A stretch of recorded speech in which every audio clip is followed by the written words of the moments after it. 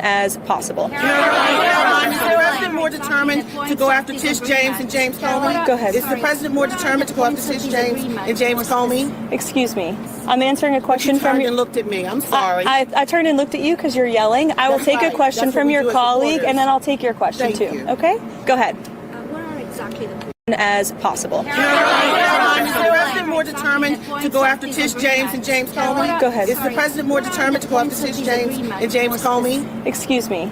I'm answering a question You from turned your. and looked at me. I'm sorry. I turned and looked at you because you're yelling. You looked at me I will and take you're a yelling. question Why are from you your yelling? Stop colleague, and yelling. then I'll Why are take your people question yelling? too. Everyone's Okay? yelling. Why are Go people ahead. yelling? Oh my God. Hey, everybody. So As great to see everybody here tonight. What's up, everybody? Wow. Sorry about that. I had to do a quick start because Joe ended unexpectedly. I didn't expect him to end for another 15 minutes, and he just ended the show. So I had to hurry up and get in here to everybody, so I didn't want to miss a bunch of people. How you doing? My name's Jim, and this is Jim Tells You, where I'm going to tell you news and politics from the way I look at it, not the way you might have seen it other places, but just the way that, to me, makes sense. So I want to say hello to everybody who's here first off. Let's see. We got, Proxy Loxy. What's up? Hello, Jim. What's up? Mama Pillow's here. Audra's here. How you doing? Karen. Oh, Sharon Tyler's here. How you doing? Tuck Wheat. What's up, buddy? Steve Hilliard's here. How you doing? Jules, oh, what's up? Fun redirect. You like this? Yeah, that's great, right? What's up, Dan? How you doing? Great to see you. Early shows. Yeah, we're going to try to keep these going, make it work. Jay Schwartz, what's up, man? Great to see you. Good Logic sent you over. That's great to see. Kentucky Irish is here, too. What's up? That's right. Hit the plus sign. Give me the little tickle on that there. How you doing? Yes. Mm-hmm. Jay Wills is here, too. What's up, buddy? How you doing? Yes. Oh, what's up? Choosy's here. How you doing, Choosy? Oh, stop yelling. Who's yelling? I'm not yelling. You're yelling. Why are you yelling? I'm not yelling. You should be yelling. Anyway, we try to do things. What's up? No Rumble raid, but I understand Joe may be nervous in the ghetto. Someone else usually does it for Joe in there. So that's how it usually works. And that's usually how it is. So how's everybody doing tonight? I'm doing great, as I said. What's up, Mr. Mosley? Great to see you. My name is Jim, and I'm going to tell you the news and politics the way I see them. And I'm trying to cut through all the bullshit and get to the facts as best I can. The way this show works, it goes about 2 hours, 2.5 hours normally, unless we hit the goals. And the way the goals work on this show is total donations across all platforms, across all things. PayPal, Cash App, Ko-Fi, whatever they call it, Rumble Rants, YouTube Super Chats, memberships, gifted memberships, you name it. I add it all up. When we reach $100, I add an extra hour to the show. The show can go as long as you guys want. For every $100, we add an extra hour to the show. And that's total, like I said, I add it all up. Yes, early again tonight, yes, because I'm trying to follow up behind Joe. And if we get a single donation of $25 or greater, ads. Okay, I fixed that now. Hold on, I got it. Let me fix the ads. See, it's a work in progress here. Try to get it all figured. There we go. I think it's good now. They should be off now. Sorry about that. Yes. Okay. So, and then for every, if we get a single donation of $25 or greater, we activate Bellavision, which is, there's Bella, and she's just kind of sleeping there right now, but she'll get up and run around if enough money comes in, because that's, she's crazy like that. But yes, so for every if a single donation of $25 or greater comes in, it gets activated immediately. Or if we hit $50 in total donations, Bellavision gets activated for the evening. Wow. So yes, ads, I got it. It's not the yelling, it's passion. It's passion. Yes, it is. All right, so let's do this. Let's see what the first story is of the evening. All right. Okay. Now, I know you guys probably have already seen, Joe talk about this, and probably maybe even Robert Gouveia talk about it, because he was covering this stuff too. If you came over from Robert's channel, you might have seen that there. Let me get my camera looking better. But there we go. In a disgusting miscarriage of justice, leftist judge throws out indictments for James Comey and Letitia James. What? Yes, Bella runs around. Yes, for enough money, Bella runs around. Yes, she will. Hey, hello, hey, how you doing, KZ Gypsy News? How you doing? Yeah, and not on the grounds of whether they committed the crimes or anything like that. No, why would you want, nobody be above the law or anything like that, like they say. But no, they threw them out because they claim that Lindsay Halligan was illegally appointed, which is kind of odd because the president is who appoints everybody. Nobody in the executive branch is appointed to anything except for through and by the president. So the fact that they're claiming that because the president appointed her, it's illegal is highly suspect and dubious. And I would highly assume that the higher courts are going to overturn this when the time comes. Yes. So we will see. Let's hear what they have to say. Getting dismissed. The judge ruling the appointment of interim U.S. Attorney Lindsay Halligan violated the Constitution. The judge also criticized the DOJ for allowing an FBI agent who viewed Comey's privileged materials to testify to the grand jury. Now, the judge also tossed the case against Letitia James. Donna, we are just getting this on the wire. Talk to us about your top line thoughts in this moment. Well, frankly, I'm not really surprised about the appointment of the Attorney General on that situation. I did think that was going to be an issue, and I did think from the very beginning that Comey was going to have a valid legal argument. And what's interesting about the decision is it doesn't go to whether or not crimes are actually committed. It just goes to the way in which the prosecutor was appointed. So I'm not surprised legally when it comes to that issue. Right. Do we foresee at all then an appeal or a different then prosecution, a second bite of the apple then with procedural things intact? I would just, I mean, yes, it's a 29-page opinion. I was just reading through it. So sorry if I look distracted during our segment. It doesn't get to the claim of malicious prosecution that Jim Comey was making. So this is solely the appointments clause, and that's why you have both cases dismissed against both individuals. Right. And it is kind of interesting, though, because obviously that's kind of a fluke side ruling, not on the merits of the case. But it is kind of interesting how all of these fluke side rulings always tend to seem to go in the same direction. Yeah, They always go in the same direction, I want to right? give you an opportunity also if you want to go back because it was so important. Oh, well, I just wanted you to don't say, have yeah, to, going back to this poor mom who's Yeah. They always go in the same direction, right? Always. They're always going in the direction of how the government and the powers that be, the deep state, and all the people who really claimed and said no one's above the law, all of a sudden it kind of seems like maybe they might be above the law. It's odd, right? Kind of odd. You know, like not odd like ha-ha, odd like weird. Mm-hmm. Yeah, same judge threw out both cases. That's weird, right? Like a judge could throw out both cases. Why no new pictures of Comey? Weird.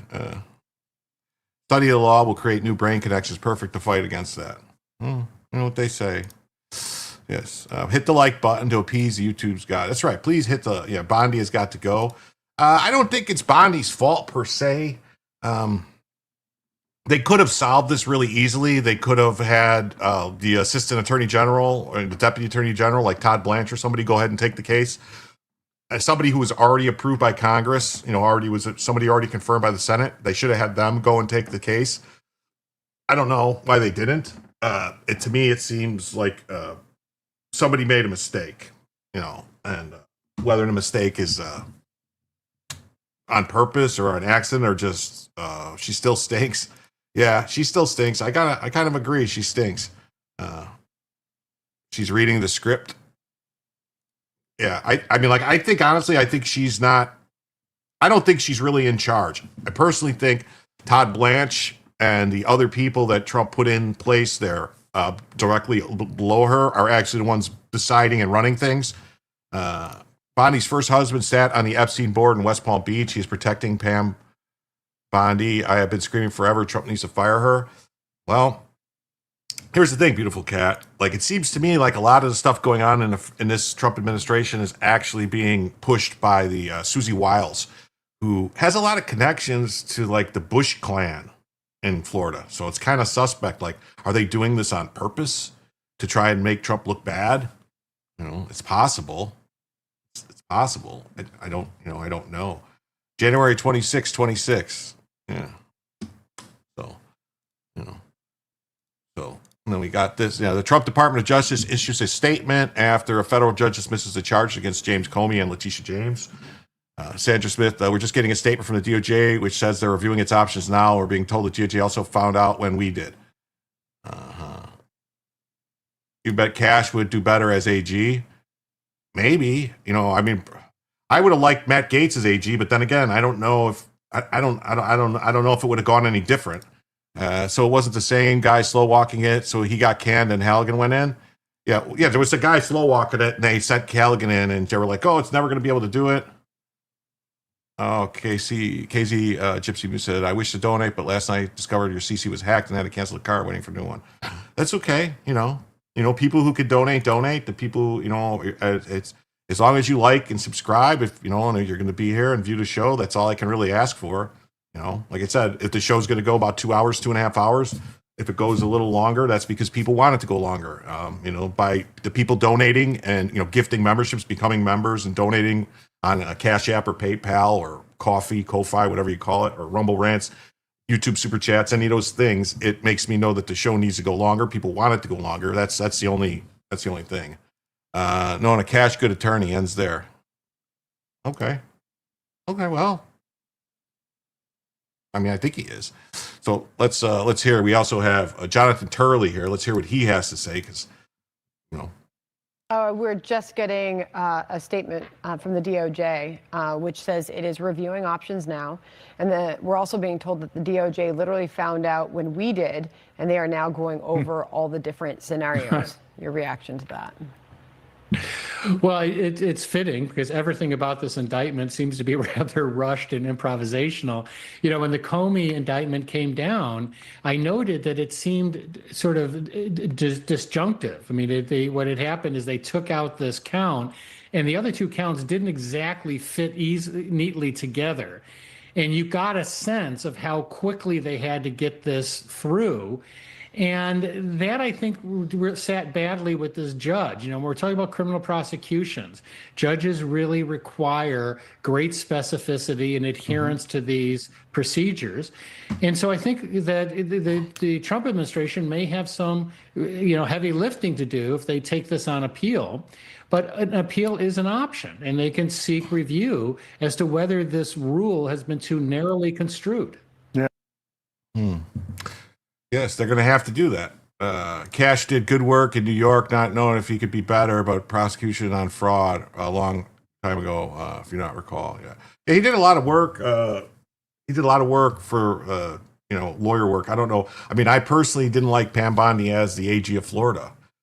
In my opinion, everything that happened to George Zimmerman was because of Bondi and her incompetence. And then what happened with, if you remember, the girl that killed her kid, or got accused of killing, I shouldn't say, can't remember her name now. The girl, she was very pretty girl, and her daughter, Kaylee or something or other, disappeared, and she got charged with killing her kid. That case got completely botched by Bondi. She got off, in my opinion.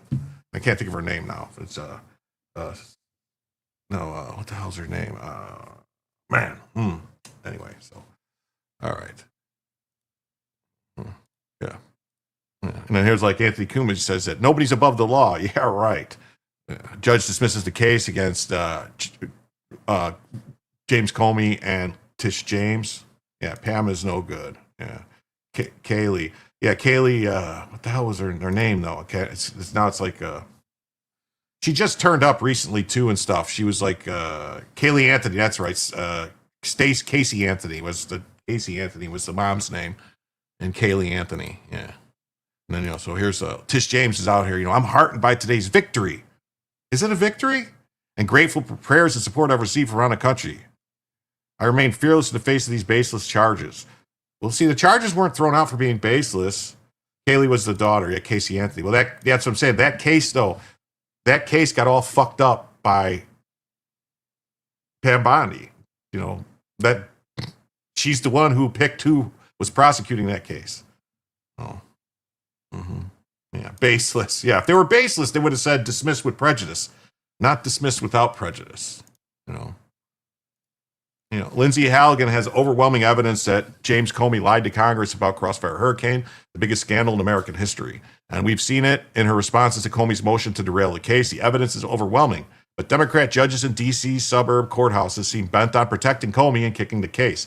Halligan is following the rules. We've reviewed the evidence and the transcripts. Comey will face accountability in the Eastern District of Virginia or the Southern District of Florida.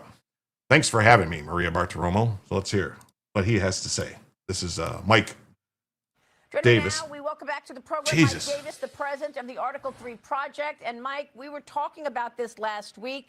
Whether it's Arctic frost and I'm sick of it too. Sitting senators, or the amount of people that was covered in that net, to Russia collusion and every other attack. I asked you last week to name names of the people you believe were behind it and the people you believe will get indicted. Can you name those names this morning?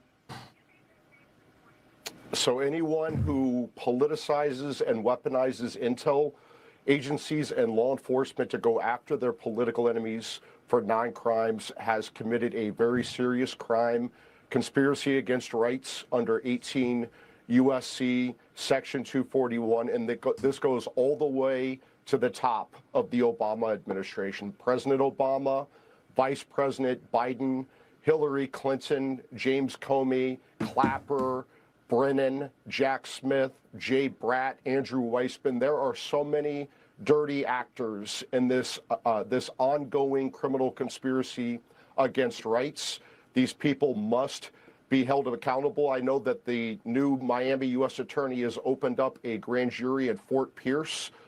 That's right. The guy whose name is Quiones, but we're going to call him Cajones because he's got giant balls. He is pushing hard to go after all these people. He's the one he's confirmed by the Senate. So anything he does, there's no way they could, try to screw around with the guy in Florida. And they are investigating a lot of people. And personally, I think they should have brought them all to Florida. Get out of these areas like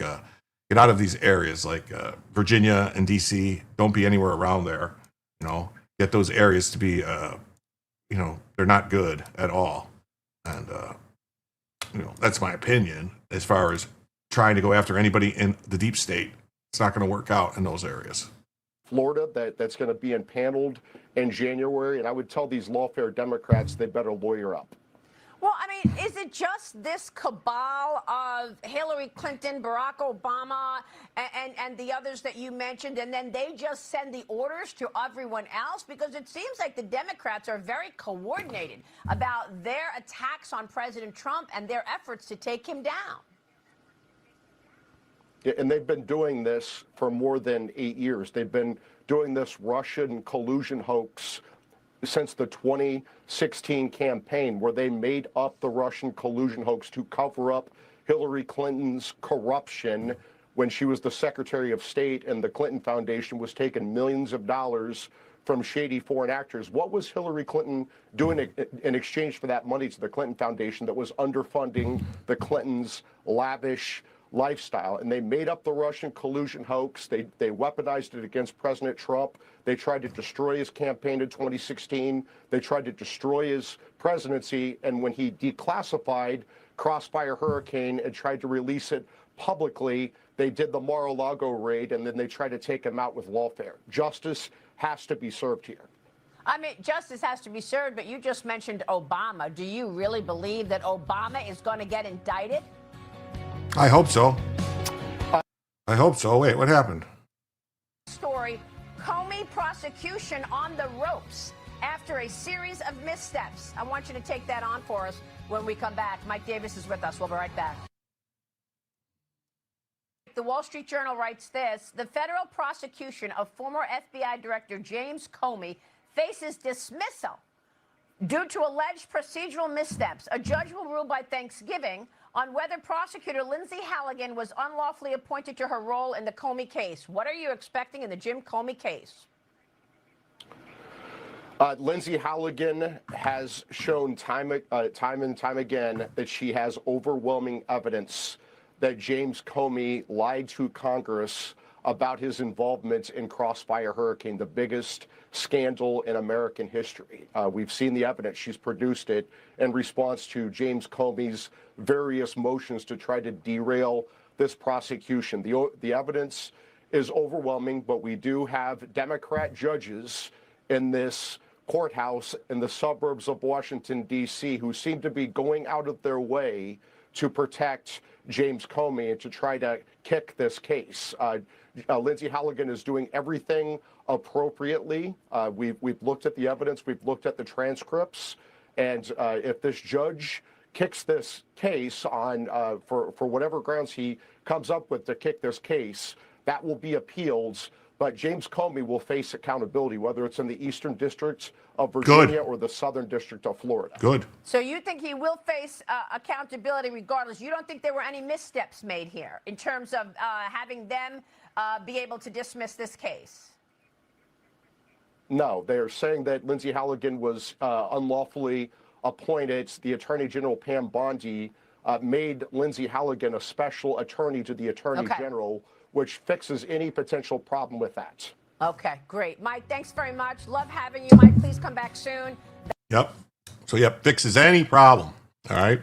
But here's this judge's orders. All right. And so this judge is a biased judge. This judge is a tyrannical judge. This judge is acting way outside of the judge's authority and jurisdiction. Judge says, I don't prefer Barnes. Just hope he'll answer a question I have for him in his live stream. I didn't mean to make you feel passed over. No, you're fine. Don't worry about it, Sunshine. You're fine. Watch you on. I know this is an early start time, My little dog's name is Oliver. Oh, well, Oliver's a great name. Yeah. I know Comey did. Saw he argued to answer the same question. I do not recall what he said. He lied. Yeah. Is this the same thing as Jack Smith? No, it's not the same thing as Jack Smith, because Jack Smith was appointed as a special counsel, which there is no authority, there's no statute to allow a special counsel to be appointed. This is completely different. This is the attorney. This is the U.S. attorney for this district. Jack Smith was not a U.S. attorney. So there's a difference with that. It's sour grapes. It's sour grapes. Yeah.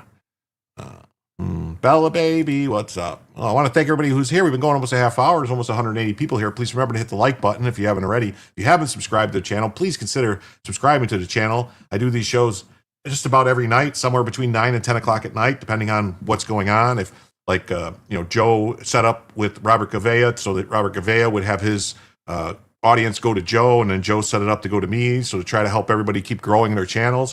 So that's what we're trying to do. So that's why the show's a little early tonight. I appreciate everyone for being here. Well, Rumble at least told me faster you were streaming only 19 minutes late instead of an hour and a half. Well, I did start. I was supposed to start the show at 9 o'clock. That's where it was scheduled. Start time was 9 o'clock. It went early because Joe ended early. He just abruptly ended. Looking better tonight, Jim. I feel better. I don't know what happened. I didn't drink any Red Bull at all today, Sharkman. I didn't, I got a good night's sleep.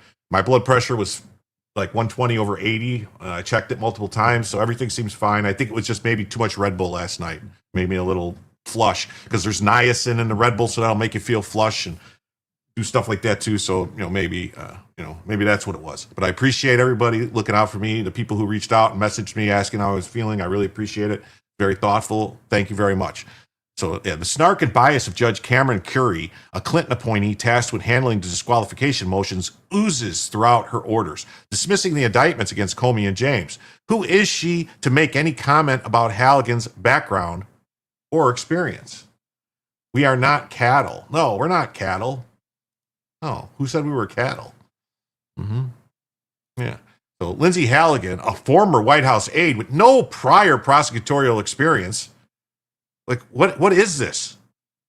Yeah. She secured a 2-count indictment. Ms. James now moves to dismiss the indictment. The sole prosecutor presented the case was unlawfully appointed in violation of 28 U.S.C. and the Constitution's Appointments Clause. Was she really? Was she? Because Ms. Halligan has no lawful authority to present the indictment, I'll grant the motion to dismiss. So that's, Judge Curry's orders don't erase Halligan's appointment. She attempts to erase the criminality of Comey and Tish James. Yeah. Returning Mr. Comey to the status he occupied before the indictment. I will invalidate the ultra-various acts and dismiss the indictment without prejudice.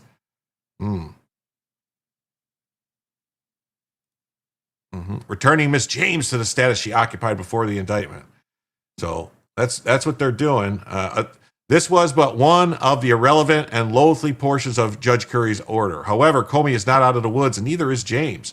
Instant tolling of the statute of limitations. Comey did not get an acquittal today. He got a continuance.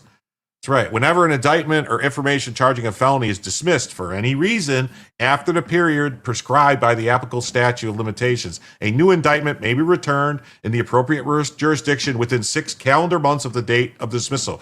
So no matter what, they've got 6 months to reindict both of these people, and there is no statute of limitations problem. So all they did was cause a problem for themselves, because they could just send Todd Blanche down, or they could send any other person. They could send anybody that's already been confirmed.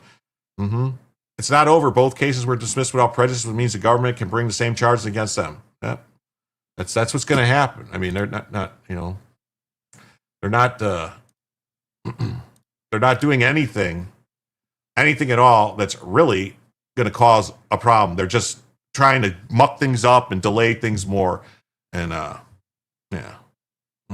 We love Julie Kelly's reporting. What's up, Catherine K? Hi, Jim and Jim Somniacs. Hi to everybody. Barbie World's here too. What's up, Jim and chat? Great to see you. Great to see Barbie World. Yeah. Those energy drinks are trouble. Yeah.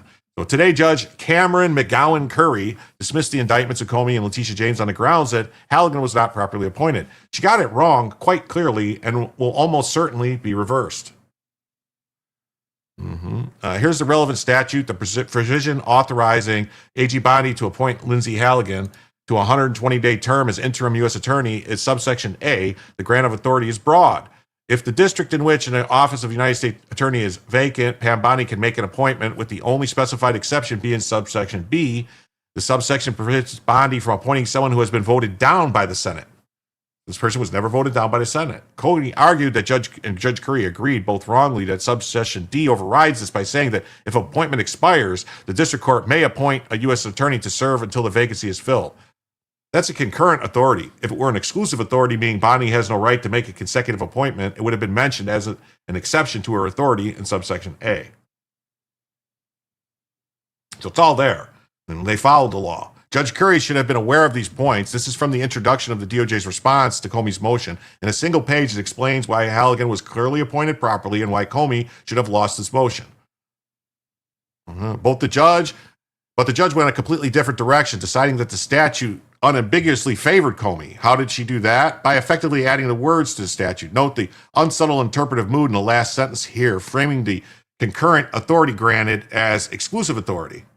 If an appointment expires, the district court for such a district, and only the district court, may appoint a U.S. attorney. It doesn't say that. That's not what it says. DOJ again explained why Curry should have been more cautious. Any interpretation of the statute that would grant the district court exclusive authority to appoint a U.S. attorney runs headlong into the separation of powers. The prosecutorial function belongs to the executive branch. Like, this might be fucking hysterical, because what could end up happening is the Supreme Court could end up saying, yeah, that whole thing saying that courts get to appoint a prosecutor, that's unconstitutional. Because that's not in the Constitution. That's in a statute that Congress passed.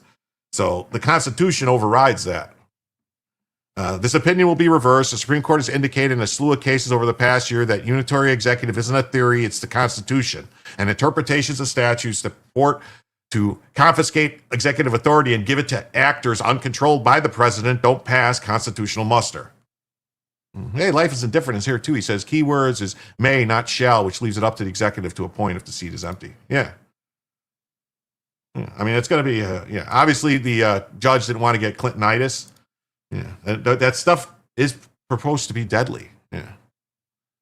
So no one is above the law except for Democrats. It's D for Democrats different.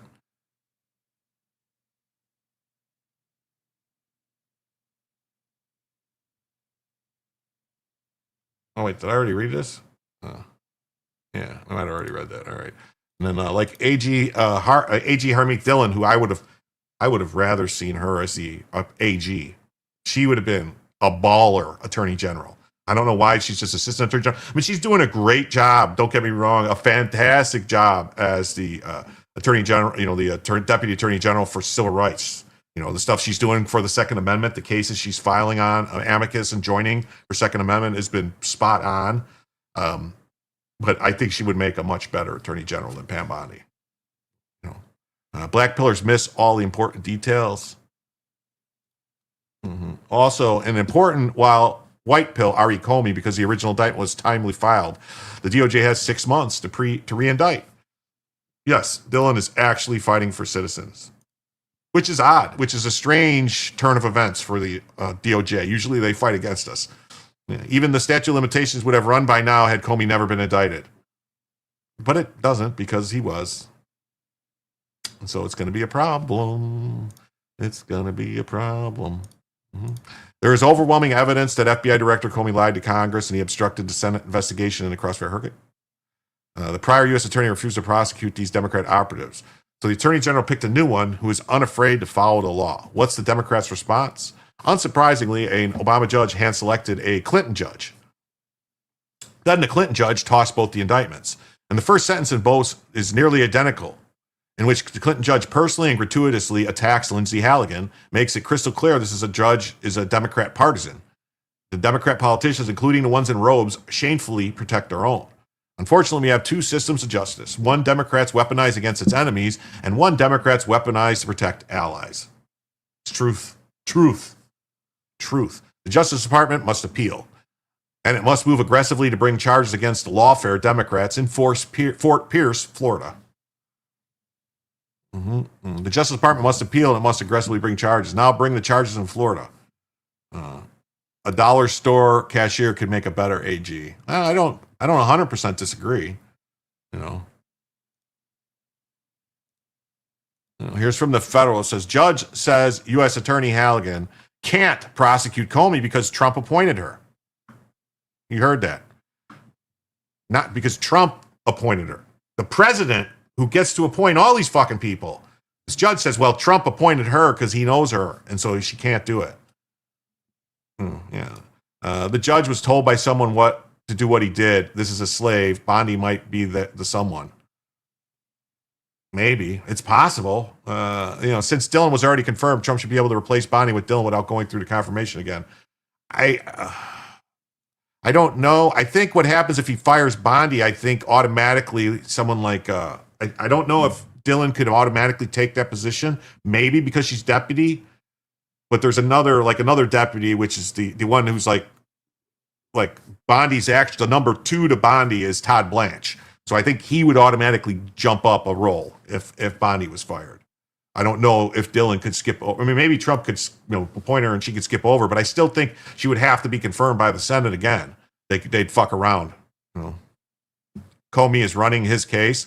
Sure looks like it. I mean, Comey's lawyers should not be allowed to be his lawyers. His lawyers that he hired, the guys that he has as his lawyers in this case, were co-conspirators in the fucking crime.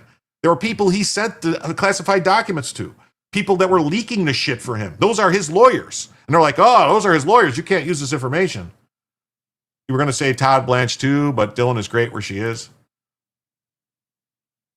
An unelected inferior court activist judge tossed the grand jury indictment against disgraced former FBI Director James Comey and New York Attorney General Big Tish James on Monday, arguing the federal prosecutor was unlawfully appointed. Judge Cameron Curie, a Clinton appointee, ruled that Halligan was unlawfully appointed and that the indictments against both Comey and James are invalid. On September 25th, Lindsay Halligan, a former White House aide with no prosecutorial experience, appeared before a federal grand jury, having been appointed interim U.S. attorney by the Attorney General just days before. Ms. Halligan secured a 2-count indictment charging former FBI Director James Comey with making false statements to Congress and obstructing a congressional proceeding. Curie then stated, I agree with Mr. Comey that the Attorney General's attempt to install Ms. Halligan as interim U.S. Attorney for the Eastern District was invalid. And because Ms. Halligan had no lawful authority to present the indictment, I will grant the motion to dismiss the indictment without prejudice. Halligan was appointed in the role in September after Eric Siebert steps down, reportedly after refusing to seek indictments against Comey and James. Attorney General Bondi then authorized Halligan as the interim U.S. Attorney of Virginia. Upon assuming her role, Halligan secured a 2-count grand jury indictment against Comey for charges of making a false statement within the jurisdiction of the legislative branch and obstruction of a congressional proceeding.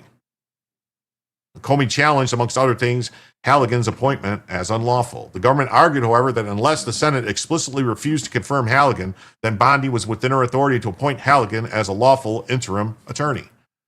Comey's team, however, argued that Section 546 limits the total tenure of the Attorney General's interim appointments to 120 days, which is not true, and therefore precludes any additional appointment by the Attorney General after the expiration of a 120-day period. Comey's team argued, therefore, that Halligan's appointment was unlawful because the district court had the exclusive authority to appoint an interim U.S. attorney once Siebert resigned. Mr. Comey has the better reading of the statute, Curry wrote. Curry then cited Section 546 and said the subsequent D provides a single option for how the subsequent appointments may be made. Only the district court may appoint U.S. attorney to serve. Curry ruled Halligan, therefore, has been unlawfully serving since September of 2025. All actions flowing from Halligan's defective appointment, including securing and signing Comey's indictment, were unlawful exercises of executive power and hereby set aside. How can it be unlawful exercise of executive power? How can a fucking district court have authority over executive power? See the problem with this? Curry also dismissed James's indictment with a similar order. It's going to be funny, and I think you should take this to the Supreme Court and make the Supreme Court rule that the statute's unconstitutional, that there's no way under the Constitution that a court, the judiciary, has any authority over executive branch power. That's it. James was indicted in October for lying on her lending bank and homeowners insurance company in a mortgage fraud scheme. Well, I think it's insurance fraud too.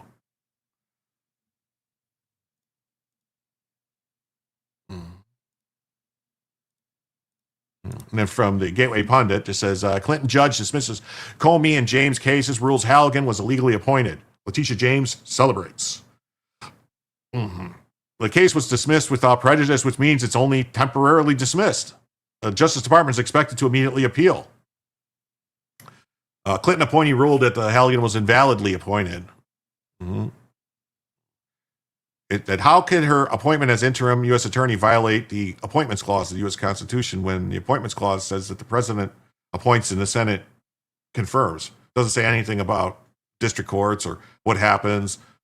You know, all actions flowing from the defective appointment. So we read all this. The power to appoint a U.S. attorney for the Eastern District during the current vacancy lies with the district court until a U.S. attorney is nominated by the president and confirmed by the Senate. No. That's not how it works at all. A grand jury in the Eastern District of Virginia indicted former FBI Director James Comey in September. These games they're playing should and probably will lead to a whole bunch of more power being restored to its rightful place in the president. You know, because all this bullshit that goes on with the, you know, blue slips and the way they're fucking around with U.S. attorneys and judges in the Senate, it's all just games that they're subverting the Constitution. The president has full authority. The Senate is supposed to either confirm him or not. They're not supposed to just play games and not do anything. You know, Comey cited 2 other cases as he challenged the appointment. What 2 other cases? Letitia James was indicted by a federal grand jury in the Eastern District. According to DOJ, she was charged with 2 crimes: bank fraud and filing false statements to a financial institution. She should have been charged with wire fraud also. They should have hit her with that's the thing. They should have hit her with the full gamut like they would to any you or me, this bullshit 2 charges. She got wire fraud, mail fraud, insurance fraud. There's all these frauds they could have hit her with. You know, they need to stop, take the gloves off, play for real. She also filed a motion to dismiss the indictment, arguing that Halligan's appointment is a violation of the appointments clause. It's not. He also asked Judge Jamar Walker, the judge overseeing her case, to consolidate her motion with Comey's. He granted the request. Bondi recently jumped into action and retroactively gave Halligan a new position of special attorney. I authorize, vested by Attorney General, for avoidance of doubt of validity of the appointment by virtue of authority vested in Attorney General by law, I hereby appoint Halligan to the additional position of special attorney. A special attorney, Halligan has authority to conduct legal proceedings before judges and magistrates. As a special attorney, Halligan has authority to conduct in the Eastern District of Virginia any kind of legal proceedings, civil or criminal, including grand jury proceedings and proceedings before United States magistrates and judges. Yeah, Judge Curry dismissed both cases at once, and Letitia James celebrated. I am heartened by today's victory. And we'll see how heartened you are. The both of you. We will see how heartened you are. Same thing. This is the post-millennial. Basically, same story. Judge tossed the cases against both of them, so we'll see. All right. On to the second story of the evening. I go fast, I go fast in this channel. If you haven't been here before, I move through the stories quick and try to get as many through as possible in a short amount of time. I try to participate, talk to the chat. Any questions in the chat, I'll try to answer them. It says, despicable, disgrace, deceitful, disingenuous, duplicitous, double-crossing Comey. So what's this? For $2, 6 months is the middle of Tish's 26 re-election campaign. And just like that, now we are now, see here, we are now $98 away from the first additional hour, and 48 away from Bellavision.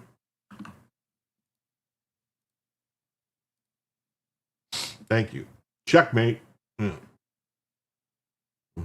Wish Trump would stop kissing Bonnie's ass and get rid of her. It's starting to make me wonder if she's got something on him or something else is going on. Like, I don't know. Dylan could become temp AG for 210 days, but permanent requires Senate. Cowbell, yeah, that's for Bella. It's if Bellavision was to come through, then there would be the cowbells for until we hit Bellavision. We do a cowbell. Oh, shoot, I totally missed the inflation earlier. It's not so much inflation as it is. Bellavision is still the same, $25 for Bellavision, or once we hit 50. But the shows were getting kind of long, 6, 8, 10 hours. So it seemed like I needed to find some happy medium for this to, we'll see how it works. How to ruin $100 boots in one day. Yeah, forestry. So, official statement: the Department of War has serious allegations of misconduct against Captain Mark Kelly, United States Navy retired. He uses the cowbell because she's as fat as a cow. Well, she has the same colors as a cow, too, the white and brown. I think they call it like a heifer or a Guernsey or something like that. Don't they have a specific kind of name? Or is that black and white? I don't know.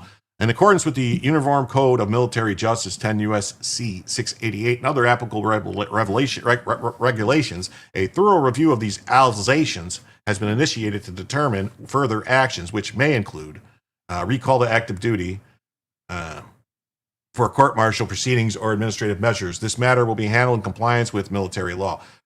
Price hike? No, not really a price hike. The price is the same. This is actually when I originally started doing the extra hour on the show, it was $100 for an extra hour. I lowered it to $75 because we weren't really hitting that many, but then we started hitting a whole bunch. So, I'm trying to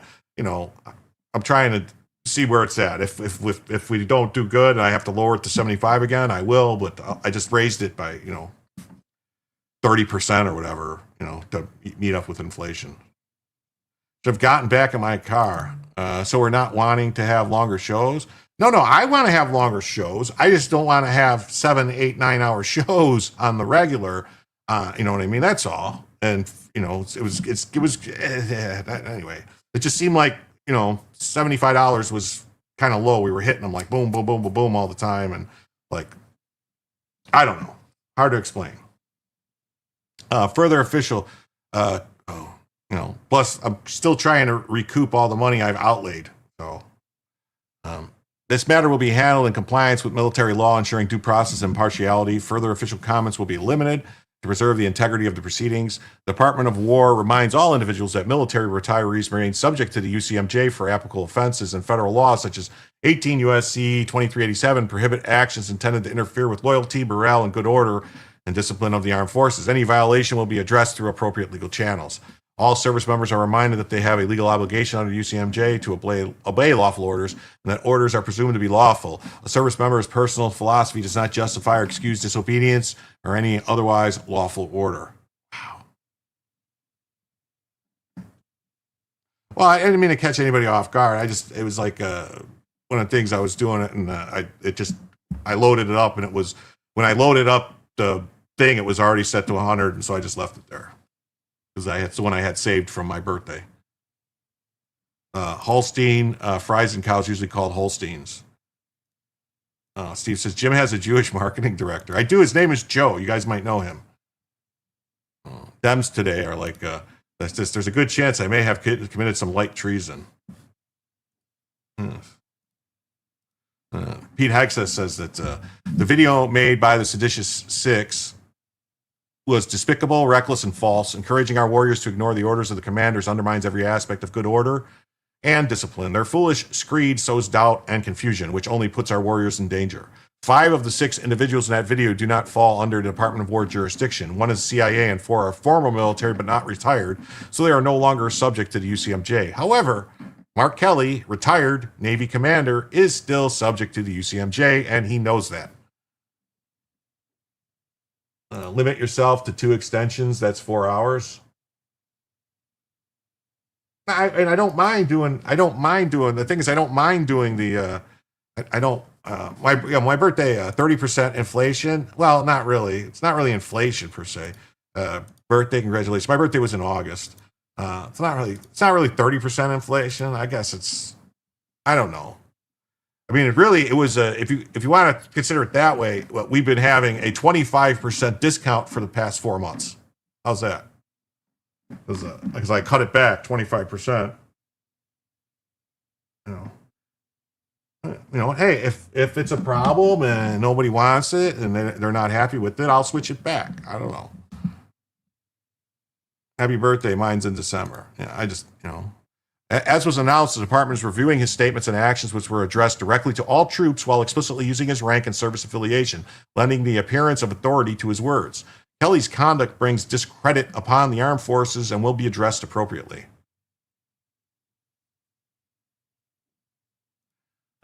Gilly says, hey, Jim, your time is important and an 8-hour show is quite demanding.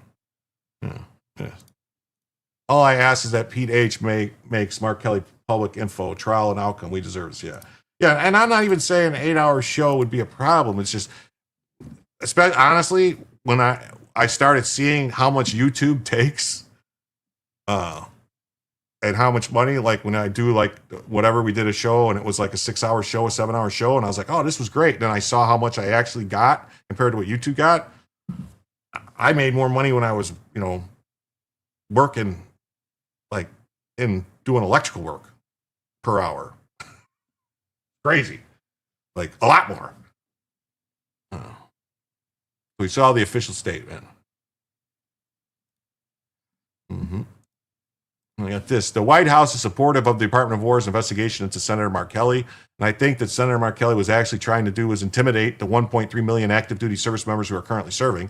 Can't have a functioning military if there's disorder and chaos in the ranks. And that's what the Democrat members were encouraging. Let's hear. The White House is supportive of the Department of War's investigation into Senator Mark Kelly. And I think what Senator Mark Kelly was actually trying to do was intimidate the 1.3 million active duty service members who are currently serving in our United States Armed Forces with that video that he and his Democrat colleagues put out. Senator Mark Kelly well knows the rules of the military and the respect that one must have for the chain of command, and that all lawful orders are presumed to be legal by our service members. You can't have a functioning military if there's disorder and chaos within the ranks, and that's what these Democrat members were encouraging. It's very clear, and not a single one of them, since they've been pressed by the media, and I'll give you guys credit for that, can point to a single illegal order that this administration has given down, because it does not exist. They knew what they were doing in this video, and Senator Mark Kelly and all of them should be held accountable for that. The White House is supportive of the... Yes. I'll address this right now because see what he says, just be honest and say you want more money to cover costs. Yes, I it's not that I want more money, it's just I need more money to cover costs. I need to make money to cover what I've put out, different things. I spend a lot of time getting the stories together. I send stories to a bunch of different shows. Bronca, Joe, Nick, other people. And I need to, I'm paying money for like software to do stuff. It adds up, Yeah. Cal says, your channel's come a long way since I subbed when you only had one video of fireworks. Yeah. Remember that channel? That was good. That was, that video was a lot of money too. It cost to make them fireworks, but I didn't ever intended on that being a thing. I never intended on this actually doing something where I could actually, make money, like make some money and make this profit, like not so much profitable, but just make this worth doing, like more than just, a lark. And it's all those shitty computers all those shitty computers Jim buys. It's not a shitty computer. This computer, I'm gonna tell you, this computer I bought right here, this computer was $11,000. So it better not be shitty. Oh, wow. Tactical assessment. Red Chinese victory. Impossible. America will never fall to communist invasion. Communism is the very definition of failure.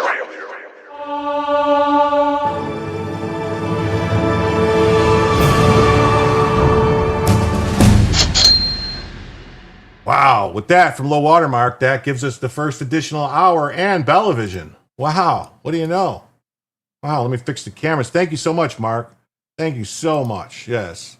Wow, woohoo, fuck. $11,000. Yeah, $11,000 this computer costs. $11,000. For what?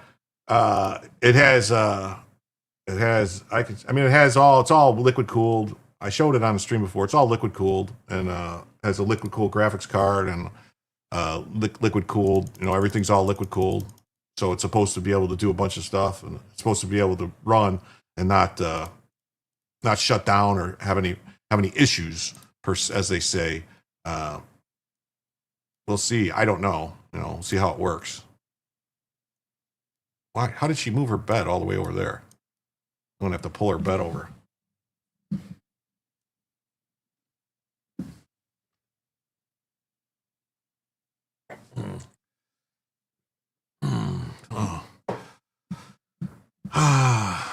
It's a female computer. Yeah. Thanks, Low Watermark. Low Watermark's the best. Yeah. How many hours did Low Watermark just buy? 1. Yeah. $5,000 will get you top of line everything. Well, it could. Thanks so much for the generosity. There's nothing wrong with making money for providing entertainment. Sounds like you're saying liquid gold. What a sweetie is. My daily driver car is less than 11K, but liquid gold computers are expensive. It's not a zap. That's not the zap collar. I'll get the zap collar out. It's the damn flux capacitors. Yes, it does. It has. Someone ripped you off big time. No, it's not. It's in one of them. It's an Origin PC from Origin. I don't know if you know Origin. They make custom computers. It's got 80 terabytes of storage. It's got 128 gigabytes of DDR5 RAM. It's got the best chip, whatever you can get, that 9950X3D or whatever. It's got a 5090 liquid cooled. You have a unique style for your show, and I seem to have things in common with the chat. I really enjoyed it. Well, that's good. I almost died last night. Okay, pay up. All right, let me fix the banner. So that's that. So now we are currently $98 away from a second additional hour.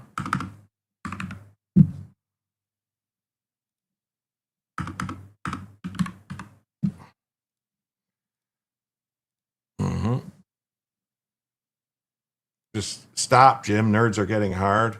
I don't know. I mean, I don't know. I mean, I had this is the 4th computer. So far, it's been working great. I had them. They worked for like a week and then stopped working. I had to send it back, and yeah, I'm sure. Like, I know where's it at? Like, someone ripped me off. If I would have built it myself, like took the time to build it myself, I probably could have done it for like $5,000 or $6,000. But I don't know how to build a water, all the bending pipes and doing all the stuff, and I mean, how, this is, I'll show you a picture here if I can find it. I don't know how to do this.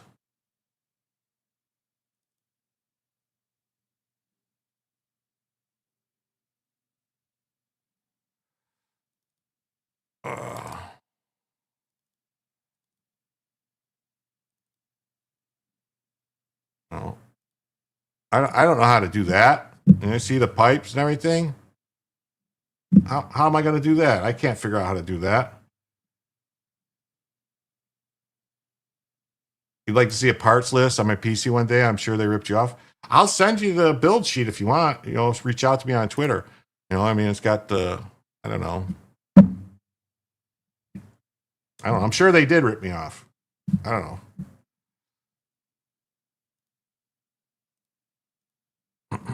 So.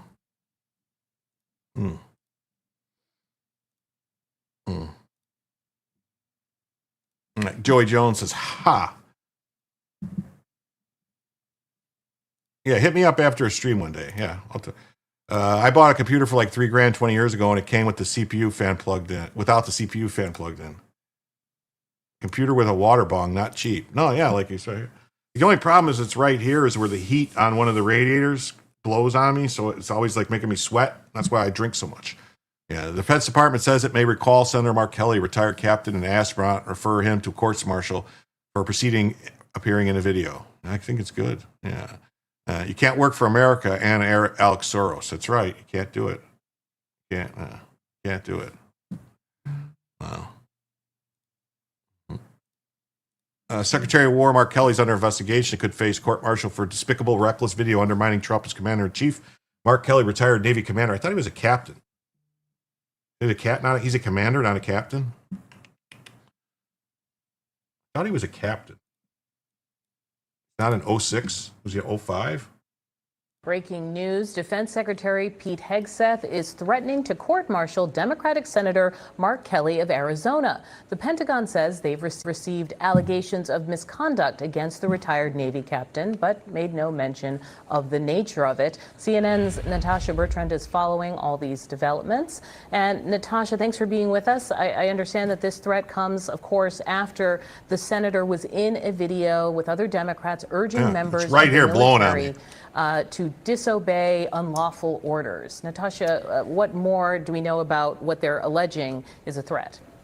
Yeah, Audie, this appears to all stem from that video that Senator Kelly made with other Democratic lawmakers, urging service members to remember that they have a duty to disobey illegal orders. And the Department of Defense, which now calls itself the Department of War, they posted a statement on X saying that they have received serious allegations of misconduct against Captain Mark Kelly. He was a captain. He retired from the U.S. Navy.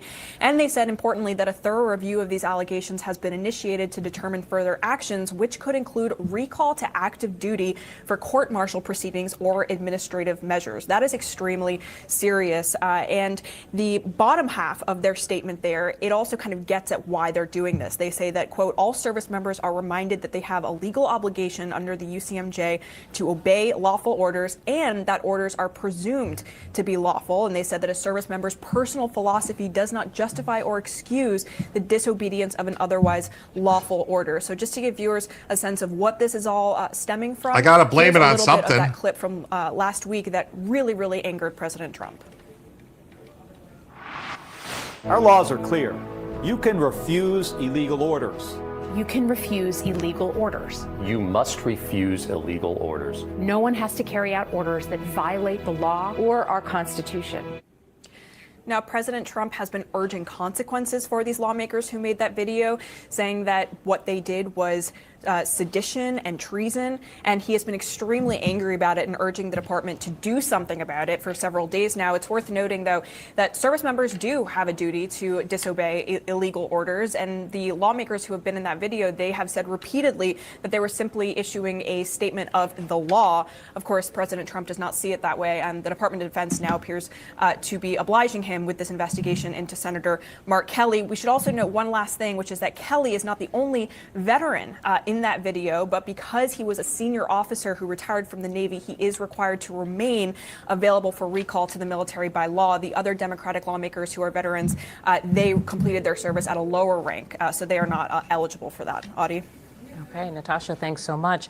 So we just heard Natasha there first give us a good explanation of why Kelly out of this whole group, which is that he's a retired officer, he was a Navy captain, and so due to his rank, he's sort of subject to the ability of the UCMJ to be under their jurisdiction. Yeah, because he's retired. How about the other ones? They were military too. Well, I guess they didn't retire. If you're retired military, you could be recalled. If you're not retired, they just left. They're not. There's a certain amount of time. Like I think even if you're not retired, like depending on when you left, if you're a captain or like an Army captain or those other people, they still might be under contract because all contracts are 10 years for the officers, I believe. I think for enlisted personnel, they're 8 years, or maybe it's 10 years too. And active, inactive reserve, active reserve, different things, they break it up. So you could still be under contract with the military, even though you're not in it. If Kelly is court-martialed, does that mean prison? It could mean prison. It could mean, he was in the Navy, so that would mean brig. It's called the brig if you're in the Navy or Marines, or prison. But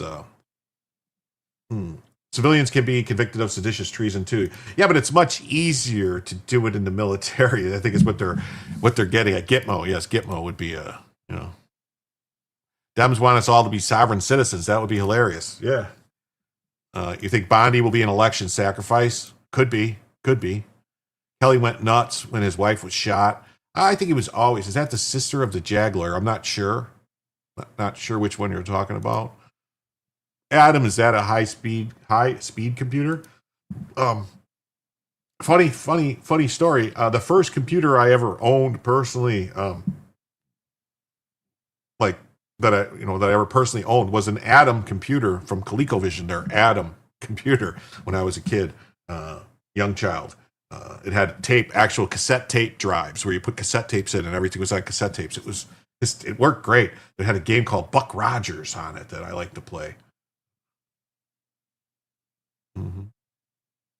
Club Gitmo shark feeding contest.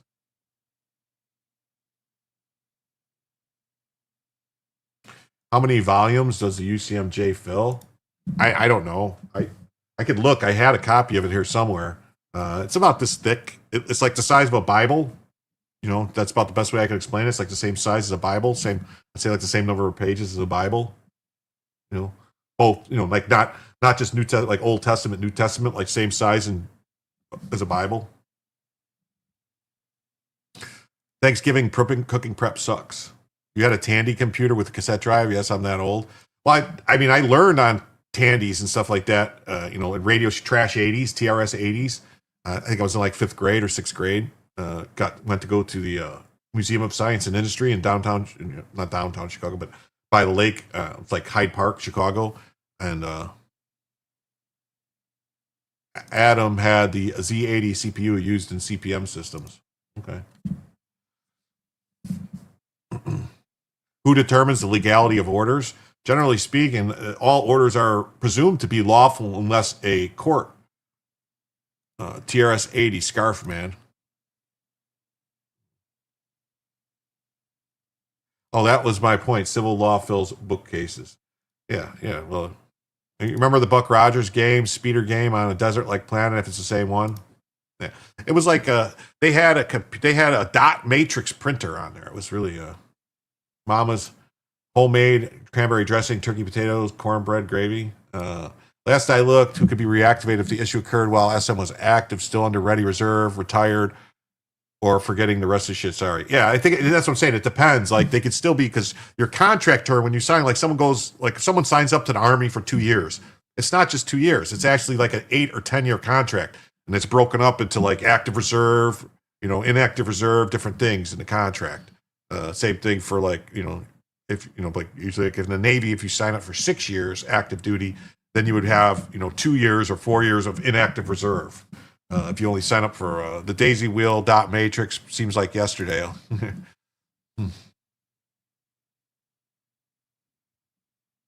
At a minimum, Kelly needs a dishonorable discharge and lose a pension.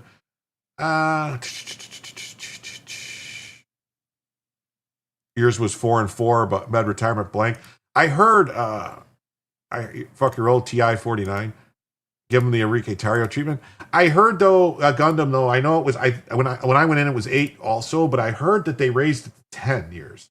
I don't know if that was that was correct what I heard, but the UCMJ is easy reading compared to all the USAF instruction manuals. Those things are a mess. Commodore 64 learned on a board of education, IBM 370. Okay, it says all initial enlisted contracts, no matter service, are for 8 years and have been for decades. I thought someone told me they raised it to 10 though, recently, because of some schooling stuff. Some of the schools are so long now that they raised it to 10. I don't know. It's when my son was gonna sign up, I swear that's what he told me.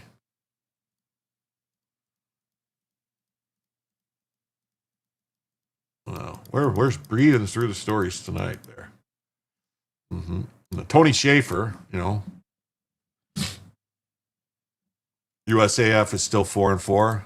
All right, it's not a threat, Amy Klobuchar. The odds are good that Captain Kelly will be recalled to active duty to deal with the serious allegations of wrongdoing. Oh, you meant Catherine Bell of the JAG TV series. Sorry, the dots were not that apparent. Okay, sorry, no problem. And what you've done to sow doubt and chaos in the ranks of the military and intelligence community to create conditions for mutiny is not acceptable. Because Klobuchar's like, President Trump's threats against members of Congress are dangerous and unacceptable. He didn't threaten them. He just told them the law. James is dancing like James Brown. Who, me? Oh, you're talking, Letitia James, maybe, yeah. So here, this is what Amy, Amy, if you ever want to know anything about Amy Klobuchar, you just need to remember that she likes to eat salads with a comb. She combs her hair and then she eats a salad with the comb. Like she likes to eat hair. I don't know. What is dangerous is the President of the United States threatening these members of Congress with death, literally saying that they should be executed. As Mark Kelly said, he is someone who has flown a plane that had a missile land nearly on that plane. He has taken in anti-aircraft fire. He has launched into space, into orbit on behalf of his country. And he never thought that a president of the United States would try to execute him or to tell people. This is not at all a game. My dear friend, Melissa Hortman, the former Speaker of the House, and her husband were killed in cold blood. Wait, but according to the guy who killed them, though, Amy, it was because Tim Walz wanted you gone. That you were next, according to the killer. That Tim Walz took out a hit on them because Tim Walz wants your seat, Amy. Maybe you should look into it. Hey, Anthony's here. He says, all set for Thanksgiving. Canned hams went on sale last week, 3 for $9. I might even get a fancy and heat it up. Add a little mustard. There you go. Load, 8, run. That's right. I mean, I've eaten a hairy pie before, so... Oof. Did he literally say that? Who, me? Did I literally say that? What, about her eating? Yeah.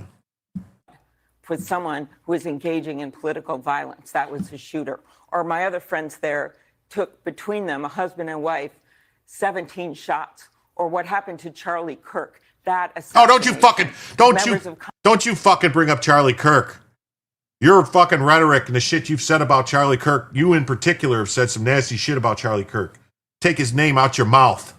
Congress threats have gone from 1,600 to over 14,000 in just a few years, and that is every year. That's what we're dealing with right now. Wow. Yeah, what we're dealing with.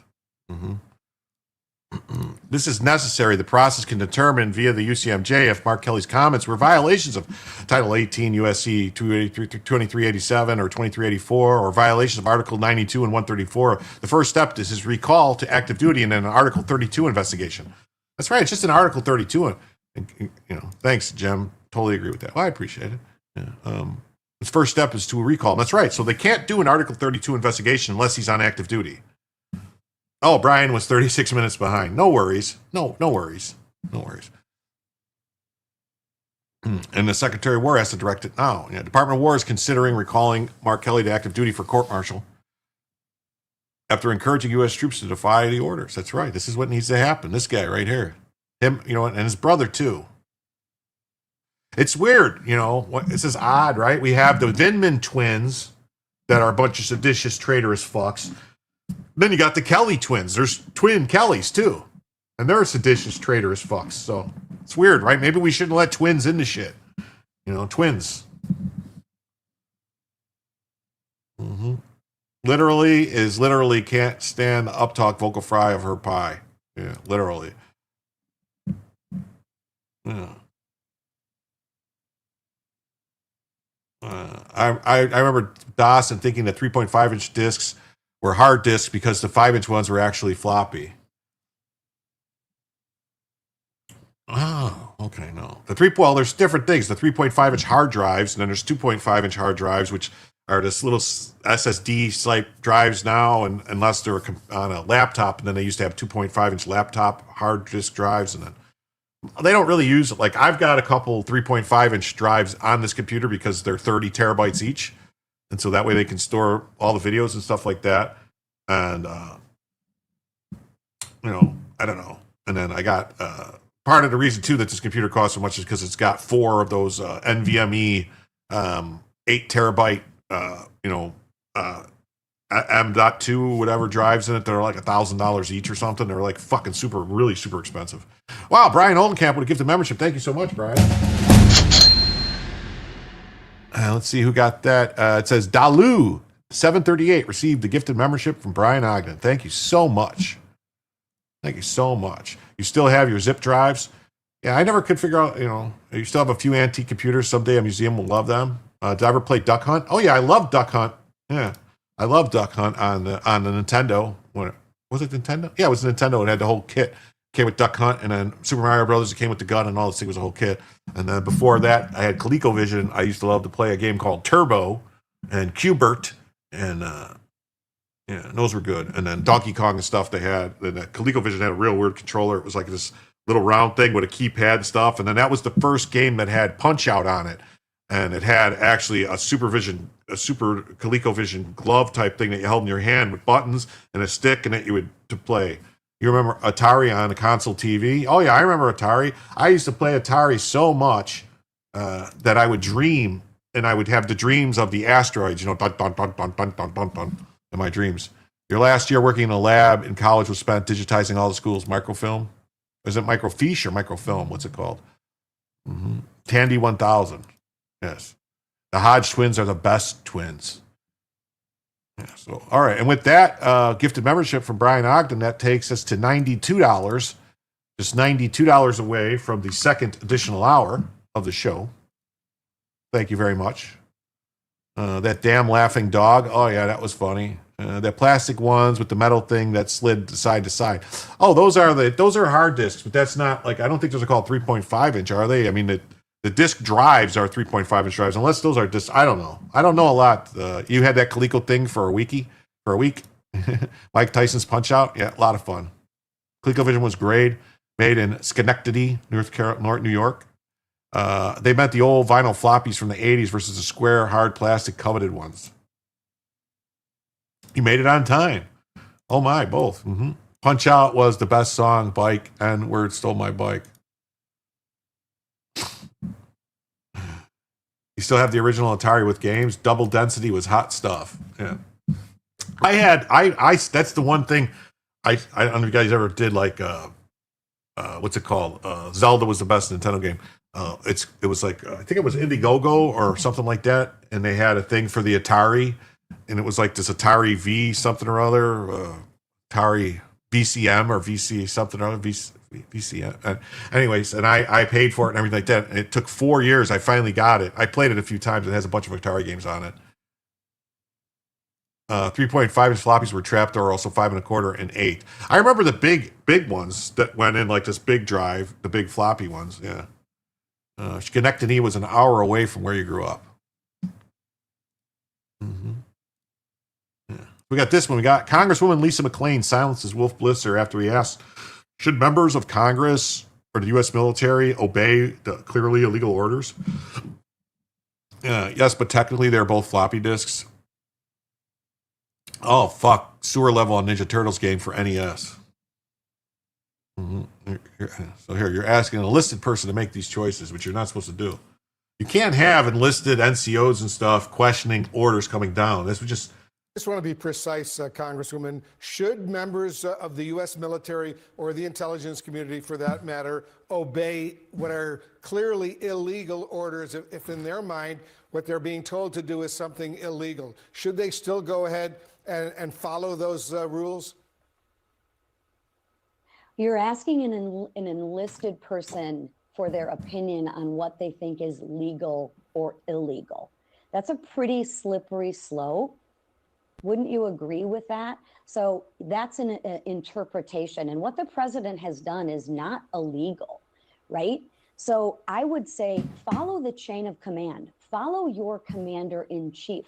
That's the oath that you took. Because if you leave everything up to interpretation, you could interpret things one way. I could interpret things another way. And that is a very dangerous situation to put this nation in. I just want to be precise, Congresswoman. Should... Pam Graham is here. Says, wow, I'm late. Wow, inflation. All right, I'll address this again. It's not so much inflation. The first time I did the original goals were $100 for each additional hour. I lowered it to $75 after my birthday. And then it seemed like we were doing them like a lot, and that's all. So I put it back to 100. If it's a problem, if everybody's mad about it, I'll lower it back down. It's easier for me to do math that way at 100 than 75. And I need more money. I interpret taxation as theft and thus illegal. Me too. I asked my little brother what they think, and he laughed. It's about the internal discs, not the cover. Hey, Jim and Jim Somniacs, great to see you guys. Oh, she's not mad. I can't even pay $1. Okay, no worries. Did watch an E7 school on O2, and his health and welfare were conducted in a less legal manner. Yeah. Like, I don't know. I mean, when we got promoted to petty officer in the Navy, we had to take a class. It was a 1-week class about all types of stuff. And basically it was that there is no there is no illegal orders was basically the class. Like anything you get told, it's considered to be illegal unless you know for a fact. Like if there's any question in your mind whether or not it's legal or not, it's a legal order. Yeah, military doesn't care about the news. Coleco, Connecticut Leather Company. Is that what it was? Coleco, really? It was Connecticut Leather Company? And they made a computer? Wow, I didn't know that.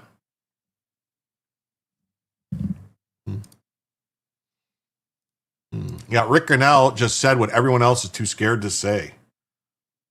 Former DNI Rick Grinnell just warned Tulsi Gabbard and the CI director that the Democrats aren't debating President Trump. They're mounting an insurrection from inside the intelligence community. Yeah, you don't have time to doubt your commander as an enlisted. Yeah. Grinnell didn't mince words. The video by Democrat elected officials is a call to arms. They're trying to get the last remaining people inside the intel and bureaucracy to stand up and fight. Was Coleco Tron? Yeah, ColecoVision had Tron, yeah. With because you had a little thing to dial. I think it was Tron. Yeah, Tron things that went, you did like the racing things. Pretty sure. Or was that in television? It was either in television or ColecoVision. And television had one game I loved, the Dungeons and Dragons game on television was great. And it was, the graphics sucked, but it was a fun game to play. They're trying to get what they're trying to do is mount an insurrection from within. Read that again. The Democrats in Congress released a video encouraging intelligence and military personnel to refuse orders from the commander-in-chief. The light cycles in Tron, yeah, they were a lot of fun. Yeah. And while their allies inside the bureaucracy leak, sabotage, and undermine the man the American people elected. Grinnell has laid out the truth. The Russian hoax was manufactured. The bureaucracy was weaponized. The media ran cover. The impeachments, the raids, the indictments, the psyops, all part of a 10-year campaign to get Trump. And now they're trying to spark an internal rebellion to stop Trump's return. This isn't about politics. It's not the rhetoric. This is the attempted insurrection from within the intelligence community itself. And he's right. Gabbard and Ratcliffe must dig deep now to stop the leak, stop the sabotage, and stop the coup from inside the Democrats are openly calling for. Rick absolutely nailed it. And frankly, I'd go even further, because when elected officials tell intel officers to defy a president's lawful command, there's a word for that. Traitors. General Electric was hooting upstate New York too before it was born. I was born anyway.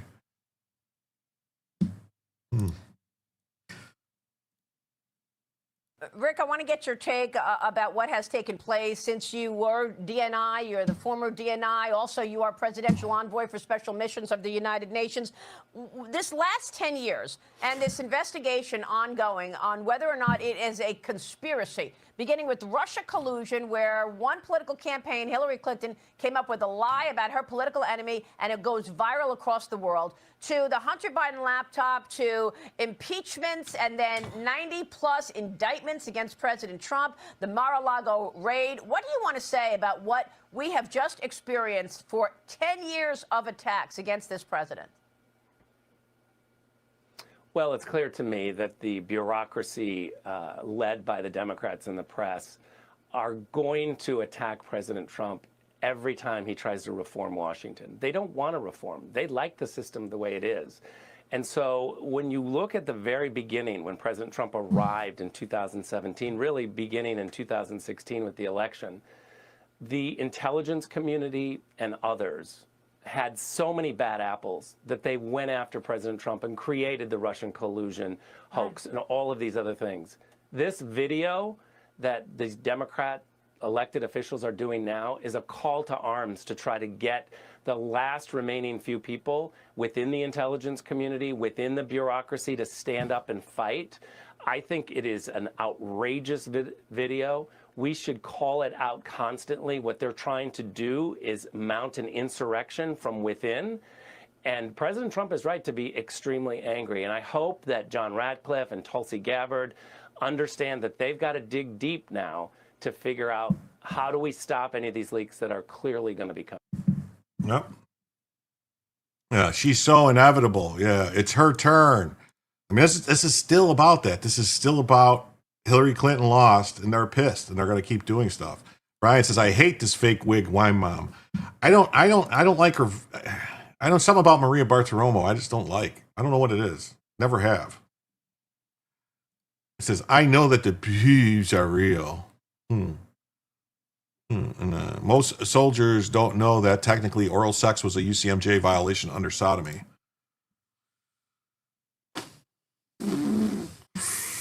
Yeah, there's a lot of weird stuff going on in UCMJ. A lot of stuff. Yeah. Department of War threatens to court-martial Mark Kelly over refusal of legal orders video.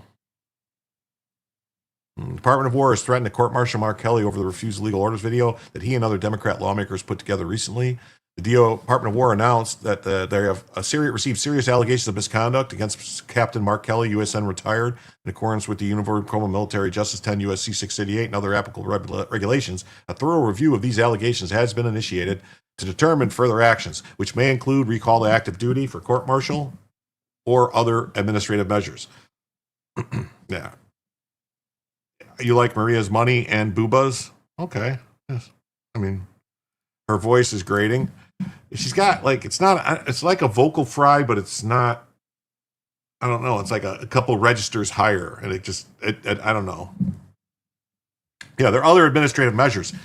He could face a mast, but I doubt it. He'll just, I don't know. We'll see. The matter will be handled in compliance with military law, ensuring due process and impartiality. Further official comments will be limited to preserve the integrity of the proceedings.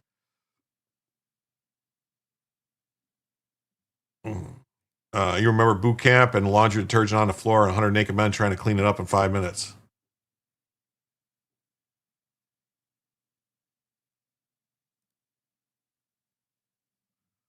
Okay. Department of War reminds all individuals that military retirees remain subject to the UCMJ for applicable offenses, and they prohibits actions intended to interfere with the loyalty, morale, or good order and discipline of the armed forces. Any violations will be addressed through the appropriate legal channels. All service members are reminded that they have a legal obligation under the UCMJ to obey lawful orders, that orders are presumed to be lawful. A service member's personal philosophy does not justify or excuse the disobedience or otherwise of an otherwise lawful order. Shower party. Yeah. The video posted in early November was put together by Senator Kelly, Slotkin, as well as Representatives DeLuzio, Goodlander, Houlihan, and Crow. All were members of the U.S. military intelligence community. The video, which was a mashup of the lawmakers speaking, stated that we want to speak directly to the members of the military. That's the problem there. They're speaking directly to the members of the military, so they're trying to cause disorder in the military. And they say, we know the enormous stress and the pressure, whatever. And also, there's been statements made by specifically Slotkin saying that people from the military have reached out to her complaining about unlawful orders. What unlawful orders?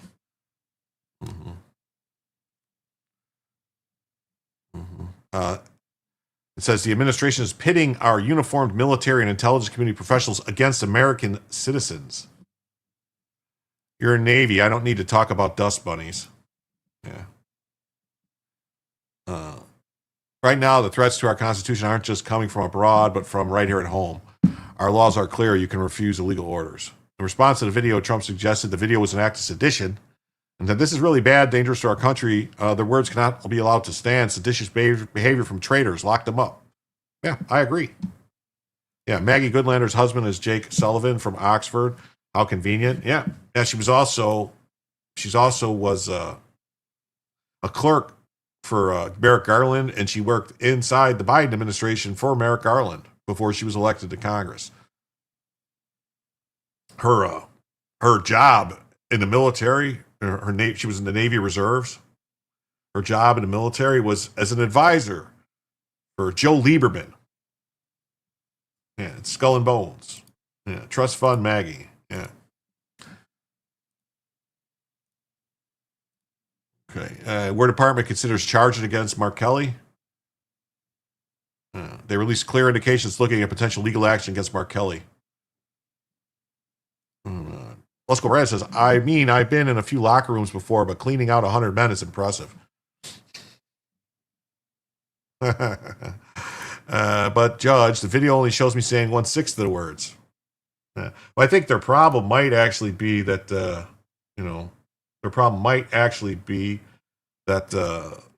they might have run into the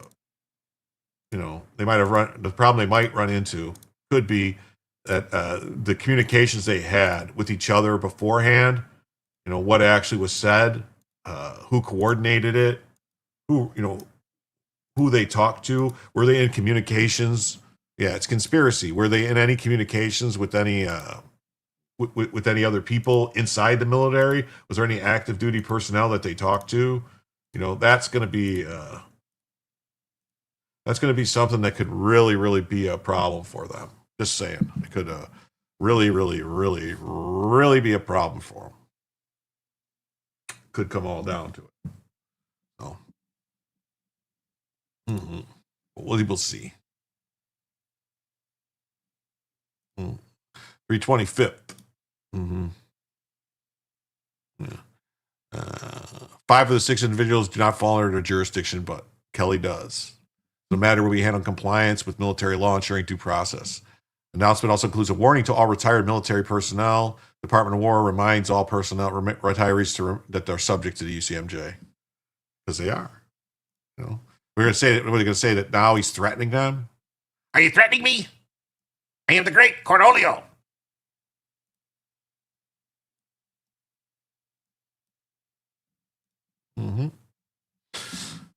All right. Pentagon launches investigation into Mark Kelly over video urging troops to defy illegal orders. Satan himself there.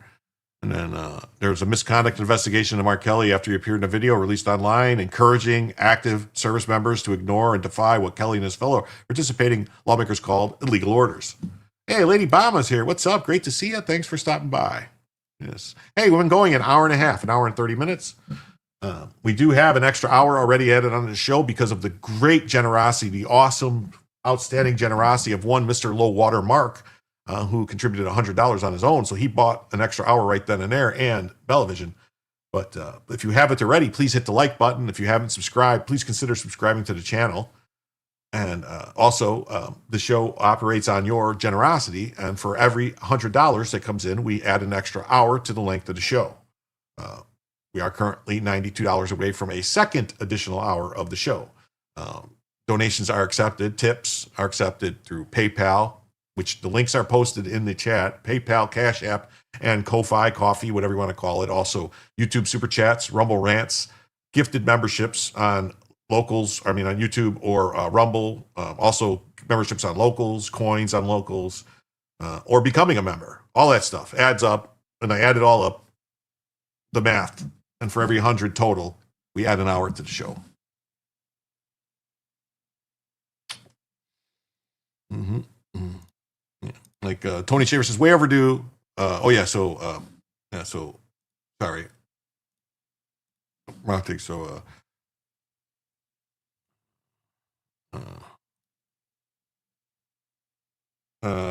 yeah. Kelly was previously a Navy fighter pilot as well as an astronaut before retiring at the rank of captain. Okay. The threats to the Constitution aren't just coming from abroad, but from right here at home. Our laws are clear. You can refuse illegal orders. Trump accused the lawmakers of seditious behavior, which I agree. But then there's another person that seems to be complaining, saying, that maybe they're under investigation. Hey, look at this. We got another gifted membership from Spuds. Thank you, Spuds. And Let's Go Brandon received that gifted membership. Wow. Wow. Thank you so much. And then Brian Ogden with another gifted membership. Thank you so much. And it says that Future Conflict channel received that gifted membership. So they appreciate that. Old Scott and Watcher over there at Future Conflict, they appreciate that. Thank you so much. Thanks, Spuds. Yeah. And with that, that gives us, now we are just $80 away from a second additional hour.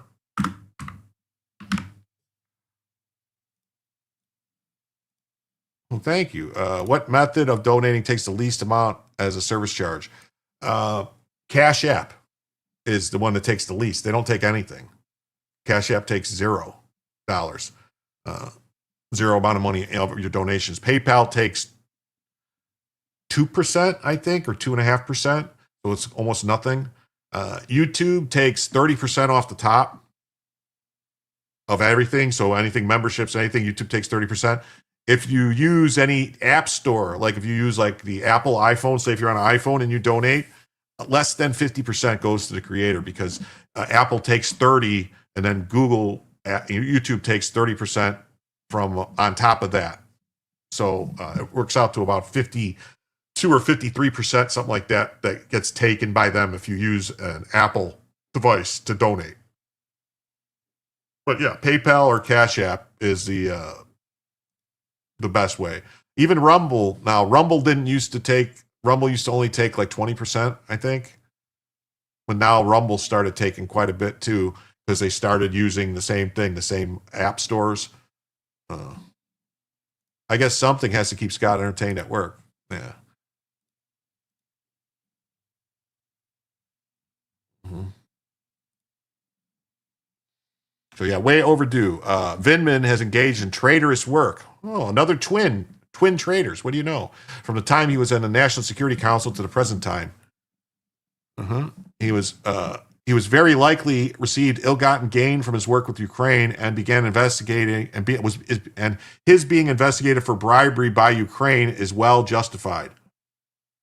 He's being investigated by Ukraine for bribery? What? Yeah, Donald Trump and Pete Hegseth has just launched a sham investigation into me for my support for Ukraine, all because I demanded Trump's call transcripts. In what fucking world does this guy think he's entitled to call transcripts between the president of the United States and the king or crown prince of Saudi, the political leader of another country? If that's not covered under executive privilege, nothing is. I mean, this is just retarded that they think they can get this stuff. Instead of transparency, I was met with retaliation. This sham investigation went to the ethics committee almost immediately after I spoke on the House floor demanding that Trump release his shocking transcripts. Well, maybe you went and did this on the House floor when you found out about it to try to cover your tracks. I mean, I can tell by looking at you, you're a slimy sleazeball. I can see it in your eyes. Yes. I see you stealing money just like Zelensky. Let's be clear, this is nothing more than Trump trying to exact revenge. Rachel, whatever happens to my family, know this: no pardons were offered or discussed. I cannot begin to describe the level of betrayal and hurt I feel. Yeah, it's retribution time, MFer. Ivan Rankin. We don't forget. Yeah, this guy says, proud of the prosecution team at Aberdeen Proving Ground. That's right. He prosecuted people for refusing the jibbity jab, the Biden jab. Fauci ouchie. Yeah, don't forget, the key witnesses was this piece of shit Vindman, who was busted in March for a $12 million defense contract deal with the Ukraine. This guy.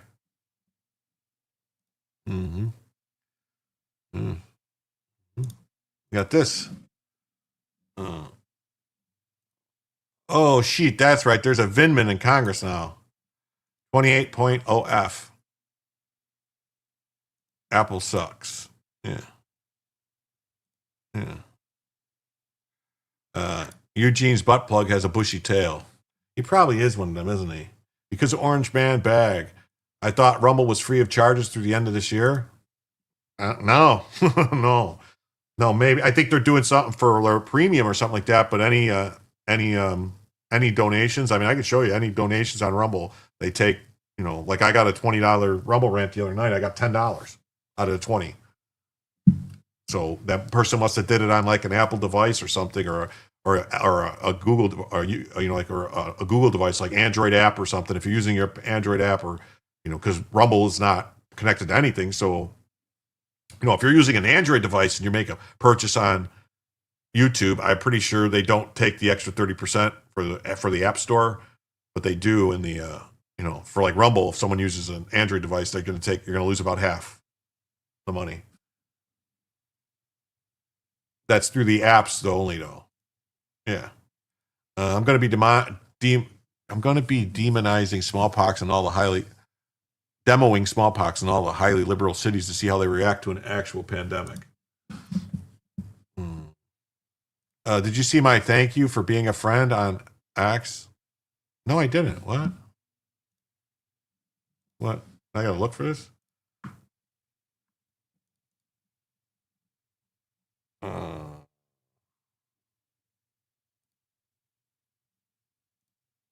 I don't see it.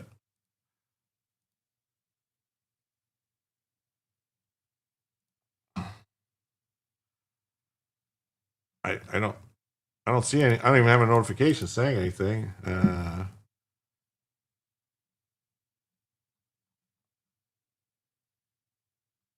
I don't see it. Let me see. Did you send me a chat message?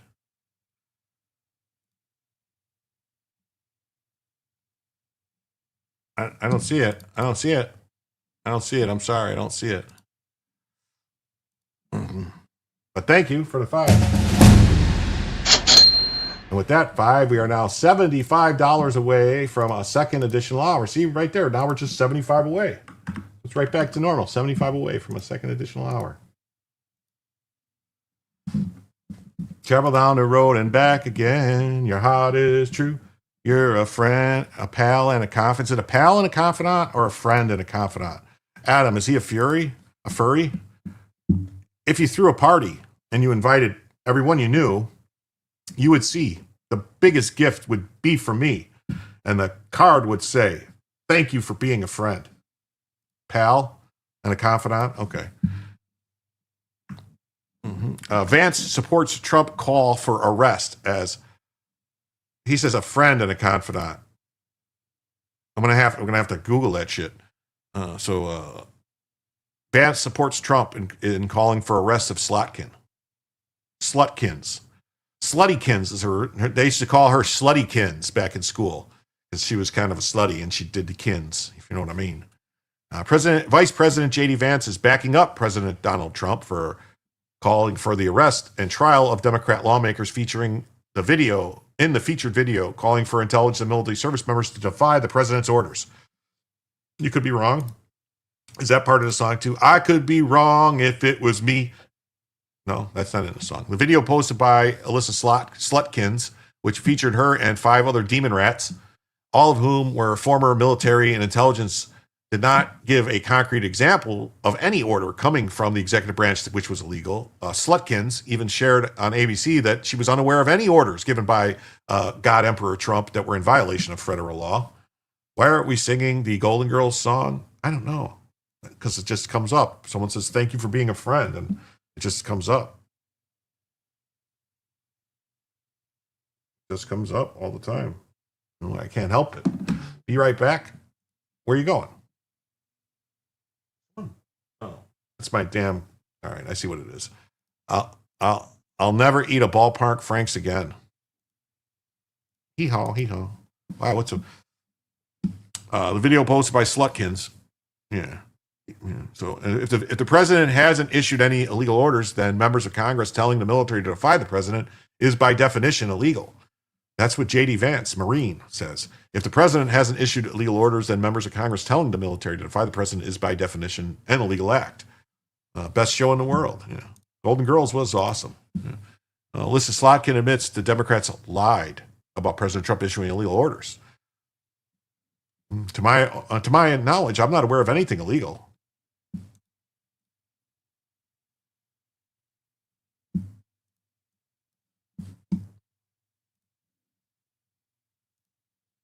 So let's talk right now. Do you believe President Trump has issued any illegal orders?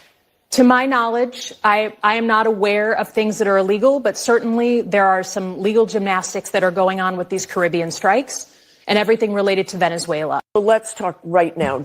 Oh wait, so legal gymnastics? What is that? Is that a term that they use in court? Is that something that they would use? Like, there's legal gymnastics. Huh. You sent it twice to Jim S. on X direct message. All right, let me look. Yeah. Oh, here it is.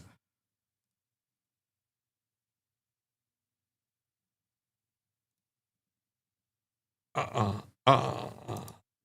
okay. Well, you know what? I see it. All right. We'll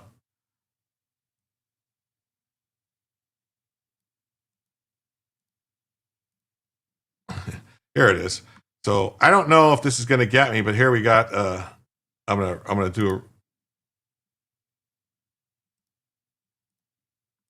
Where's this audio? Oh, here we go. Travel down the road and back again.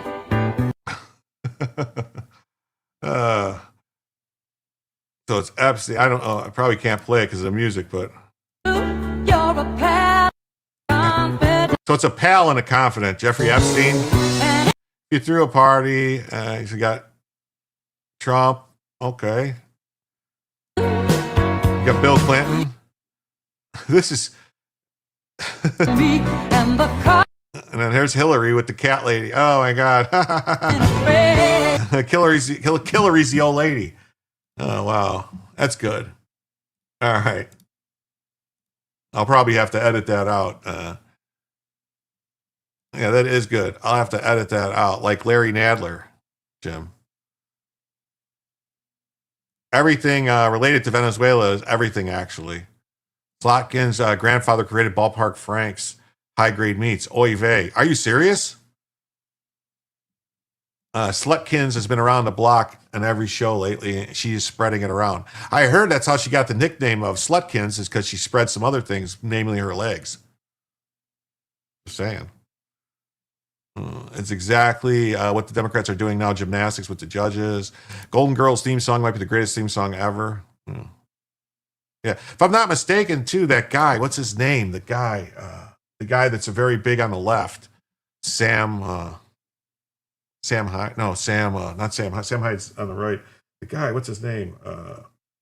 He's a leftist guy. He's a Nepo baby guy who's was involved in a bunch of stuff with the dark web. Dark web guy, Sam Cedar. Is it Sam Cedar? Or someone is related. Sam Harris. That's it. Sam Harris. His mother was the involved in the Golden Girls, like either producer or something like that, creator, something. Yeah, Sam Harris was involved in the Golden Girls. Why I brought that up, I don't know. It just popped into my head. Jim is going to get a copy strike for playing the Golden Girls theme. That will be funny. No, I'll just have to edit it out. I'll have to edit it out. That's all. Easy smuggling is piracy on the high seas. Combating piracy on the high seas for that reason is the formation of the Navy. Yes. Yeah, that's the exact reason. Nepo baby senator. Yeah. You ever notice how they throw a fit about Trump having cartel members killed, but bringing drugs into America that kill Americans, but not an issue about the cartel bringing drugs? Yeah, and they didn't say none of these people said boo about Obama having a fucking kill list.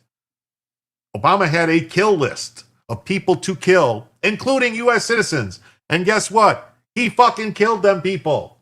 And none of these people said it was illegal. They tried to bring it up and tried to do something about it and basically got told that, no, the president's authority when it comes to that stuff is at the zenith of power, and we're not even allowed to question it.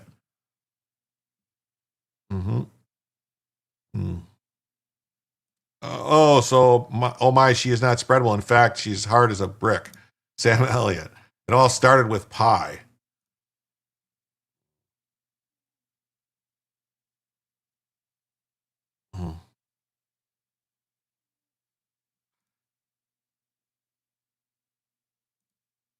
Your language, sir. I don't want your channel to get a juicy strike. Oh, okay. All right. It'll be okay. I understand what you're saying. All right. It'll be all right, though. Trump made several truth posts last week in response to the Demon Rats video. In one of the posts, Trump accused the lawmakers of engaging in seditious behavior at the highest level. Okay. That's an opinion statement. He wrote seditious behavior, punishable by death. Also, it's his opinion that it's seditious, but he's quoting the correct punishment for sedition, which is punishable by death. On Saturday, Trump doubled down. Obama had more people killed than all the other winners of the Nobel Peace Prize combined. Sorry, I thought it was funny. It's funny. It's fine. Don't worry about it. Never apologize. You're fine. It'll be fine. On Saturday, Trump doubled down on his criticisms. The traitors that told the military to disobey my orders should be in jail right now, not roaming the fake news networks trying to explain what they said was okay. It wasn't. It never will be. Obama was also allowed the government to use propaganda on the American people with the Smith-Mundt Act. Yeah, they repealed the Smith-Mundt Act. Yeah.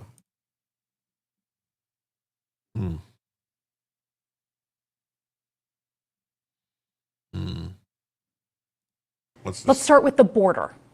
As someone who spent my whole career protecting our homeland, every country deserves to know who and what is coming across its border. period. Democrats and Republicans should all be for that. But securing the border without actually fixing our broken immigration system is dealing with the symptom and not the disease. No, that's bullshit. All right? That's complete and total bullshit. So she doesn't, oh no, they want amnesty for the illegals is what they want. They don't want to fix the border. Yeah. June 14th, I didn't even think about that. So true. It's not late night now, is it? No, it's only 10:30 right now. We've been going almost 2 hours because I started at 9. Actually, I started at 8:30 because Joe ended abruptly at 8:30 for some reason. Everybody that knows the president is famous for unfiltered social media, but you got to take it at face value. The idea of calling your opponents traitors. Oh, this is Senator Rand Paul, the guy who's also been running around saying Trump is doing illegal shit. It's reckless and inappropriate. It's not something that's helping the country heal wounds. Well, it's the Democrats. Why is it up to us to fucking heal the wounds that the Democrats keep fucking tearing apart and pouring salt in? Yeah, we tried amnesty before. We're not doing it again. Yeah, Reagan got fucking hornswoggled. Slotkin shared that since Trump's post, she and other lawmakers have seen an uptick in death threats and even a bomb threat. Oh, really? Did somebody shoot her in the ear like they shot Trump in the ear after all the stuff you say about Trump, calling him basically you're doing more things, saying he's giving illegal orders? Mm-hmm. Calling him a Nazi, calling him a fascist? That's fine. You want to cauterize the wounds. We need to do something. The security situation has changed for all of us. He is cursing away. I'm trying not to curse. I'm trying not to. I'm really not.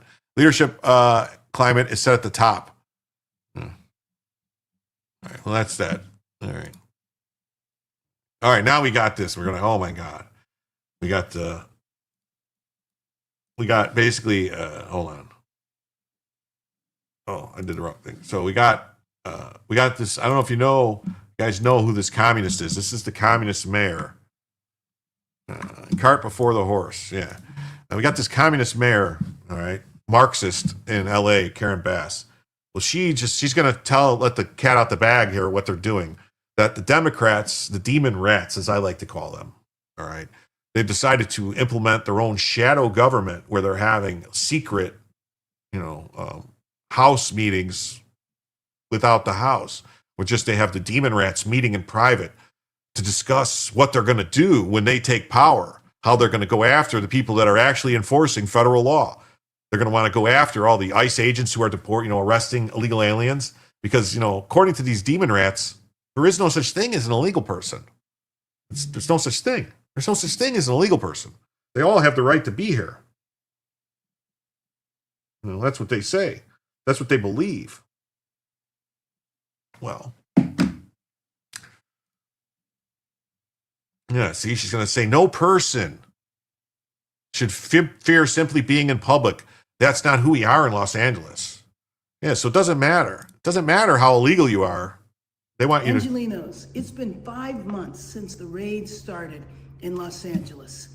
People being snatched off the streets, raids at Home Depot and at car washes, the terror that spread over our city for the last 5 months. It's not in the headlines every day anymore like it was before, but these raids continue. I reached out to our Congress member, Robert Garcia, who is the lead Democrat on the Government Investigation Committee, and I asked him if he would launch a congressional investigation into these abuses of our Constitution. Well, of course, he stepped up right away, and many other members of the congressional district did as well. And so we're having our first congressional hearing on Monday, November 24th, downtown Los Angeles. And they're going to have their first congressional hearing in downtown Los Angeles. How are they having a congressional hearing when the Speaker of the House has nothing to do with it? He's the one who controls the House of Representatives in all hearings.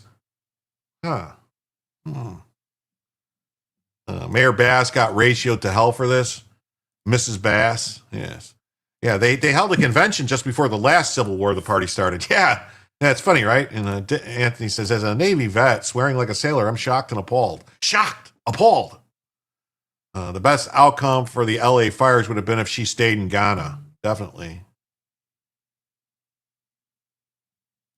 Hey, good to see you. I'm glad he caught it. Hopefully I'll get used to the early time soon. Well, we'll see how it works out. I mean, think of it this way too. Then if we go a long show, the way it works now, if I start at 9 or 8:30, 9 o'clock, and we end up going 8 hours, it'll only be till like 4 in the morning, then not 6 or 7 in the morning. It works out better for everyone, I guess. Maybe. I don't know. Is the hand thing must be a California thing? I don't know. They all do it, but then again, I see a bunch of them do it. It's bitches like her why I want a national divorce. I'm done trying to live with these people. No such thing as a legal Jesuit is what they say. Like Bernie and AOC. Yeah, they all do the same thing with their hands like that. Bass, is that democracy? Go back to Ghana. It's a hearing for Congress people with Congress people in the room. Yeah, it's not a congressional hearing. It was an undocumented committee meeting. Johnson never sanctioned, so they had to pay for it themselves. Mm-hmm. And this is she needs to talk to Gavin. Yeah.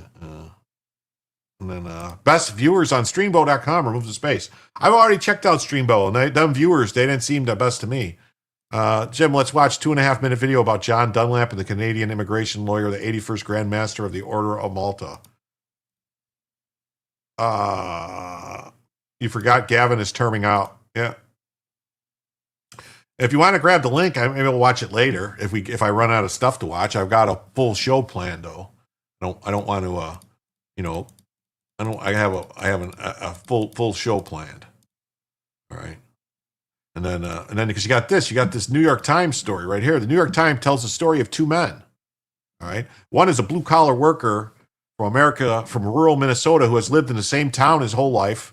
He worked at the same factory his father did. He's never been arrested. He coaches baseball, teaches Sunday school on weekends. And the other is an illegal alien from Guatemala who stole his identity so he could work in the United States. The person has 3 prior deportations, which makes him a fucking felon, a 3-time felon.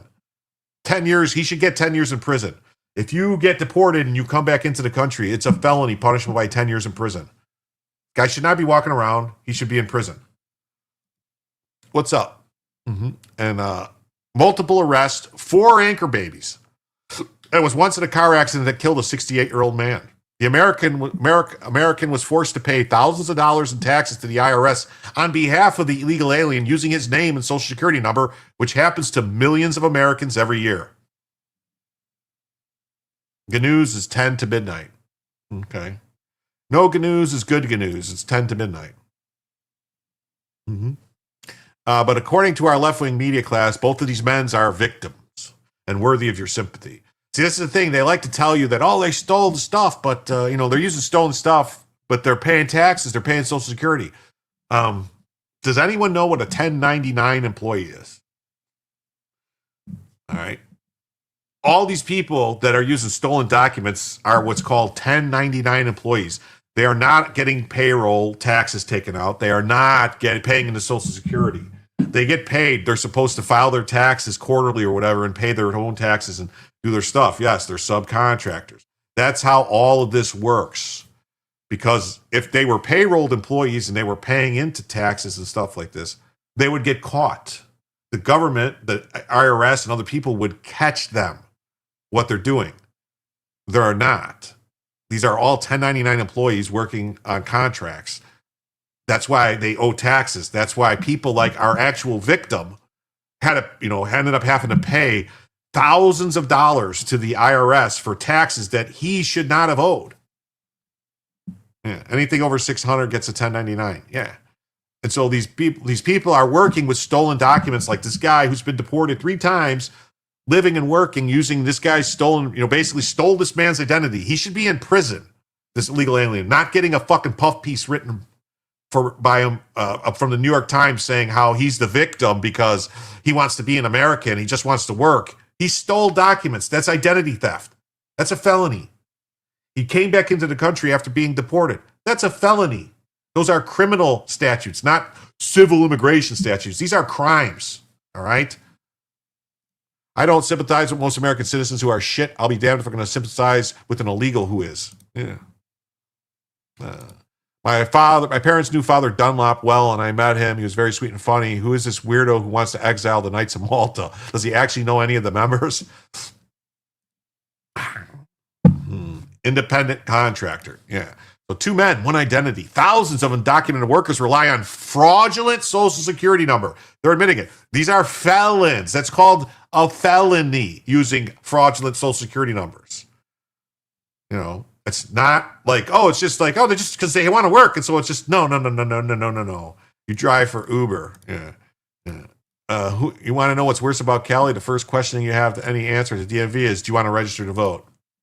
Yeah, look at these guys. Oh, he should have been in jail in the first place so he couldn't use the victim's info. Yeah.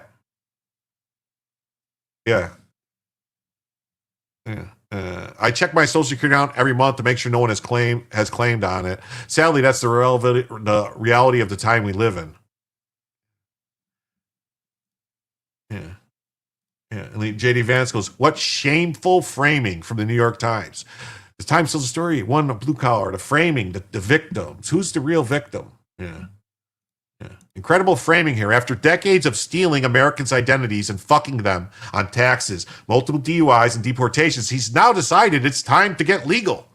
Yeah. Perez Bravo wants to live and work under his own name, so he signed up for extra shifts and stacked overtime until he can afford to hire an immigration lawyer. He paid $4,000 up front only to learn that the pathway to citizenship were essentially closed under Trump. No, it's closed to somebody who came back in illegally and who's been committing crimes. You've been committing crimes in the fucking U.S. while you're here. You can't be here. You have to go. He needs to go to prison, though, first. This guy needs to go to prison. Not just get deported. Prison. At least 5 years, minimum. And bang you in the ass, federal prison. He's had a history of DUIs and deportations, even if he stopped drinking and kept his record clean for the past 15 years. Yeah, doesn't matter. You haven't kept your record clean. You've been working with stolen fucking documents. That's identity theft. Don't forget, he actually killed someone. He killed someone and got innocent American whose identity he stole sued for it. Yeah, but the victim's family had filed a wrongful death lawsuit with the American guy as the defendant. And he had to defend a fucking lawsuit because of a fucking illegal alien who stole his identity. And the New York Times thinks the illegal alien is the victim. Yeah. The New York Times is an abominable disgrace. Yeah. After decades of crime, he decided to get legal without ever having to pay for the past criminal activities. Now that path is closed. He'll wait until Dems come back to power. What a fucking story. Yeah. Get him out. Get the fraudster, beggar, drunk. Get him the fuck out ASAP. You want to bet he's claiming asylum? Yeah, send him to the gallows. I don't know about gallows, but he's an upstanding guy, liberals say. Then he should pay back the guy he screwed. Yeah, I'm supposed to feel sorry for the poor illegal. Well, here we go. We're going to get into this story. In prison, he gets free health care, 3 hots and a cot, so it would be a drain on the system. I force him to work. You hold them and you force them to work to pay off the stuff. You know, make them pay. Make them pay. Make them pay. Yes. Hey, we've been going for 2 hours, and there's still 147 people watching on YouTube. So I don't know. I must have scared some people away with my brash talk. I used to get Social Security letters on my account starting in 1983. They stopped. Inmates still do labor. Yeah, make them do labor and pay it off. And they don't do that, the letters anymore. You have to actually go. And now they set up all this weird stuff now for Social Security to go check. Like you have to basically set up another separate account, like some kind of YouGov ID account to get in. And no, you're still here? Okay. No. I know you're still here. I know all the members are still here. They know me, but some of the people I think that might have came from Joe, that weren't used to me, left because there was over 200 people here. There was 220 people here before I started, immediately when I started to stream, and then it went down. But yeah. But so here's the story from the New York Times. We're going to read it, and I hope you guys. I hope you guys are ready because this is very upsetting. Yeah. 2 men, 1 identity. They both paid the price. Did they really? They both paid the price? How are they both paying the price? When one guy is stealing someone else's fucking identity and getting into crimes and killing people and getting sued and not paying taxes. How is that possible? How are they both? Yeah. Hey, Steve, what's up? How you doing? Gallons. Yeah. So anyway, we've been going 2 hours. Let me see here. We got 40 minutes left on the goal, but actually there's another hour. So we got an hour and 40 minutes left to show, roughly. If we hit another $75 in the next hour and 40 minutes, we'll add another hour to the show. Donations appreciated on PayPal, Cash App, Ko-Fi, Super Chats, Rumble Rants, memberships, gifted memberships, Locals coins, Twitch, and you name it. Smoke signals, whatever. Hey, what's up, man? There's a Twitch guy right there. How you doing? Nice to see you. I wish I could pronounce that name, but I just see Dilne no Chicha.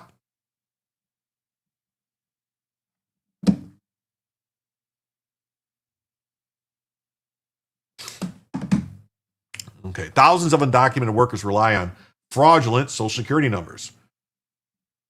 It's called identity theft. Dan Kluver saw police lights flashing in his rearview mirror late last year and eased his car onto the shoulder, thinking there had some kind of mistake. He had spent 4 decades in rural Minnesota without ever getting into trouble. He prided himself on a life built around dependability and routine, and working in the same factory where his father once did, and spending his weekends coaching baseball and teaching Sunday school. He'd never been fired. He never even fired a gun, smoked a cigarette, or missed a payment, or been arrested. What's this? Lady Justice is the new one. That's the new one. It's a holder. It's just a placeholder. That's a placeholder until I'm trying to find a very good picture of Bella to put in there. But I had to put one in before. If we would have dumped below 300, I would have lost it. So I had to find a placeholder. That was one. That's one of the emojis that I set up for Bronca, but he decided not to use it, so I just took it. Oh. You missed a notification. Ready for the bad news? License and registration, please, the officer said to Kluver, 42. He handed him over and waited while the officer went back to his patrol car. He listened to the church bells that rang every hour and watched the sunlight. And, you knew almost every one of the 2,400 residents, including the officer who was waiting back in his car. And he says, everything all right? He says, it's strange, but it looks like your license has been suspended, the officer said. Those first 3 aren't arrestable. That's BS. What does that mean? James E. Jimbo. And he says, it's strange. Your license has been suspended. You got another driver's license with some issues down in Missouri? Kluver's like, what? I barely even been to Missouri. How's that possible? The officer had no answers, but Kluver feared he might know what is happening. Over the years, there's been signs that something wasn't right. Mm-hmm. Oh, smoke signals. Smoke signals. Thank you, Brian Ogden, for the smoke signals. And with that, now we are just $70 away from a second additional hour of the show. Mm-hmm. Thank you so much, Brian. Thank you. The title of the article. Yeah, the title of the article sucks. Yes. Yeah, license and registration, please. That's called due process. It is, yes. Yeah, so it's stray letters about wages earned in unfamiliar towns, collection notices for debt that wasn't his. Sounds like maybe this guy should have notified credit bureaus, should have put notices like, if you think you're the victim of any of this, you're supposed to notify all the credit bureaus right away. If anything ever happens, you can send letters to the credit bureau and you notify them. You're bitching about them implicating firing a gun, smoking cigarettes as reprobate behavior. Oh, definitely. Yeah, they're basically like, this guy's super clean. He's never even fired a gun. Wait, what? So he's not a hunter and a fisherman? He's never even murdered a fish with a fishing pole. Oh, look, see, there's Bella moving, everyone. There she is. Bella's moving. Mm-hmm.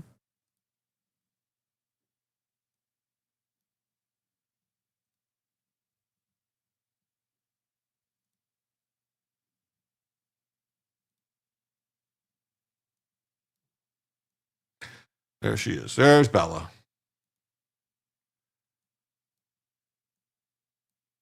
All right. Yeah, so it's crazy. Hi, Bella. Yes. Yeah.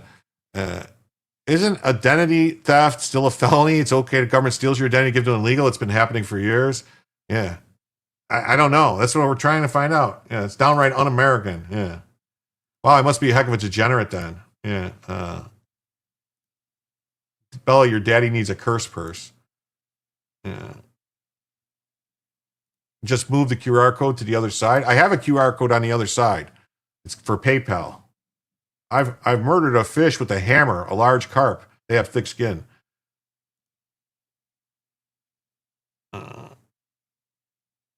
Audra, bad seed.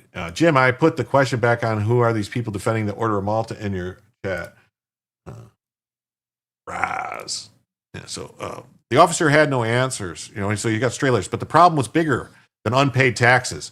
See, he's already had in the past, he had to pay the fucking IRS taxes for this fucking illegal that stole his identity, and he never thought, I have both QR codes. Yeah, there's one on this side and there's one over there. There's 2 QR codes up right there. Yeah, those poor illegals, they have to steal identities to get ahead here. It's crazy, right? Crazy. The bad seed is the scariest. Yeah. But now the problem, so here it was like the stray letters about wages earned in unfamiliar towns. Kluver had tried to untangle this mess several times by hiring tax specialists and driving to government offices around the state, only to run into the same bureaucratic dead ends. But now the problem was bigger than unpaid taxes. Someone was impersonating him. Someone was impersonating you when you were getting the fucking tax bills too, dude. If they didn't, no one told you that and told you how to correct it. I don't know, man. You should have figured that out immediately. Yeah. The government has qualified immunity. Thomas wants to grant certiorari in a case that could end it. He was overruled by the rest. Oh, I'm sure. Yeah. I guess I blocked that guy already. Okay, no problem. Yeah. Last night it was the Deuce Vault, so now someone's confronting me directly. There's Rome and minions in the chat. There's no minions of Rome in the chat. All right. I'll show you, Choosy. I hate to break it to you, but see this? I represent the order of the kingdom of Jerusalem. See? Yeah. And someone was impersonating him moving through the world as Dan Kluver, building a life in his name with government-issued ID. I wonder if the ID that the illegal has are actually real IDs. His case was one version of a problem that's been spreading across the country for years. The government estimates that as many as 1 million undocumented workers are using fraudulent or stolen Social Security numbers. 1 million? 1 million? Oh, try 10 or 15 million.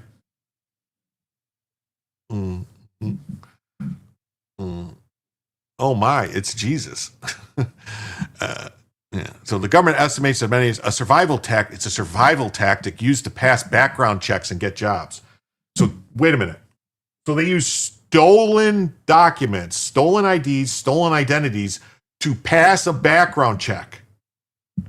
How good is a fucking background check if you could just fake who you are and pass a background check? Yeah. They're trying to humanize the poor victim and the poor immigrant as they gaslight everybody. That's right. Just claim 12. 12. Yeah, claim 12 on your taxes. Yeah, who knows? Yeah. Yeah. The numbers are skimmed from data breaches, sold in black markets online for as little as $150 or handed out in border towns by human smugglers. So crimes. These are crimes. Yeah.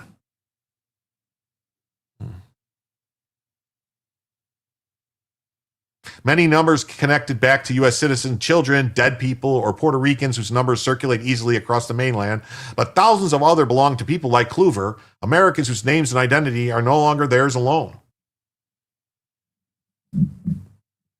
Yeah, this guy. Yeah. The police officer sent Kluver home with a warning as he sifted through file cabinets with his wife, Christy, searching for clues about the other Dan Kluver. How is this? You filter your chat, sorry. Oh, you're fine. She had a woman that only made $1 who got over $20,000 in refunds. That was when she quit. She couldn't do it anymore.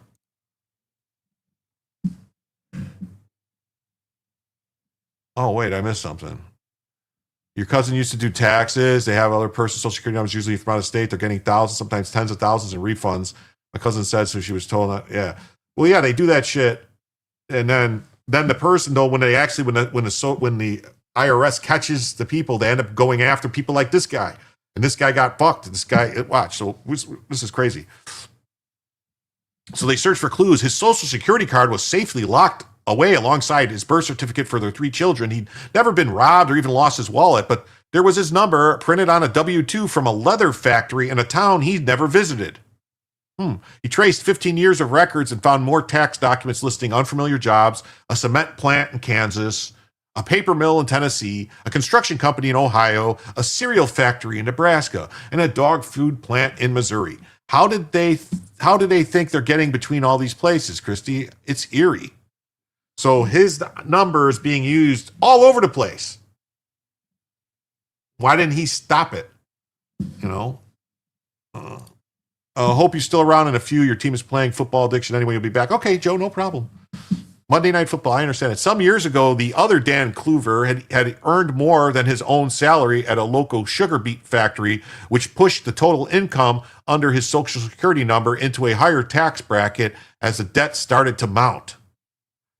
Twice he'd been contacted law enforcement and filed an identity theft report with the federal government, where it landed in a pile along with tens of thousands of similar reports filed each year. He waited for relief while the IRS docked his annual tax returns and garnished his paychecks, costing him thousands. Finally, a few months before their wedding in 2012, Christie decided to pay off the balance, emptying her savings and sending a check for $6,000. That relief lasted until the next tax season when a new bill arrived, this one for $22,000.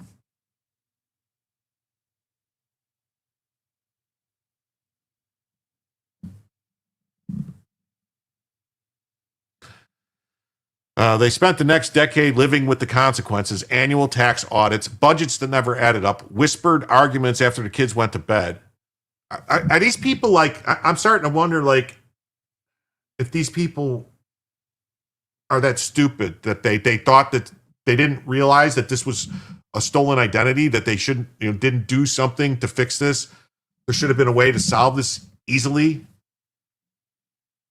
Once the IRS gets a hold of you, it's hard to get them off. Yeah, but you could go in and be like, this ain't me. This is not me. I did not work here. I've never worked here. You think they're farmers, they're simple people, and they just didn't understand? They spent the next decade living with consequences. Yeah, annual audits, all this stuff, arguments after the kids went to bed. What are you arguing about? They didn't do anything. Clover kept calling government numbers and waiting on hold until he eventually resigned himself to a payment plan. Yeah, 2012. Yeah. So he agreed to send the IRS $150 a month, which he'd done for more than 35 times. You should have never agreed to pay him shit. You don't owe them a fucking thing. Yeah. It was in a sanctuary state under Biden the entirety of this clown world. Yeah. A different time. Yeah. They must be Democrats. Demon rats. Must be. Like, I don't get it. I can't keep obsessing over this and getting nowhere, he told Christie. I need to think about something else. Yeah. But when it's the government stealing your identity, there's no recourse. He kept his radio at the factory tuned to sports talk, but lately was interrupted by news segments about immigration raids and border lockdowns. And President Trump was promoting Operation Take Back America, a nationwide campaign to root out undocumented workers using fake IDs. It says Kluver, a registered Republican, rarely paid attention to politics. Well, maybe you should start paying attention to politics. 1099 sucks. Yeah. He began to wonder if his case might be finally be a priority if he could reclaim what belonged to him. Yeah, this is like a 20-plus-year-old tax problem for this guy. Yeah, because he should have nipped it in the bud. The first time it happened, he should have been filing with all the credit bureaus and letting them know that his identity was stolen. And that if anybody, they put a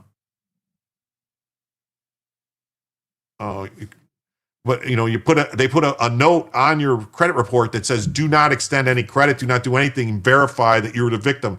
Then anybody who runs your credit, it pops up like in bold letters. And none of this shit, it stops this shit from happening.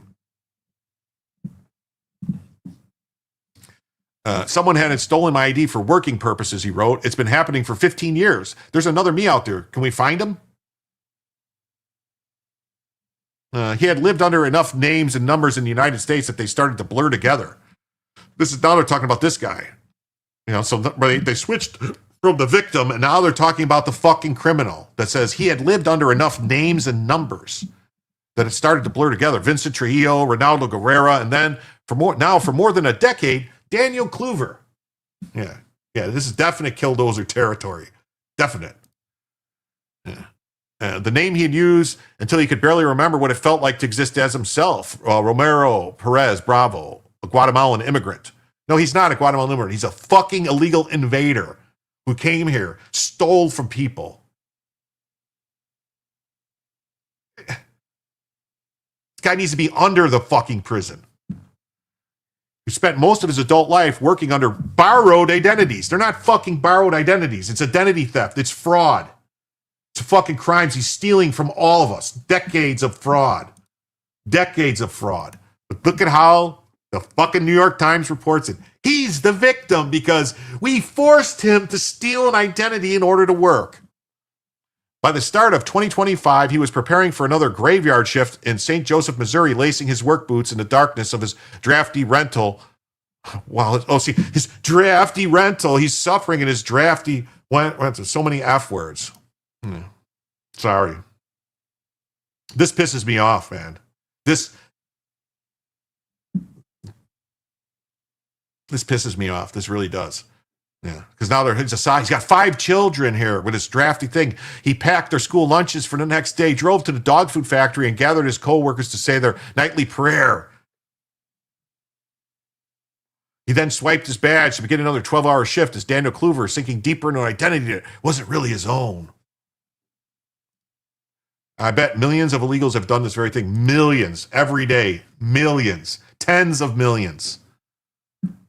Daniel, his boss, always shouted, taking attendance. Here, Perez Bravo had come to the U.S. for the first time at 16 to help earn money for his family. Traveling alone to join his father in Marshall, Minnesota, he hiked out of the Guatemalan highlands, rode atop a freight train, nearly drowned in the Rio Grande. He slept on his couch in his father's apartment, enrolled in high school despite speaking no English, and then began to look for a job, but no one would hire an underage worker without papers. Yeah, he's another Maryland man. Yeah. Eventually, a turkey processing company offered him a position if he could provide ID to satisfy the government-required I-9 form. A friend who worked at the factory introduced Perez to someone who sold sets of names, IDs, and social security numbers. With his 5 parasites in tow. Yep, get him out of here. That's right.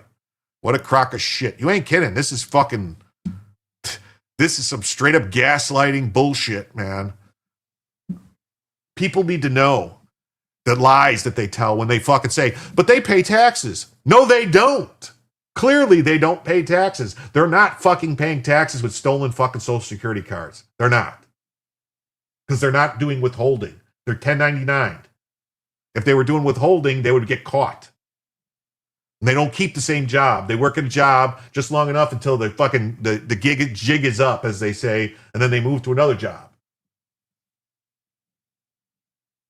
This is some socialite erotica. It is. Turkey factor is hilarious. Yeah. A friend sold him the numbers for as little as $250. Well, that's also a felony, buying the social security numbers. He's like, I've already counted 5 felonies this guy's committed. All right. That he's admitted to, that they could get him for. Yeah, they steal your taxes when the IRS sends you the bill. Yeah. He needed a job, and the turkey plant needed workers, so nobody looked too hard at his paperwork, and soon he was making $7 an hour on the graveyard shift, cutting turkeys at night and going to school in the morning. The first years were lonely. He started to drink, which led to a string of DUIs and other minor offenses. He was deported back to Guatemala in 2005, 2008, and 2009, but each time he returned to the United States and purchased new ID for work.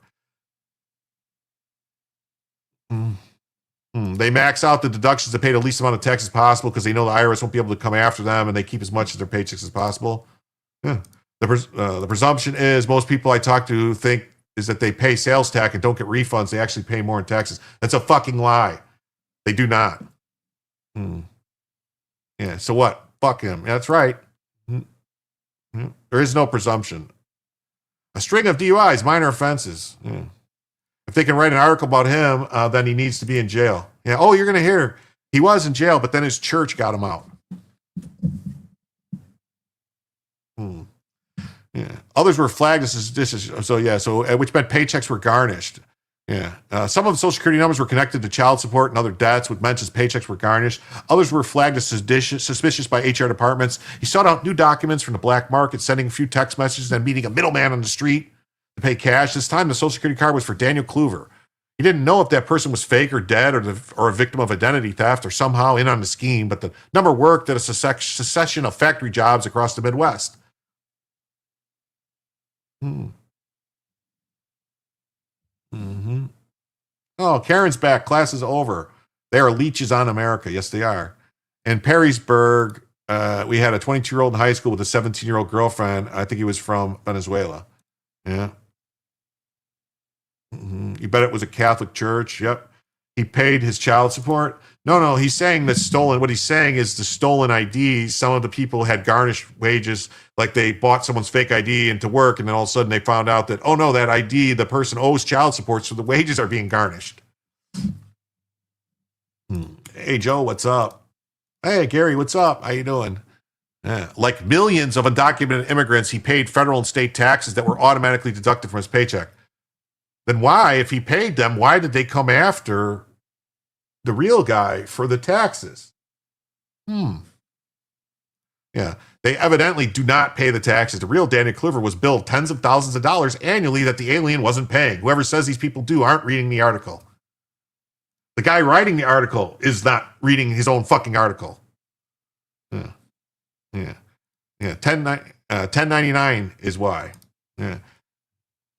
But to the IRS, it looked like one Kluver was working several jobs, making more than $130 and paying a tax rate for someone living just above the poverty line.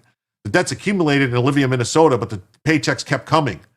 By the time Trump was elected, there were 5 children in Perez Bravo's house who were also dependent on the money that came each Friday in Kluver's name. Most were U.S. citizens. No, they're not. None of them are. Yeah. For $200, I could become Jim. Sounds like a made-up story adding extra details, i.e. Turkey Factory to name. Who the fuck is that name? The two men's combined income screwed the man who answered the bill. These reporters are very ignorant. Perez Bravo wanted to live and work under his own name so he could sign up for extra shifts and stacked overtime so he could hire an immigration lawyer. He paid $4,000 up front only to learn that the pathway for citizenship were closed under the Trump administration. The pathway to citizenship for somebody who's been deported multiple times and came back is permanently closed. If you come back after you're deported, you're never going to be a citizen. You're not going to get a green card. You can't fucking be here. That's how it works. You know, even if he kept his record clean, his record hasn't been clean. He's been committing fucking fraud, felony fraud for 15 years. All I need to do is take care of my family and go to work. Is there a way to fix this? The situation right now is very complicated, the lawyer told him. Yeah. His brother-in-law had already been pulled over on his way to work and detained as part of his Operation Take Back America. 3 other Guatemalan families had disappeared from church. The governor had ordered the local police to assist ICE in making arrests, and Missouri was turning some of its own county jails into immigration detention centers. Good. Yeah. He came back illegally. Yeah. He just has to wait for the Democrats to get back in, and they will have an amnesty. Yeah. Come back after deport, automatic 10 years in prison. That's what I'm saying. This guy's already been deported 3 times. A group of far-right activists in St. Joe had organized a tip line where people could report neighbors that were suspected of being in the country illegal. Perez Bravo called them the hunters, and increasingly he felt like prey. He stopped going to evening walks in the park with his 4-year-old son. He drove back roads to work. He turned down promotions that would have required extra paperwork and then cashed his paychecks each Friday rather than risking the record of a bank account.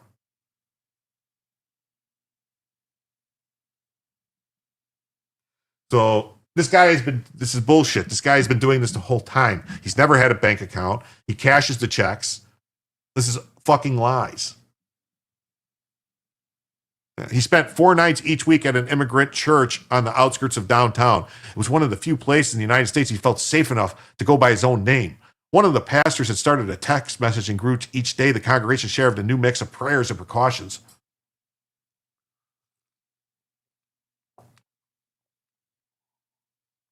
Stay away from Walmart today. I heard about a raid. Lots of activity. Everybody okay? Trying to survive. Yeah, illegals don't like bank accounts in the U.S.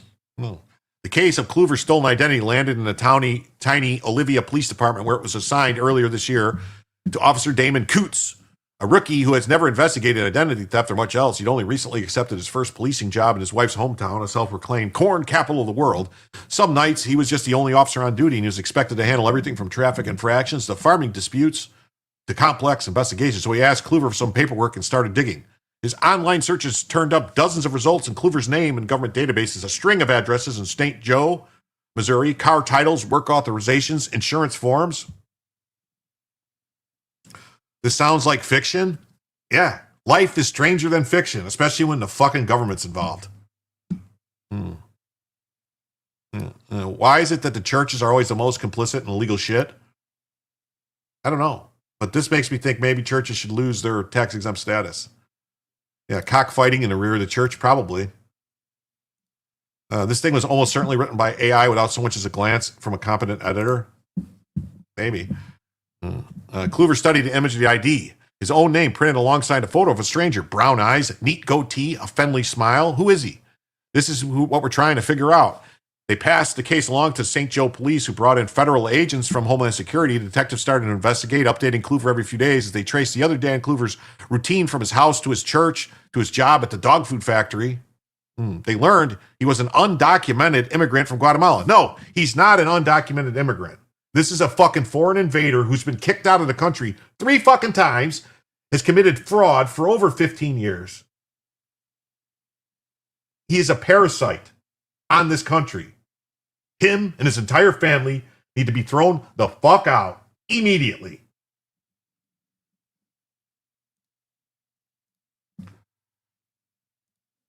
I don't know if that was not clear enough. He worked 60 or 70 hours a week. Yeah. He was living with his wife and several children and already been deported 3 times. Illegal alien invader. Not undocumented shit. He's got plenty of documents. They're fucking stolen documents. And then came the detail from the police report that Kluver couldn't shake. In the summer of 2022, the other Dan Kluver had been driving to work when the serpentine belt broke in his car, causing him to lose control at a red light and collide with the grandfather and his 9-year-old granddaughter as they rode on a motor-sized tricycle.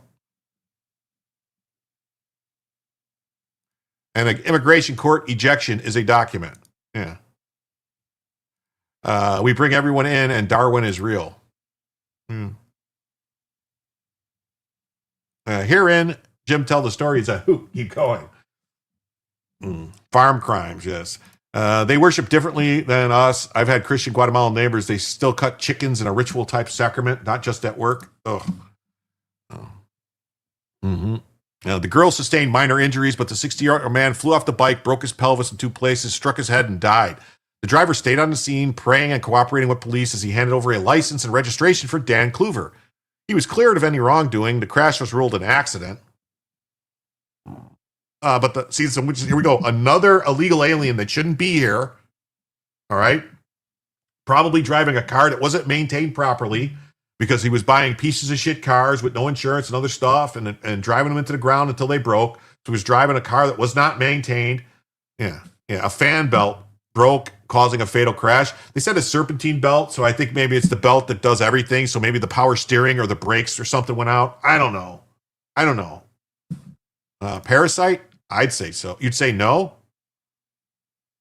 Verbiage matters. Illegal alien? Yeah. Yeah, the crash was ruled an accident, but the victim's family filed a wrongful death lawsuit with Kluver listed as the defendant. It just keeps getting more unbelievable, Clover told Christie. I can understand doing whatever you have to do to provide for your kids, but now somebody's death is attached to my name. See, this is the problem. Like, oh, they're just doing what they have to for their kids. Go do it in your own country. The power steering would still work without the power. It just wants to turn for the turn. Yeah. The snaky belt is 7 meters long. Double check. This isn't an AI story. This is real. This is from the New York Times. All right. And it's also published in the Seattle Times. All right. I got it off the archive. All right. I archived it myself. All right. I'll show you. Now you're going to make me do this. Watch.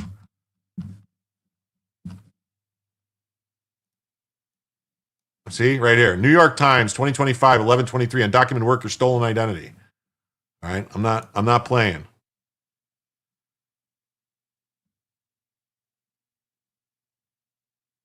All right, here we go. Sorry, here we go. Yeah, Jim, New York Times is reliable. No. I'm not. This is anyway, we'll keep going. Yeah, pantyhose works at a pinch for a fan belt. Yeah, not a serpentine belt though. I don't think. Anyway, and what could be worse was what if he was violent? What if he was a terrorist? Dude's been fucking you for 10 years or 15 years, and you haven't feel sorry for this guy? His wife's a nurse practitioner at a nearby hospital where she often treats patients whose ID didn't match their medical records. Some days it was part of her job to untangle identities through an interpreter. So they're using IDs that don't match their medical records. That means that they're stolen IDs. I'm so tired of dealing with a broken system, she said. Yeah, the system's broken because you guys are letting it be broke. Might be a YouTube copyright hit, but I had at least 4 ghetto peeps. What is it? What is this?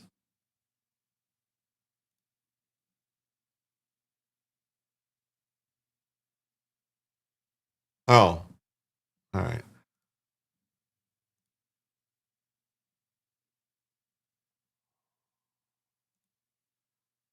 Okay.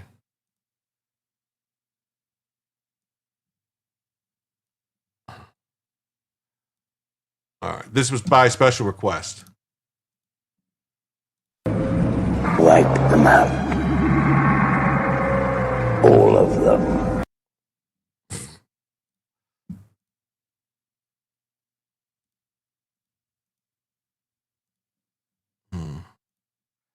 Jim tells you the news. I try. Wow, a spew tube is something new. Yeah. At the Beet Factory, Kluver worked alongside dozens of immigrants from Mexico and Central America who became his friends. Really? Oh, did one of them steal your fucking ID and sell it to this guy? They took the hardest shifts, asked about his family, and taught him phrases in Spanish like puta and bendeco. Dark Side had better cookies. Yes. Nursing is no longer considered a professional license in some states, less needed documentation. Probably. Yeah. A wave of illegal alien workers had helped revitalize small towns throughout rural Minnesota. Harvesting crops during the labor shortage. What labor shortage? There's fucking only like 20% of the fucking people in this country are employed. There's no labor shortage. There's a fucking laziness epidemic. Buying up empty homes, opening restaurants, enlivening old churches. Oh, yeah, the churches. So what bothered him lately was the idea that he kept hearing from liberal politicians and even some relatives in Minnesota that illegal immigration was mostly harmless, a victimless crime. His name was no longer his own. His debts were spiraling. He was still cutting checks to the IRS for $150 each month, and the government said the debt was his to pay until a court determined otherwise. Yeah, Jim tells you the news, even if it offends you. I don't know. It's a pay shortage. Yeah, there's a pay shortage because of the illegal aliens undercutting your fucking wages. Yes, the system's working, telling them they are frauds. Yeah. Even if the other Dan Kluver seemed to be a decent man, he's not a decent man. He's not a decent man. He's an illegal alien who snuck back into the country 3 times. Deported 3 times. Snuck back in 3 times. Back in. After being deported. Stole your identity. Is costing you tens of thousands of dollars. Has you on the hook for a fucking wrongful death. And you feel sorry for this man? Dude. If it was me, there'd be some street justice happening. Because I'd have went and found the fucking guy myself. Anything new? Clover texted one of the detectives. Earlier this spring, the system was backlogged with millions of suspicious numbers. Almost 80,000 reports of Social Security fraud in the last 6 months alone. But the case had finally landed on the top of a pile. Yeah, because you know what it is because the fucking prior to this administration, the Biden administration, they were just didn't care. They weren't tracking any of this. I know several people. One of them is my sister, who's had been dealing with shit like this, and she monitors it. And as soon as something comes up, she's on the phone telling them, "Hey, no, someone's trying to use my number over here." You have to be on top of it. You have to. You have to. Everyone out there, listen. You have to monitor your credit reports. You have to monitor all your stuff. You need to get a service, Credit Karma, some kind of service. You have to monitor all your stuff. As soon as something pops up that's not yours, you got to do something about it. You have to. Someone stole your daughter's tax refund? Yeah. You come here to get angry every night. Thanks, Jim. We don't need illegals picking the few crops that at the moment can be done with harvesters when we have prisons full of a workforce. Yeah. Afuera, all of them. Red fingers, agreed. $100 for an extra hour. Inflation, Jim? Okay, listen, the truth is my identity was stolen. There's another Jim that's on the internet doing videos, and it's costing me more money. I got to pay double for everything, so I needed to raise the price. It was 100, Joe, when I started, and I lowered it on my birthday to 75, and then I never changed it back. That's what actually happened, and I just was changing it back to the 100 because it was always 100 before. You had a charge on yours. You asked for a review. They fix it. Yeah. What you need to do, you put a freeze on all 3 credit card companies. I have a bloodhound named Bella. I'm going to track down the people. Yes. If anyone feels empathy for the illegal alien that's stolen ID, let me know. I sent my super chat to the other Jim, so you owe me an extra hour. Uh-oh. See what's happening? It's already happening here. Now I'm going to owe people hours because they sent it to Jim. Jim smells you. On your birthday, there was a huge parade. You never collected any of your COVID refunds? Remember the night you lowered it so you can at least say you aren't lying? Yeah. Yeah, I did. I lowered it for my birthday. Did I get my heart checked? I checked my blood pressure multiple times today. How do we know you're right? The right Jim? Now you're making me wonder if I'm the right Jim. Bella, am I the right Jim? 120 over 80 is what it's been all day. I mean, right now it's probably a little high because I'm a little upset, but it's been 120 over 80 all day. I appreciate everybody. I really appreciate, especially Audra reaching out to me and checking on me. I appreciate it, and I thank you all. It makes the Grinch's heart grow 3 sizes.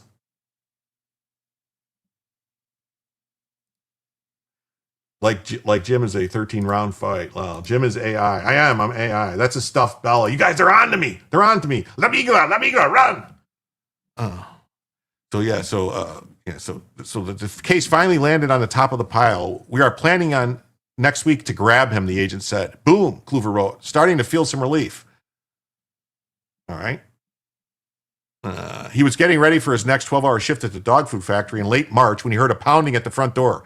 He felt a dread rise in his chest. Through the bedroom window, he saw 5 cars lined up outside and several federal agents waiting besides his children's bikes and shoes on the front porch. He said a quick prayer, left his children in their rooms, and walked downstairs to the open door. Oh, look at this. Here's further our rally. Yes. Thank you. And then here's a super sticker for $3 from James O. Jimbo. Thank you. Wow, Jim is really, we are all AI. Thank you. We love you, Jim. I must have fallen asleep before anything came up last night. I'm glad things are better. Show us your 6 fingers, Jim. What? 6 fingers? See? That's me. I'm the real one. Let me fix the banner. So that's $7. So, wow, $7. So we're $63 away. $63 away from a second additional hour. Thank you. Oh, so much. Knew it. Yeah, you got me. Okay, I got to start this up again. 20 super chats for 1 hour.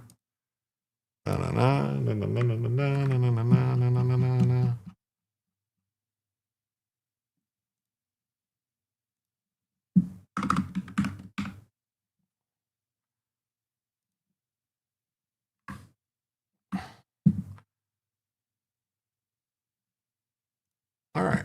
We got 1 hour, a new goal for 1 hour created. We got 1 hour left. We've been going 2 hours and 40 minutes. Got about another hour. It will be more once the money starts flowing again. You deserve more than 100 just fucking with you. No, it's fine. it is what it is. I mean, I was worried about it doing it anyway. I waited like a long time. I lowered it for my birthday specifically, and then I never put it back. Because I wanted my birthday, I think I ended up going like 10 hours or 12 hours or something. But I went to school with a kid that had 6 toes. Kid was a weirdo. I went to school with a kid named Adam Bird who had 6 fingers and 6 toes on one hand. He was all right, though. St. Nicholas. Yes. Mm-hmm.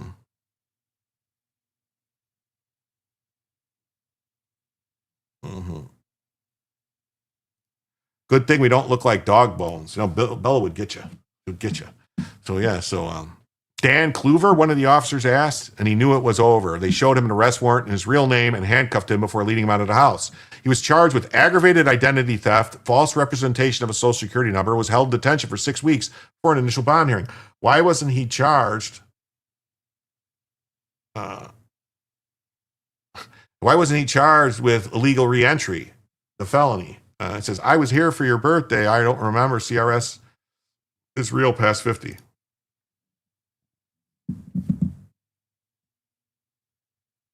How do they fit those toes on his hand with the 6 fingers? I don't know. My niece dated a guy with webbed toes, and we'd tease her not to go swimming with him because all he'd do is swim in circles. Webbed feet. Yeah. Mm-hmm. Oh, Brian Ogden gifted a Jim Tells You membership. Thank you so much, Brian Ogden. Very helpful for you. And it says, Butt Coffee First 9642 received a gifted membership from Brian Ogden. Butt Coffee. Butt Coffee. I don't know if that's butt coffee. Is that like coffee that comes out of someone's butt? Or is it but coffee first? Like but coffee first. No, I must have coffee first. Is that what it is? Maybe. But thank you. Thank you so much, Brian Ogden. Thank you so much. My grandson was born with an extra finger. They removed it as soon as they could. It was coming out of his knuckle on his pinky. Oh, that had to hurt. So with that, we are now $57 away from a second additional hour. Thank you so much. Always love, yeah. Thank you. That,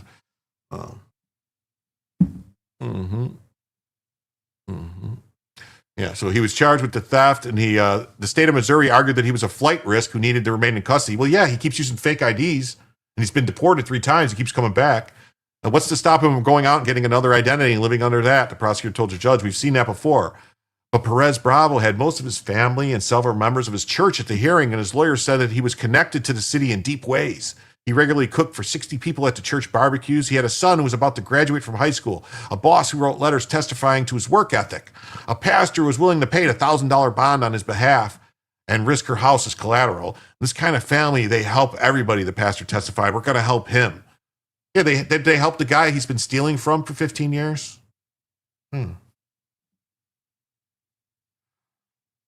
The judge ruled that they could return home with an ankle monitor until the next court date as long as he stopped using Clover's name and social security number.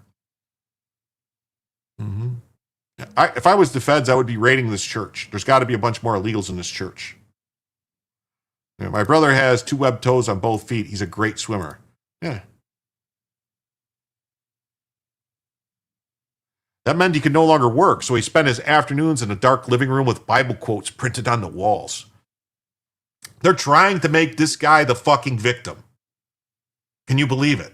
They're trying to make the illegal alien invader who stole identities from multiple people, cost multiple people money, they're trying to make him the victim. Raid the church. Yes. Karen says, yes, I second. Raid the church. Yeah, I'm not biased or anything, but we really do have the best chat. Oh, I know. The Nephilim had 6 fingers. Yes, they did. Nephilim. 6 fingers, 6 toes. They were also over 8 feet tall. Just saying. Yeah. He did puzzles with his 4-year-old while the rest of the family came and went. His wife cleaned houses. His daughter washed linens at the hotel. And his 2 sons worked in restaurants, but it still wasn't enough to make up for the lost income in Culver's name. Perez Bravo made tacos by the hundreds and sold them to neighbors. So he's continuing to work illegally, is what they just said. The anchor babies, too. Yeah, the anchor babies have to go, too. All of them. Yeah, most churches have no problem with people like this. Yeah. Well, that's why I have no use for the church anymore. I don't. You know, I was done, you know, after all the shit that happened with the molestation, the priests, they were traveling from different places and doing things. I think it should all be shut down. The show is brought to you by Raid Ice Legends. I wish. That's the problem. Once they get in, they can't leave. They're like fucking roaches. Once they get in, they can't get out. Once they check in, they never check out.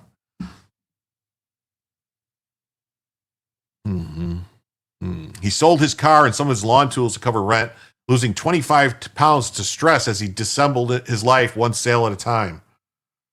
Oh well, his lawyer had advised him that he was essentially out of options. She had managed to postpone his case until at least January, but he faced a mandatory minimum of 2 years, followed by deportation. During the initial court hearings, Perez Bravo had listened to the prosecution talk about the other Dan Kluver, a loyal employee, a devoted father, a debtor sending monthly payments, a victim of a broken system.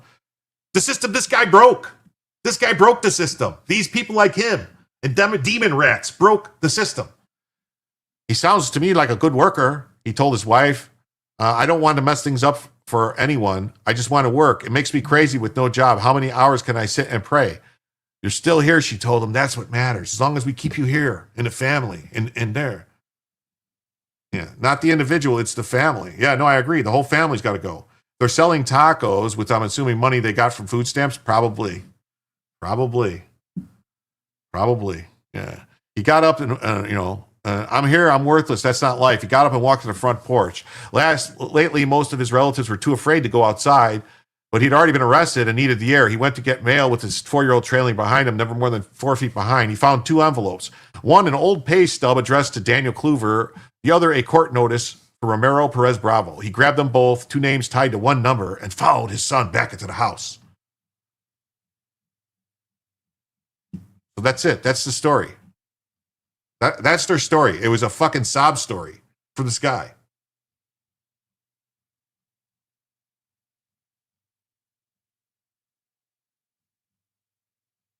I mean, what? That's their story.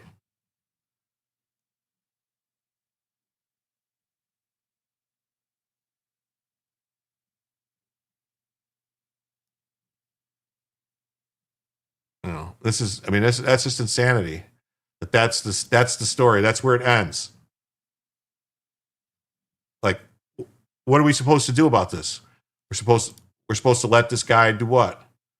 Let him stay here? Because who wrote this shit? It was the New York Times. I'll get you the names. Here we go. It was written by an Eli Saslow and visuals by Gabriella Brashkar.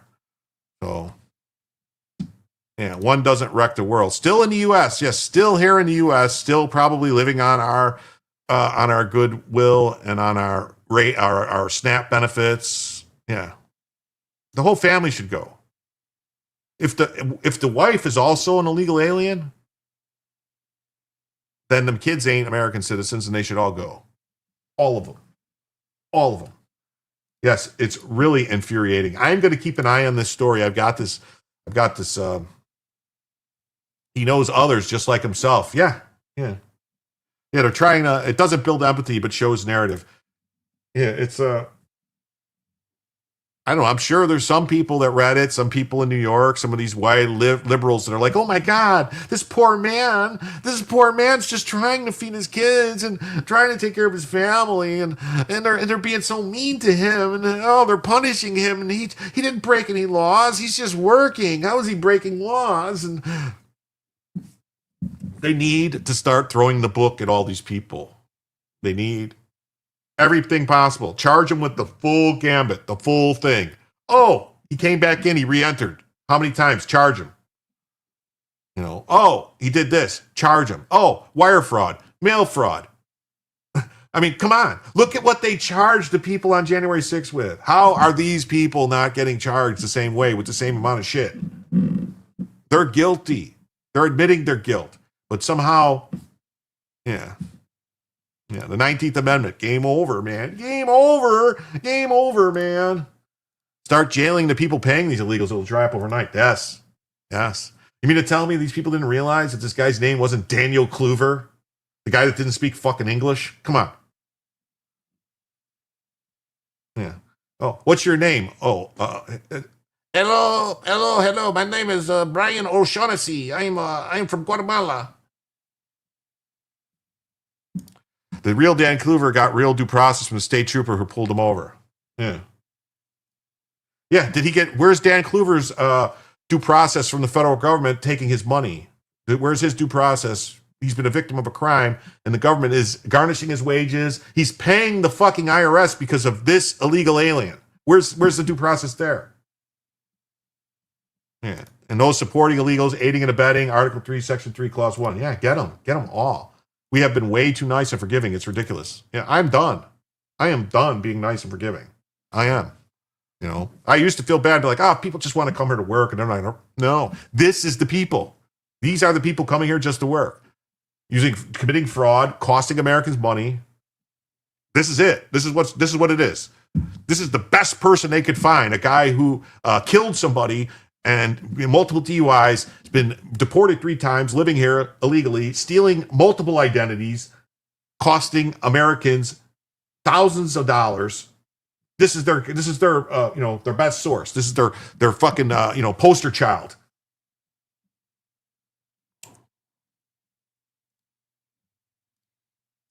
Mm-hmm. Here we go. Look at this. The Trump Crime Task Force in Memphis, the arrests are straining the courts and the jails. They're complaining that they're arresting too many criminals. They're arresting too many criminals in Memphis. What are you doing? We don't have room for all these murderers in our jail. You got to let them go. We can't have these robbers, these carjackers in our jails. They're clogging up the courts. You got to let them go. There's too many. There's too many criminals. We can't arrest our way out of this. We can't arrest the people committing the murders and the shootings and the robberies and the rapes. No, we can't arrest those people. We only have so much room in the jails. Just leave the poor criminals be. You can't inconvenience the courts. Yeah, it's right here. Trump Crime Task Force arrests in Memphis. Strain the Tennessee courts and jails. Yeah. A crime-fighting task force ordered by President Trump is sending thousands of new cases into the Memphis court system and pushing the local jail far beyond its capacity, according to reports from the Associated Press. Mm-hmm. Mm-hmm. He just came here for a better life. Yeah. And fucking up your life. Since late September, hundreds of federal, state, and local officers assigned to the Memphis Safe Task Force have made more than 2,800 arrests and issued more than 28,000 traffic citations.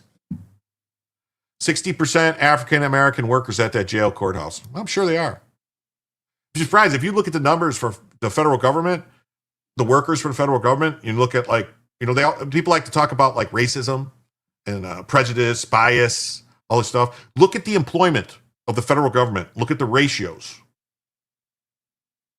There is a wildly disproportionate number of African Americans that work for the government. Wildly disproportionate. They only make up 13%. 13% of the population. You're talking some places are 50, 60, 70% of the workforce. Go to the DMV, anything like that. Why? Wait a minute. I thought we were, if it's not, it's weird because if there's not exactly, if there's not enough, they sue like crazy and say we're being discriminated against. Well, what about when there's way too many? That doesn't make any sense. And these are not like low-paying jobs either. You're talking about government jobs with government benefits?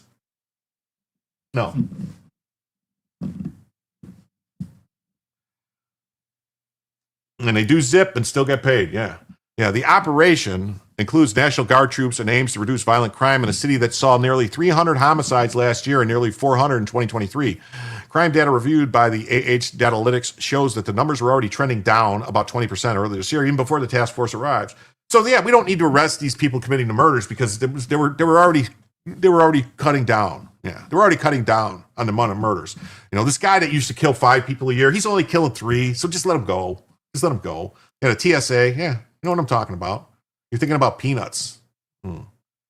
Oh, because the black people are more qualified? Obviously, they're more qualified. Well, I mean, they do have a lot more experience if you look at a percentage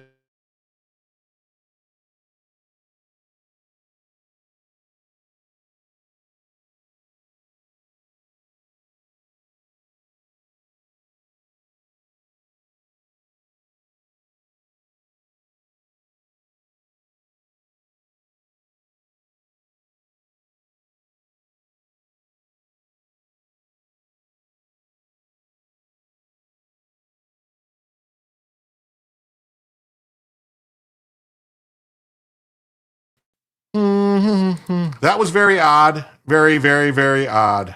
Very, very, very odd. Yeah, hold on. I got to figure out what's going on here. For some reason, my computer, it just kicked me out. It kicked me out. All right, let me try and get it going again. All right, let me get it going again. I'm sorry, I don't know what happened. My Google Chrome crashed. I don't know. Maybe it was something I said.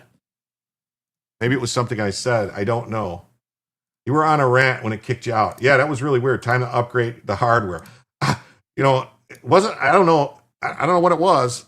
Feds in the tubes, maybe. That expensive computer crashed. No, the computer didn't crash. Just Google Chrome crashed. Google Chrome just closed out. Completely closed out. It was weird. You still have Windows 7? No other gym probably needs to use it and kicked you off. That other gym, damn it. All right, let me see what else is going on here. I think that just ended Instagram, though.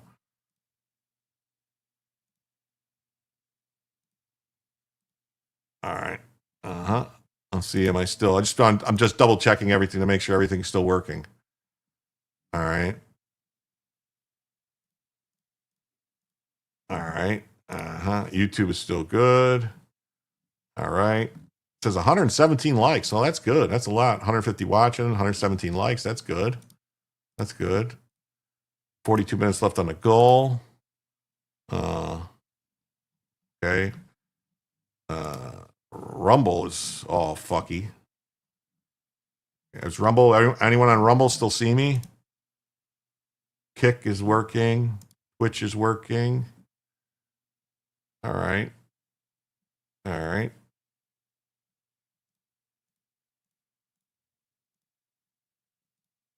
I wonder if it's have you tested Vivaldi? I was talking about race and then poof. Yeah, that's weird, wasn't it? That is weird. That's very weird. You were specifically something I said or something I did. My words didn't come out right. I don't know. Use Opera.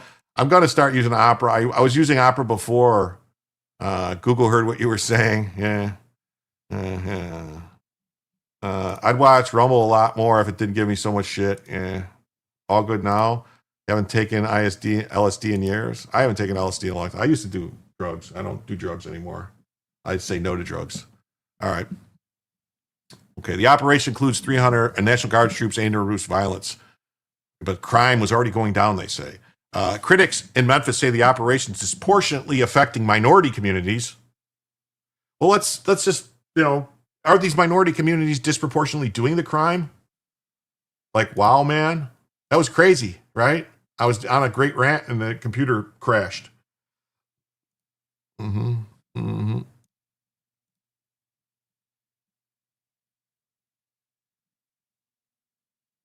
me see if I can do something, just double check something here. Did my computer, let me see, did it get too hot? What does it say my temperature is? Well, my coolant temperature is 39 degrees Celsius, centigrade. Maybe I was using too much. All right. I'll turn up. It's Common Core math work, maybe. Vivaldi dumps using StreamYard. Okay. Wapner. Like, wow, man. Yeah, good. All good. All right. Critics in Memphis say the operation is disproportionately affecting minority communities and causing some Latino residents to skip work or avoid public places out of fear of being stopped. 319 arrests involve administrative warrants tied to immigration cases. Okay, good. Get them. The rapid spike in arrests is spilling into the city's courthouses and jails. The AP reports that Shelby County Jail, which is built to house 2,400 people, averaged more than 3,195 inmates. Stop breaking the law, assholes. That's about all you could say, right? With 250 detainees sent to other facilities. Some are being held outside of the county, which complicates court transport, attorney visits, and costs. The jail's chief official has requested at least $1.5 million in emergency funds for food, clothing, and other needs.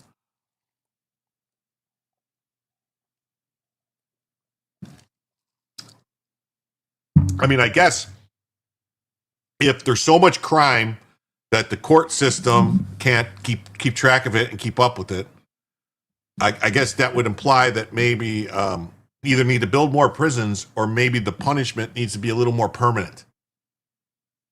You know, it says, I used Vivaldi for a bit, quite same history with opera and the founder, but I'm on FF as much as the tweaks. All right. Was The Matrix? It's not like it used to when you don't know ICE was coming. At least they're getting a heads up. Somebody's getting a heads up. Maybe, maybe it should be something. But anyway, I just say, we've been going 3 hours now. 3 hours. 37 degrees C is 98 Fahrenheit. Well, that's my coolant temperature is in my computer. This is the these new AMD chips run really hot. They run around 77, over 70 usually. Well, it's really dependent on a lot of other things. I was joking. 102 is a bit high. I think that's about the temp my laptop started burning my leg. Yeah. But local courts are also feeling the strain. Shelby County Mayor Lee Harris has asked state judicial leadership for help, warning that the wave of arrests could lead to up to 5,000 cases and put the county in extreme financial peril. You're seeing 245? What do you mean? 245 where? 2 hours and 45 minutes? No, it's just 306.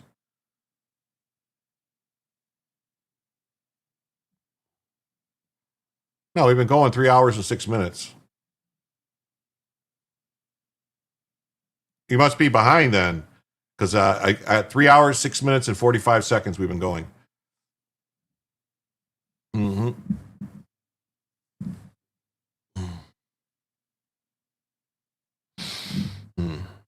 Yeah, according to the AP, possible fixes under discussion for Saturday's court session: night hearings, including during the week, and allowing people with misdemeanor warrants to surrender at a designated clinic. They treat admin at the courthouses with kid gloves, plus many were sent home for multiple years during COVID with pay. For instance, the website for local county here wasn't updated for 3 years. Why I'm seeing different times says live, so grilled cheese sounds good right about now. 73C is when my computer's without the CPU fan plugged in, auto shut down. Yeah. Well, I have a fan. My CPU gets up in the 80s sometimes. Yeah, IC 307. It's a violation of state law and funding, by the way. Probably. Prisons don't get their subsidies if they don't have proper capacity. District Attorney Mulroy is told his AP that officers reviewing whether some people jailed in low-level cases can be released if they're not considered a danger or a flight risk. Oh, look at us. We got another gifted membership from Brian Ogden. Wow. Let's see who got that there. It says Joanne Wall, 8774, received a gifted membership from Brian Ogden. Joanne Wall. Thank you so much, Brian Ogden. And with that, we are now $51 away from a second additional hour. That's right. If in the next 35 to 40 minutes, we get another $51, we will extend the show by another hour. 314 is the best. Yes. Thank you so much. You're amazing. Maybe because of the freeze. I don't know. It's weird. Yeah. It's weird. Maybe refresh it. I don't know. Or it could be because of the time it was supposed to start at 9. And maybe because I started early. I didn't start at 9. I started like 20 to 9 or something like that. Yeah. Maybe that's why on Rumble, maybe it didn't update the time because I had it set to start at 9 time and I started early. A spokesperson for the U.S. Marshal Service told the AP that the high number of arrests shows the task force is effective, but acknowledged this creates extra pressure on the justice system. The Federal Bureau of Prisons has approved the use of a satellite prison camp to help with the overflow, though the location has not been publicly identified. So what do you guys think? Should we just let the people go? If there's too much crime, should we just let them go? No, we don't let people go if there's too much crime.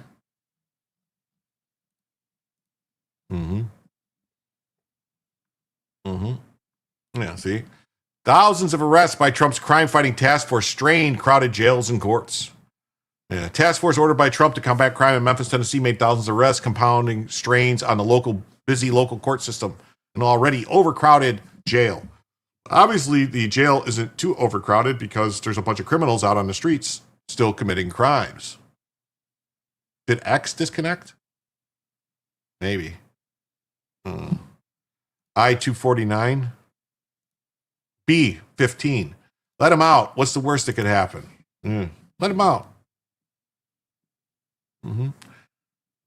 Overcrowded jails in ways that concerned officials say will last months or even years as the cases play out. A task force ordered by Trump was to combat the crime in Memphis. It compounded the strains on the local system. Since September, hundreds of federal and local law enforcement personnel have made traffic stops, served warrants, and searched for fugitives in the city of about 610,000 people. More than 2,800 people have been arrested. That's Common Core, brah. 0% retention rate is a perfect score. Okay. Since late September, hundreds of the officers tied to this, so we saw this. The task force includes National Guard troops, including 300. The city that has grappled with violent crimes. From 2018 to 2024, homicides in Memphis increased 33%. Aggravated assaults were over 41%. And according to the analytics, which tracks crime in the country, but they reported that those numbers were down 20% in the first 9 months of this year. Opponents say the task force in majority black Memphis targets minorities and intimidates law-abiding Latinos, some of whom have skipped work. Well, why would anybody skip work unless they're an illegal alien? So clearly, as the story we just looked at, if they're skipping work, they're not legal, and they're probably committing fraud. They're probably using stolen documents. They're probably costing people money. Monies. Monies.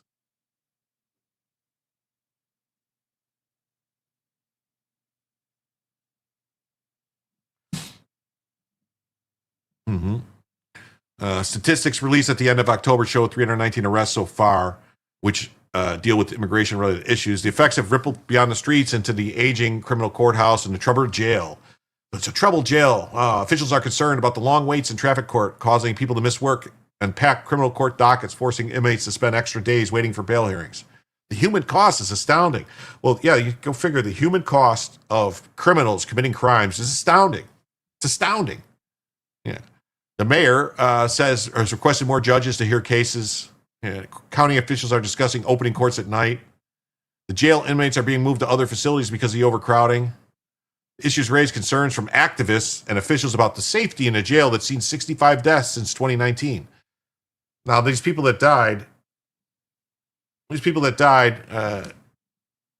were they killed by other inmates? Did they die because of the, did they die because of, guards? Did they commit, self-deletion? I mean, how did they die? See how they just say 65 deaths. Did they die of COVID? I mean, how did they die? They feel sorry for them. Yeah, they feel sorry for the criminals. They don't feel sorry for the victims of crime. It's not much fun being an illegal alien. It's no fun. And what's funny is that song came out in the 80s during the whole the Reagan administration, when Reagan was trying, right before they did the amnesty. That's when that fucking song came out. That song was to tug on the heartstrings of Americans to push the fucking amnesty. It's unfair. It's unfair to criminals to have to deal with a system like this. Yeah. More thought could have been put into the downstream. Look at this. So this is the mayor, a Democrat, says task force deployment could have used more planning. More thought could have been put into the downstream effects of actually arresting criminals. So basically what he's saying is we can't arrest these people. We have to just let these crimes let these crimes happen because, we don't have room, So basically, I guess maybe there should be like a lottery system, like the cops just have like a bingo thing and they roll it and they pick a number, but instead of a number, it'll be like, black murderer. Oh, okay, you can arrest a black murderer. Go find one. And then they got to wait to get the next one. No, this is white rapist. So go find a white rapist. I guess that's how they want the system to work. Mm-hmm. Yeah, there's a quota on arrests. Yeah, but the quota basically says that they can't arrest too many of these ones. We saw that the other night, that police officer that said that he was told, you need to stop more white people. The Atlanta jail is bad news even for misdemeanors. There were hundreds of more jail bookings and bail settings during the first several weeks of the task force. An increase of about 40%. It's okay. But there's crimes are happening. They're arresting people for crimes. So by arresting 40% more people, shouldn't that make them commit less crime? If they're under arrest in jail, they can't commit any more crime. Yeah, then Live Aid, yeah. The jail, which has a regular capacity of 2,400, have an average daily population of 3,195. Well, that's not. I'm going to tell you right now, Cook County Jail in Chicago, before any of this stuff ever happened back in the 90s, had double the people it was supposed to have in it. Always, they had people sleeping on floors. People, you had 2-man cells with 4 people in it, 6 people in it. So this is bullshit. They're trying to blame this. It's been that way. It's always been that way. Because they don't have enough space. No one wants to build more space. Because it seems as more space they build, they just find people to put in there. As of mid-November, 250 overflow jail detainees were being housed at other facilities, compared with 80 in November of 2024. Okay, so 250 overflow as opposed to 80.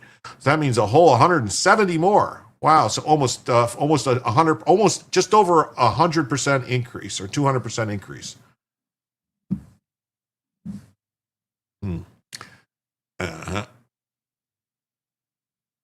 One issue is whether there's enough judges to hear the cases.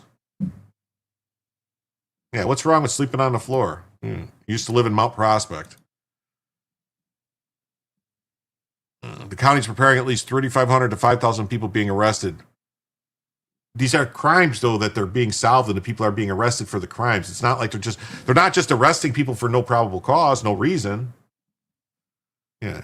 It's expected of you to actually start arresting criminals. Yeah, you start actually arresting the people committing crimes, guess what? You're going to fill up a jail fast. You don't arrest the people for crimes, your jails will be empty. But that's what they want. That's what Zoran Mandani wants. That's what AOC wants. That's what Bernie Sanders wants. That's what all the fucking communists want. They want no prisons. Just let the people out. No, they just need bread. They're just hungry. They only stole your car and stabbed your wife to death because they wanted bread. That woman on the train was only stabbed to death because she had bread in her pocket that the guy wanted. Tennessee Supreme Court's response said that the lower court judges reported more judges are not necessary at this time. This is designated 2 senior judges to help if they needed. Yeah, the Supreme Court's like, yeah, you don't need any more judges. Just do your fucking job. But that was in the 70s. It was nice back then. Wonder how Mount Prospect is now. Part of it's understanding just what the cadence is going to look like over the next few months and then developing a strategy, the governor said, noting that the state is monitoring the situation. Some officials have proposed Saturday court sessions, night court. And don't you remember the TV show Night Court? That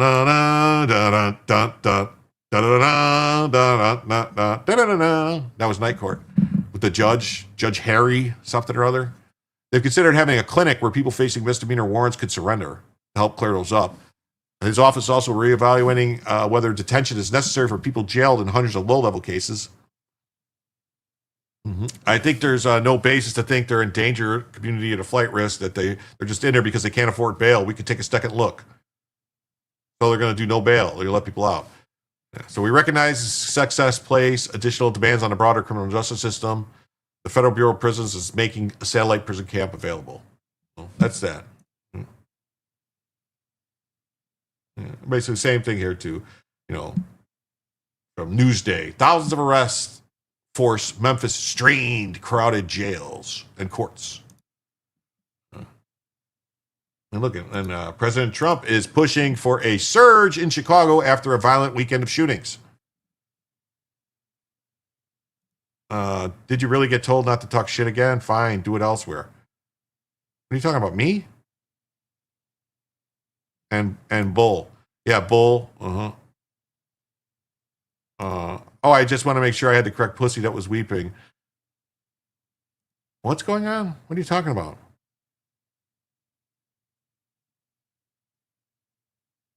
What are you guys fighting about? Don't be fighting.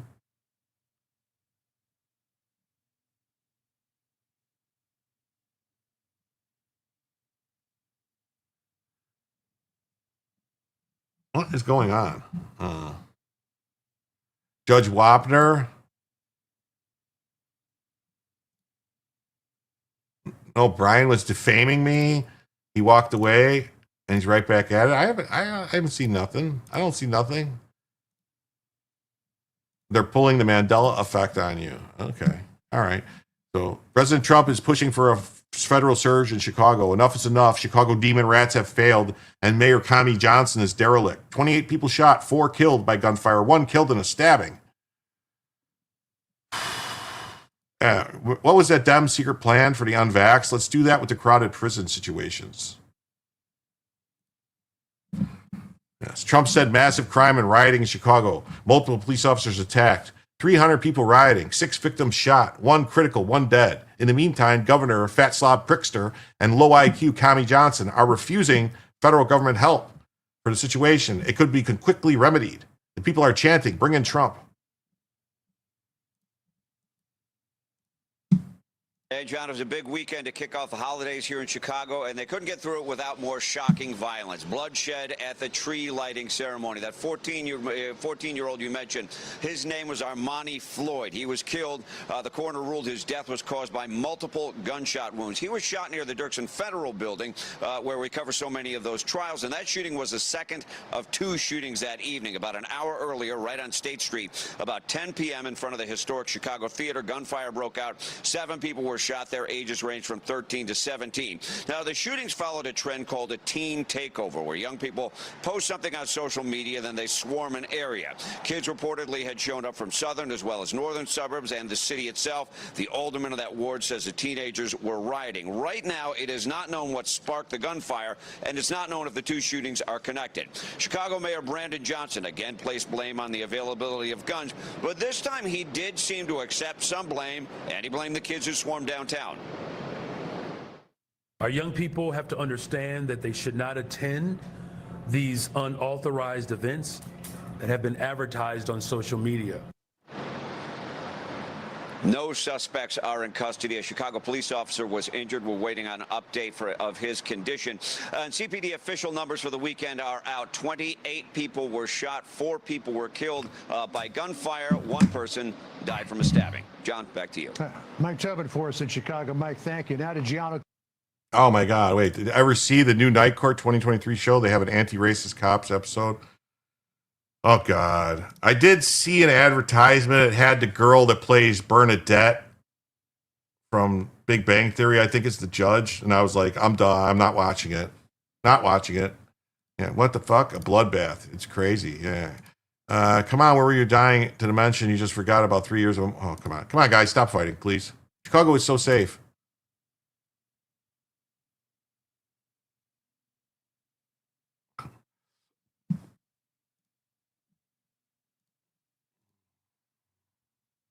It's time for the feds to intervene and start removing judges. Bethany McGee, 26, identified as the Chicago woman set on fire by the CTA train by serial thug with 72 arrests. 72 arrests. This fucking clown set her on fire. 72 arrests. No.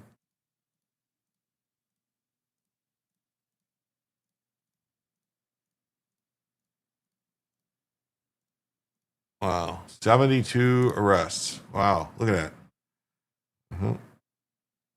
that. Here, check this out. Hispanic Heritage Month. As an attorney who was in the court nearly every day of my career, I never once had the opportunity to step up before a Latina judge. Now I'm proud to. So many say other Latinas are becoming judges, and I'm excited about the judiciary that actually represents all the community. So so they are not, this is what 49 prior arrests looks like. Yeah. But this is she's a proud Latina, 73rd time's the charm. Yeah. Is SpewTube going to force Jim to pull over the station wagon? I don't know, man. I just want everybody to get along and just enjoy the show. That's all. Just enjoy the show. Enjoy the show. It's a really good show. Enjoy the show. It's a really good show. Mm-hmm. Mm-hmm. Judges allowed this. Lawrence Reed, 72 arrests, burned Bethany McKee. Timothy Bowler, 45 arrests, killed Lalawatani Narain. Alexander Dickey, 39 arrests, killed Logan Frederico. David Mazzagueros, 33 arrests, killed Nikolai Tanzi. DeCarlos Brown, 14 arrests, killed Arana Zarutska. Sick. What do you know? Look at this. Look at these people. Oh, 72 arrests, set on fire. 45 arrests, murdered. 39 arrests, murdered. 33 arrests, murdered. 17 arrests, murdered. I think the 17 arrest guy, they were a little low on the number of arrests. I think they screwed that up. I think it was I think it should have been higher, but they didn't have them all. I say, set him free, lock up all the judges that let him go. He's just a misunderstood guy. Tragic story, hope she pulls through. Me too. Me too. This is sad. We're going to read about it. Yeah, you see a pattern, right? I recognize a pattern, but you see, you get in trouble if you recognize patterns these days. Garage band, that'd be a good handle. Yeah. Identified as Chicago victim set on fire by CT trained thug with 72 arrests. Wow. I guess we're going to play this video. Reed had an extensive criminal history dating back. I'm going to turn it up so you guys can hear it.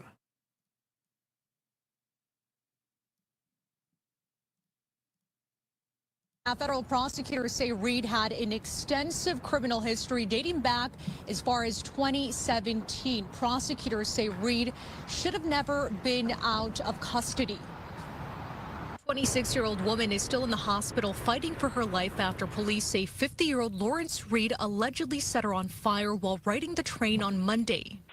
Getting multiple calls for, the Blue Line Clark and Lake says a female was set on fire at the location. The U.S. Attorney's Office announced Reed is being charged with committing a terrorist attack against a mass transportation system. According to the criminal complaint, Reed allegedly poured gasoline over the woman's head and body. Was literally sitting down.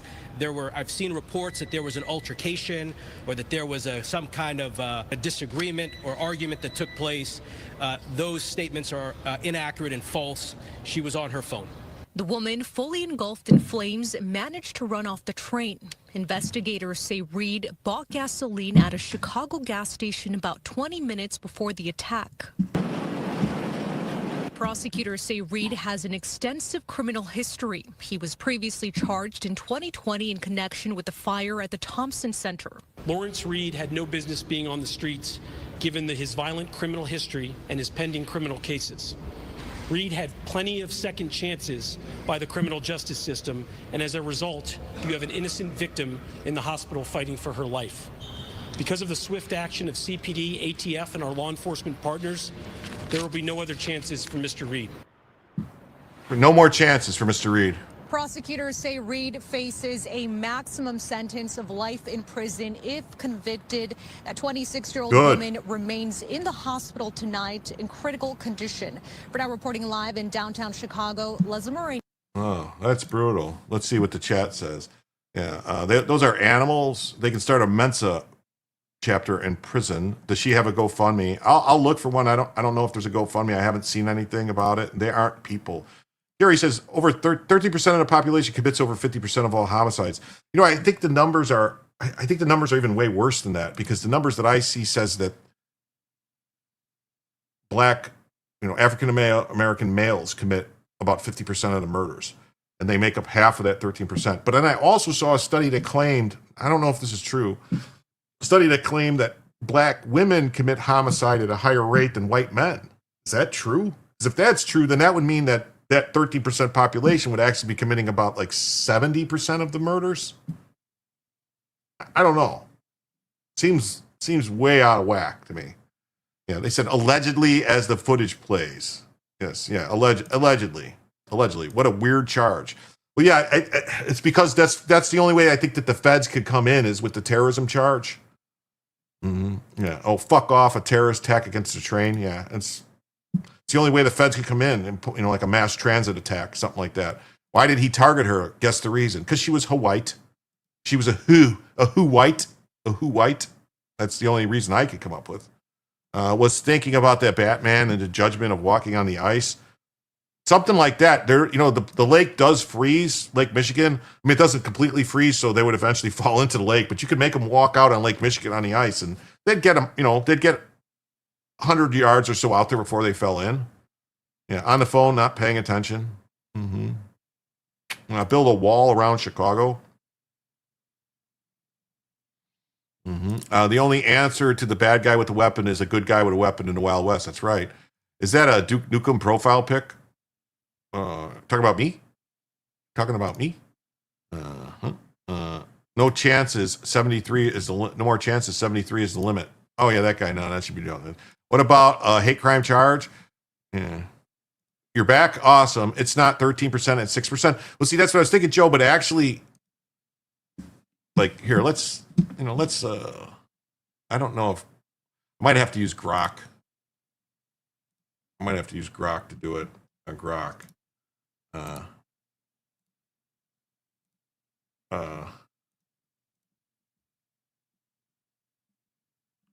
What percentage of murders are committed by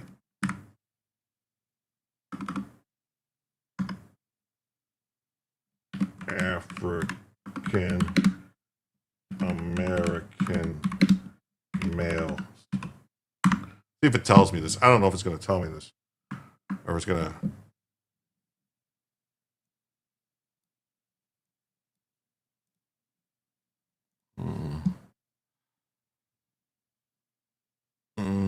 FBI homicide data shows offenders data for waste.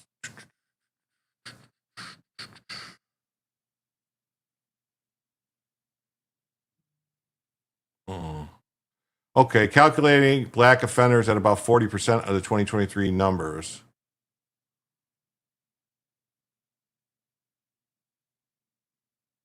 Why is it taking so long? What is going on?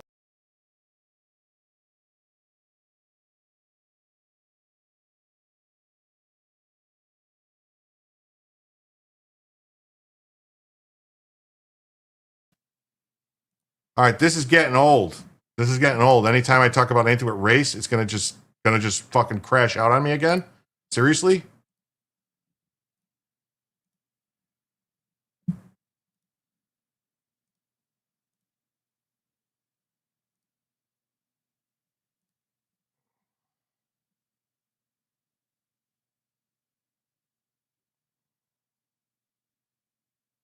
Why is it? What is going on? And it's compiling this information. How is it possibly taking this long?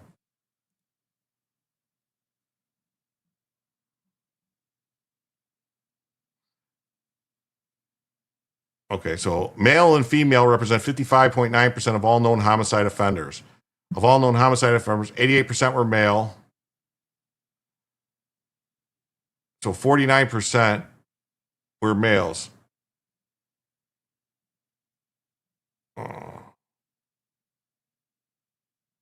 All right, whatever. That's where we're at. That's where we're at. So it's saying it's over 50%. Yeah, there went Jim again. We aren't supposed to talk about anything to do with other races are evil. I guess that's what it seems like. Every time I bring it up, it seems like I'm getting shot down. Let me fix Bella here.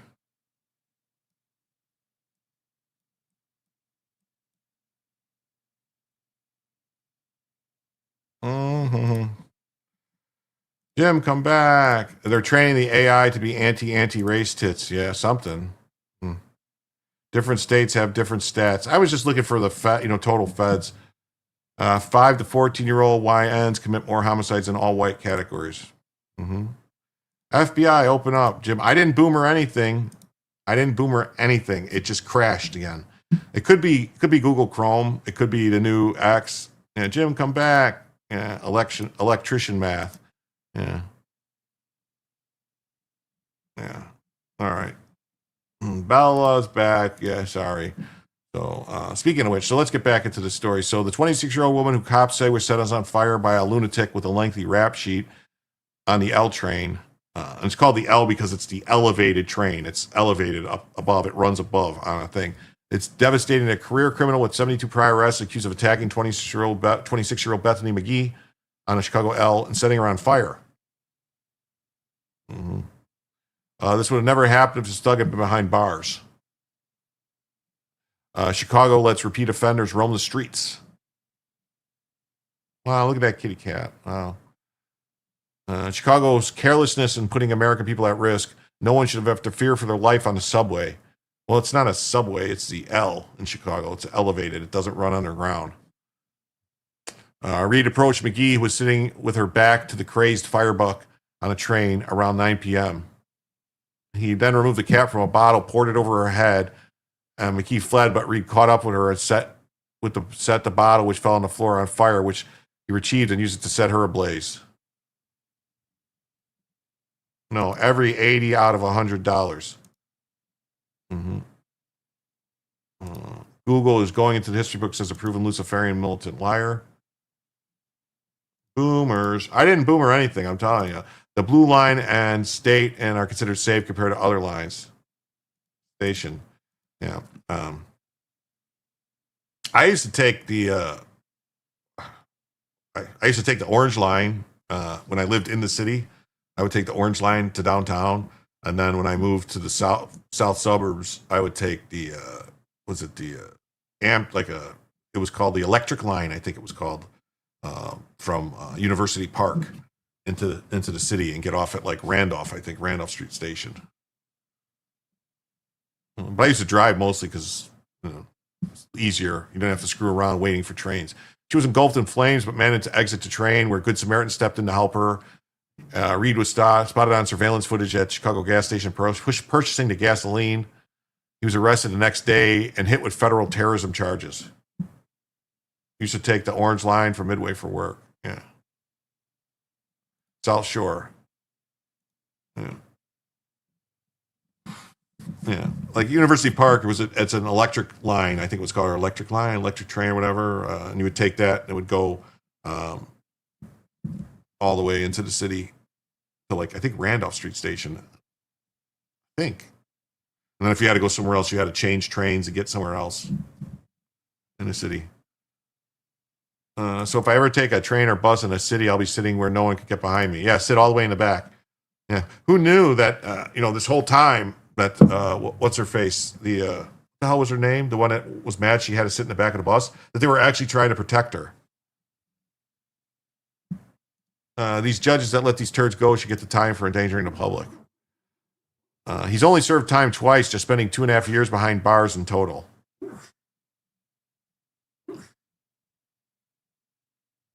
Wow. Rosa Parks. Yeah, Rosa Parks. They were just trying to protect Rosa Parks. Rosa Parks. Yeah.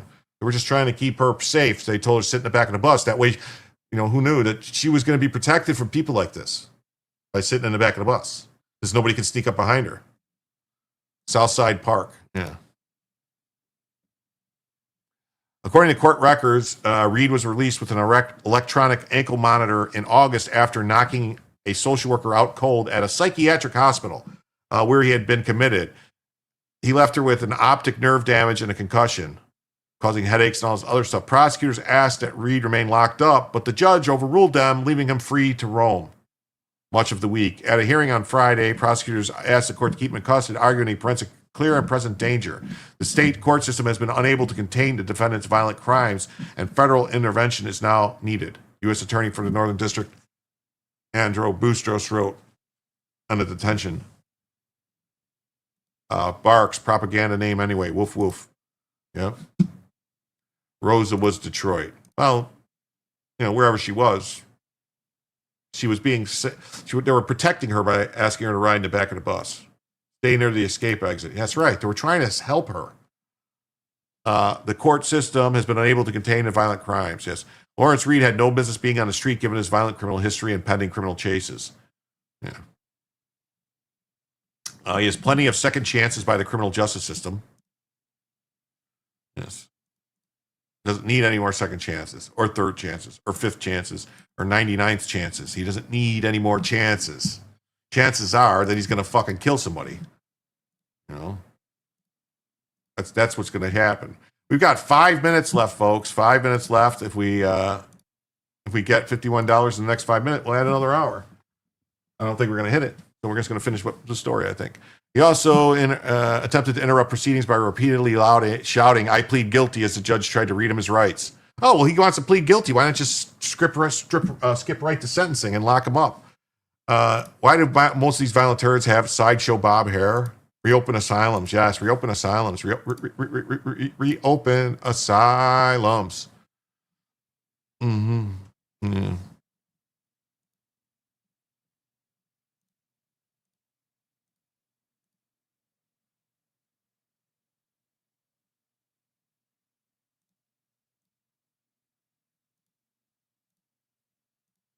Mm-hmm.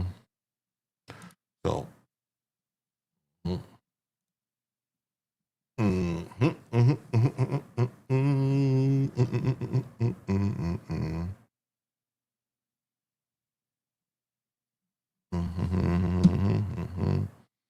Okay. Reopen asylums, definitely. Okay. All right. CTA attack has drawn grim parallels to August brutal caught-on-camera knife murder of 23-year-old Irena Zarutska, who was killed while minding her own business on a Blue Line train in Charlotte. Well, I wonder if the reason it's drawn attention is because it's the same...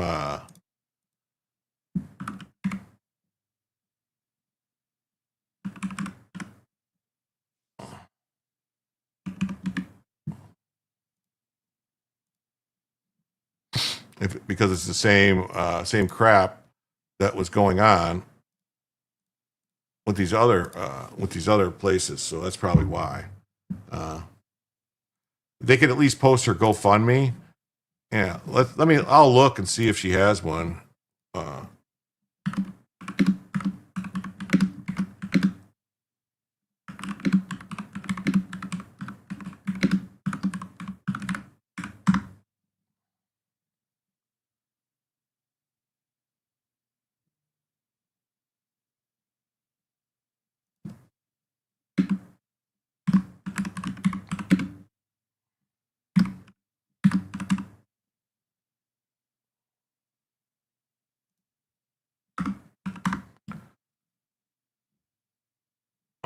I don't see one. I don't see anything in here.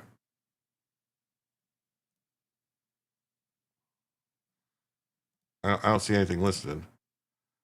Oh, here's a good story. Look at this. The single able-bodied man with no kids or school is being ripped for throwing a fit that his food stamps are drying up. Just if they mentioned it, it's the New York Post. It'd be nice if they mentioned it.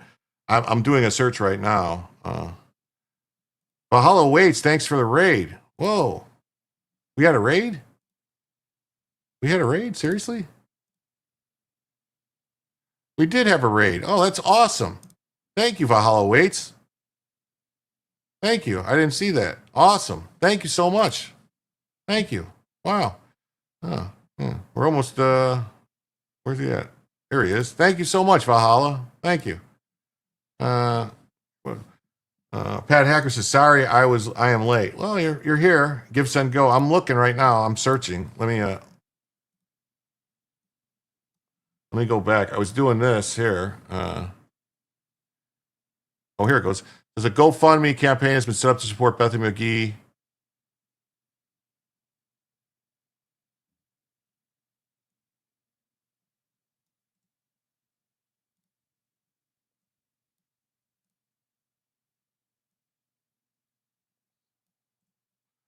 Copy, Google, boom.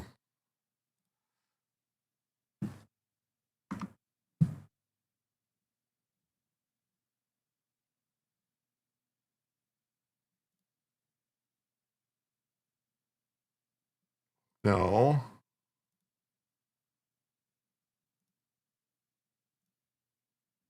No, why does it tell me a sitemap? What the fuck is going on? No, cancel.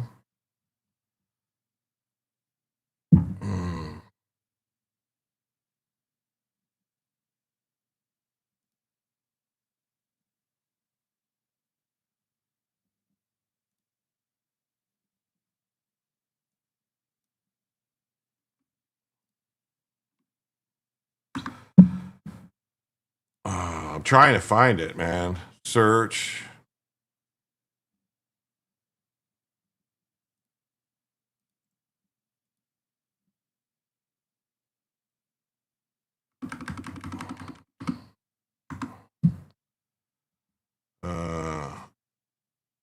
No, nothing.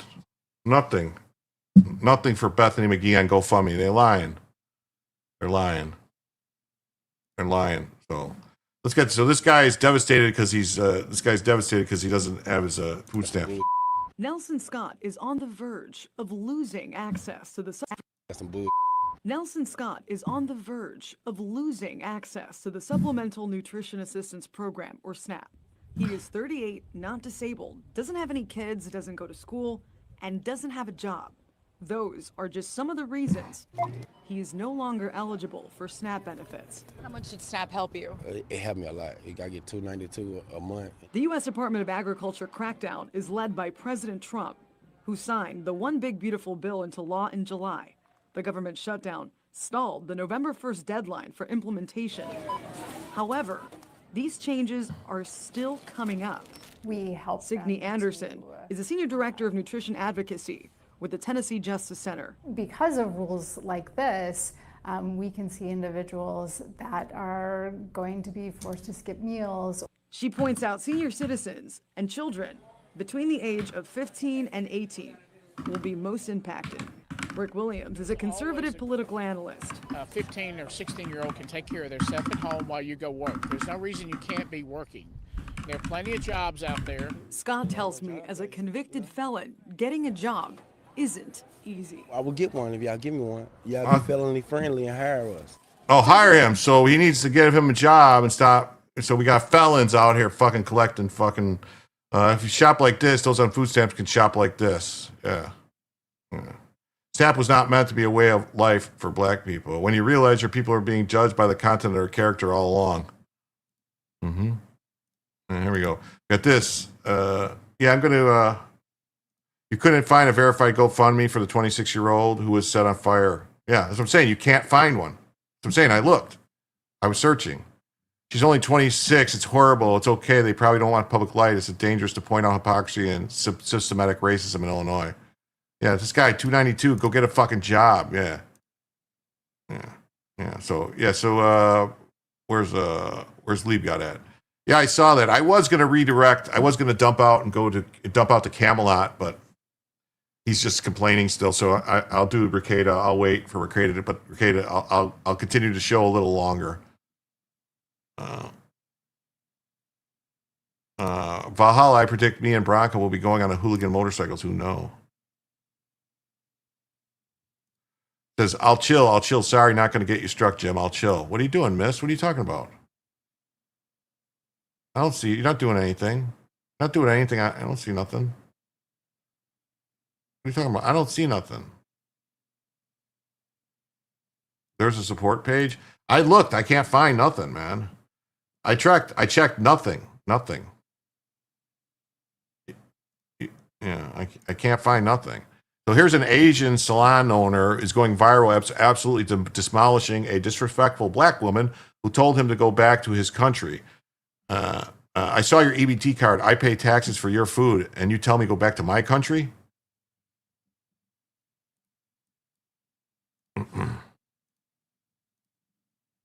can't come in here and pay me, and then you can talk to us all kind of way you want to, bro. The fuck? I can talk to you however the hell I No, want you to. cannot. Come back to your damn country if you want to act like that. Back to the... You just told me to go back to my country? Yes, I did say that. Bitch, I saw your fucking EBT card in there. Guess who? So what? Guess who paid for that motherfucking shit? What? I did. Oh, well. Bitch, you know how... Bitch, how you want me to feed my kids? I'm fat. Oh my fucking God. Boy, How you want me to feed my fucked kids? up, I'm bro. fat. I pay taxes for your fucking food. Yeah, bitches like to eat and my kids like to eat. I pay taxes for your fucking food, and you told me to go back to my country? That's what you Your do. fucking lazy, big-ass bitch. The fuck look like a fucking upside-down bowling pin looking ass. That's because I like to You look like my fucking Suburban, okay? Fucking potato bill looking ass header. Get the fuck out of here. You can't come in here and pay me, and then you can talk to us all kind of way you want to, bro. Oh my God. Oh my God. Oh my God. This is funny. Oh my God. Oh my Go back God. to my country? Bitch, I saw your fucking EBT card in there. Guess who paid for that motherfucking shit? I did. Bitch, you know how... How you want me to feed my kids? I'm fat. Oh my fucking God, bro, you got me fucked up, bro. Yeah, you got me fucked I up. pay Bitches taxes like to eat. for your fucking food. Yeah, bitches like to eat and my kids like to eat. I pay taxes for your fucking food, and you told me to go back to my country? That's what you Your do. fucking lazy, big-ass bitch. The fuck look like a fucking upside-down bowling pin looking ass. That's because I like to You look like my fucking Suburban, okay? Fucking potato bill looking ass header. Get the fuck out of here. You can't come in here and pay me. Oh God, that was good. Replace EBT with MREs and watch everyone get jobs. Yes. Now look, we got the 21 attorney Democrat demon rats. 21 demon rats. Who is this based man? I don't know. Some Asian dude that runs a nail salon or something is what it said. I knew someone who did nails and had someone's toenails falling off when they came in. Maybe. Yeah, wow, definitely. You look like motherfucking Suburban. Asians going off. Yes, they do. Bro probably learned English from watching Eddie Murphy movies. Maybe. Yeah. Mm-hmm. The best thing you've seen in a while. Yeah. Mm-hmm.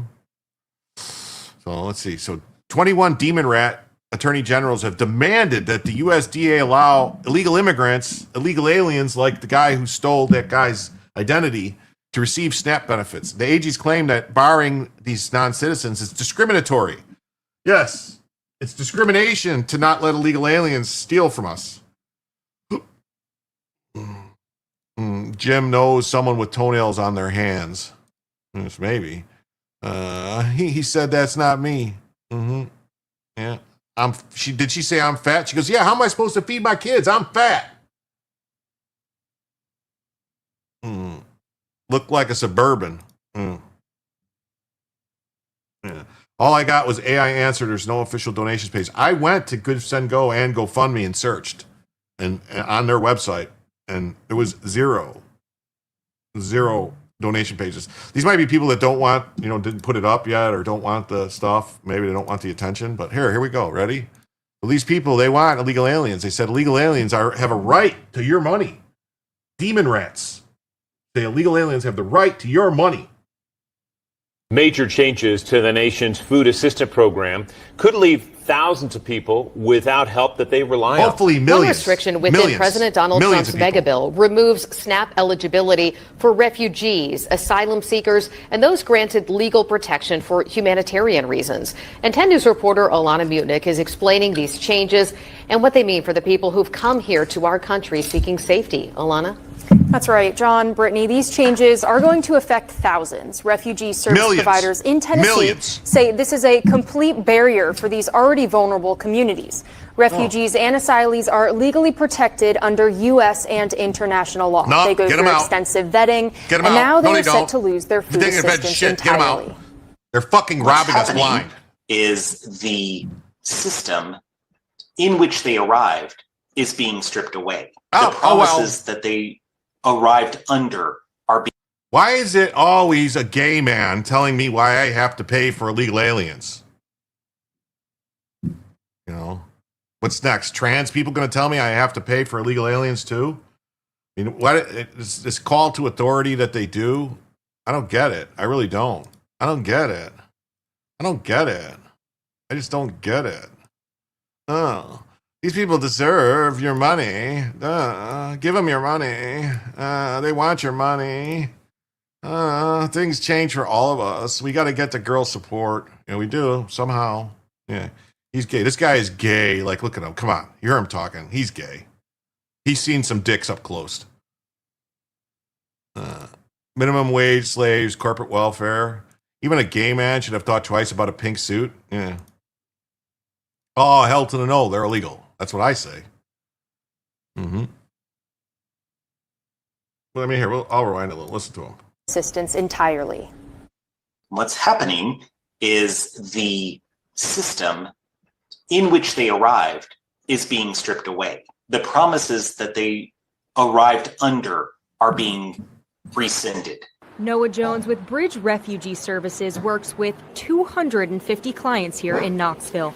Some have received their partial November SNAP Knoxville, more like Coxville from where that guy's sitting. payment, probably for the last time. Based on a cold reading of the USDA memo, there is the potential that funds that hit anytime after November 1st and the restarting happening can eventually be pulled back. Another Tennessee refugee organization says this change could devastate families across the country, which is on par with estimates from the Congressional Budget Office that suggests about 90,000 people in these groups will have lost SNAP benefits in an average month. A lot of them are coming from having lost everything. And so they're starting at ground zero, and those SNAP benefits really do help with laying stability for them as they're building life in the U.S. Signe Anderson with the Tennessee Justice Center says SNAP was never available to illegal immigrants. The majority of people who participate in the SNAP program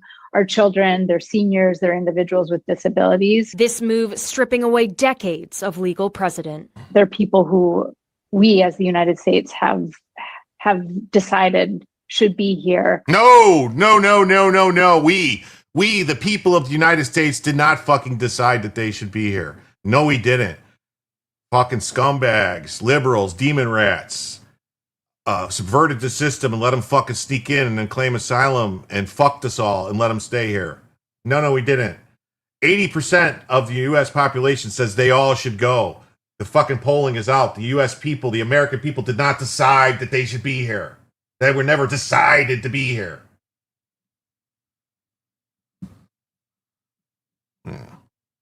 Jizz Guzzler. Yeah. Sally Jesse Raphael glasses. If he could take a dick, he can take a joke. No EBT. Good. Dude was gay enough to be a mod. Yeah, definitely. He's Rekida's original mod. That guy is so gay, he was Rekida's first mod. Yeah, everything always devastates families and children's. Yeah. Lost everything from walking away from home. Yeah, oh well, shit happens.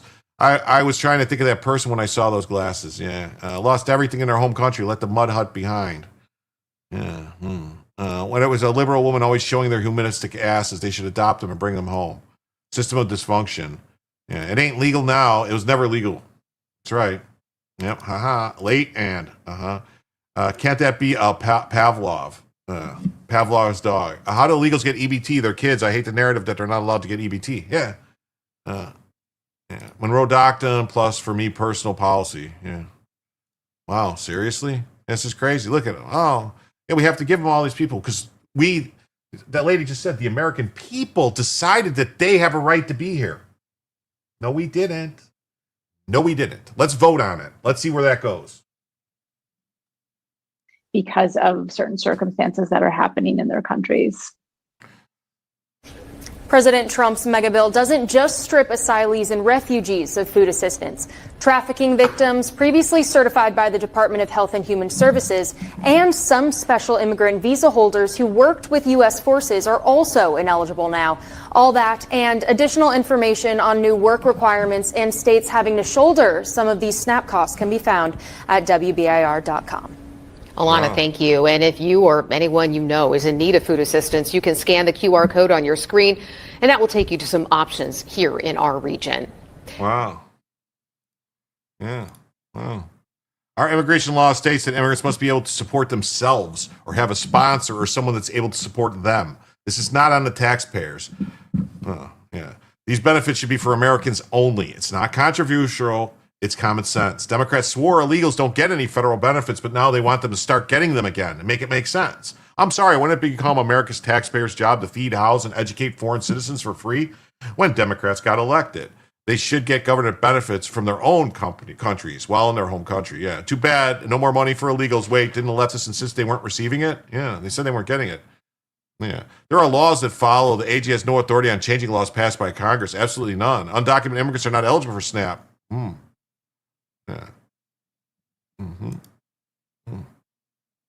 Yeah, and then we got this. Look at this. After being hilariously, pathetically wrong in his prediction that President Trump would lose the 2024 election. That's what I say. Fuck off, fuck off, fuck off, fuck off, fuck off, fuck off, fuck off. We did not vote for that. We did not vote for that. I had to tone my comment down. I want some free shit. Yeah, this is what we've got. We've got a country of Gibbs me dats. Gibbs me dats. The Gibbs me coalition is firmly in the demon rat camp. The Gibbs me coalition is firmly in the demon rat camp. They got the Gibbs me dats. Gibbs me dats. Gibbs, you Gibbs me dats. Gibbs me dats. Gibbs me dats. Gives me debts. Lol. Except this time I'm not buying a $12 sheet set. I don't know what that means, but I'll buy that for $1. I'm gonna get mine first. Yeah. Hey, we've been going 4 hours, everybody. 4 hours. All right. And I am extending the show just a little bit. So if you do want to contribute a little bit, you can, even if we don't hit the $51, because I'm trying to extend the show out until a stream starts that I can send everybody over to. I'm just waiting on I'm waiting on the guy who's notoriously late and gay all the time. So we'll see if he starts up on time. 4 already. Yeah, we've already gone 4 hours. They cut it out in the last cut. Okay. I would take a 16th of what has been sent to Ukraine. Thank you, Jim. Get some free space facts on my new YouTube channel, WTSF.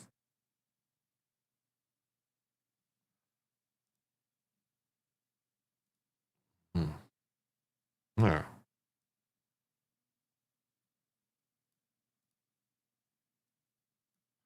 Let's see. Here's Jay Liebgott's channel. Let's check it. Gives me debts. Are you talking about Coke, man? Someone said something. Can't find anything on AI for the girl in Chicago. No, we've looked. We've looked repeatedly. So here's Jay Liebgott's page. It says, "What the space fact?" All right. So he's got some shorts. Red rectangle in space. Do aliens exist? Comic ghost towns. Like, you got videos or just shorts? I'm interested in your ideas. What would you like to see? The universe is a fascinating place. You just have shorts? You don't have any videos? Britain's Roswell, Cosmic Ghost Town, Saturn is hexed. What is this? Neutron stars. Let's see this one.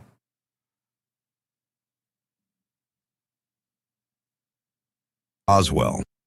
Jupiter's moon Europa is a frozen snowball with a secret. Beneath its cracked ice shell lies a global saltwater ocean deeper than anything on Earth, possibly 100 kilometers deep. And NASA, they call it Jupiter's moon Europa is a frozen snowball with a secret. Beneath its cracked ice shell lies a global saltwater ocean deep. They call it Britain's Roswell, but this time the witnesses were nuclear security officers. U.S. airmen stationed in the UK went into the forest to investigate strange lights. They found a triangular craft. One sergeant actually touched the hull, describing it as warm and covered in hieroglyphs. Wow. The next So go over there. Go check out Brian's, Jay Liebgott's, go check out Jay Liebgott's channel. And,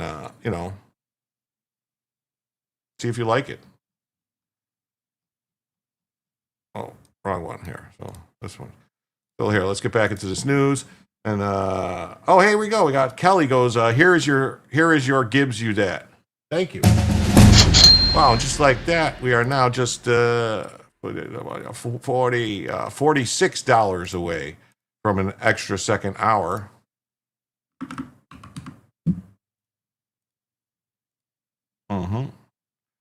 That's pretty incredible. You've sustained 150 the whole 4 hours here. Yeah, it's been good. The monolith told us to stay away from Europa. Incoming load of crap on colored parachute. Okay. Tetrahedral. It's really cool. Sounds sexy. Snowball with a secret. Wow. Electrician math again. I don't know what that means. All right. Thanks for the plug, Jim. No problem. Levy, anything for you, buddy. YouTube is crazy. Sorry, Snarf. Yeah.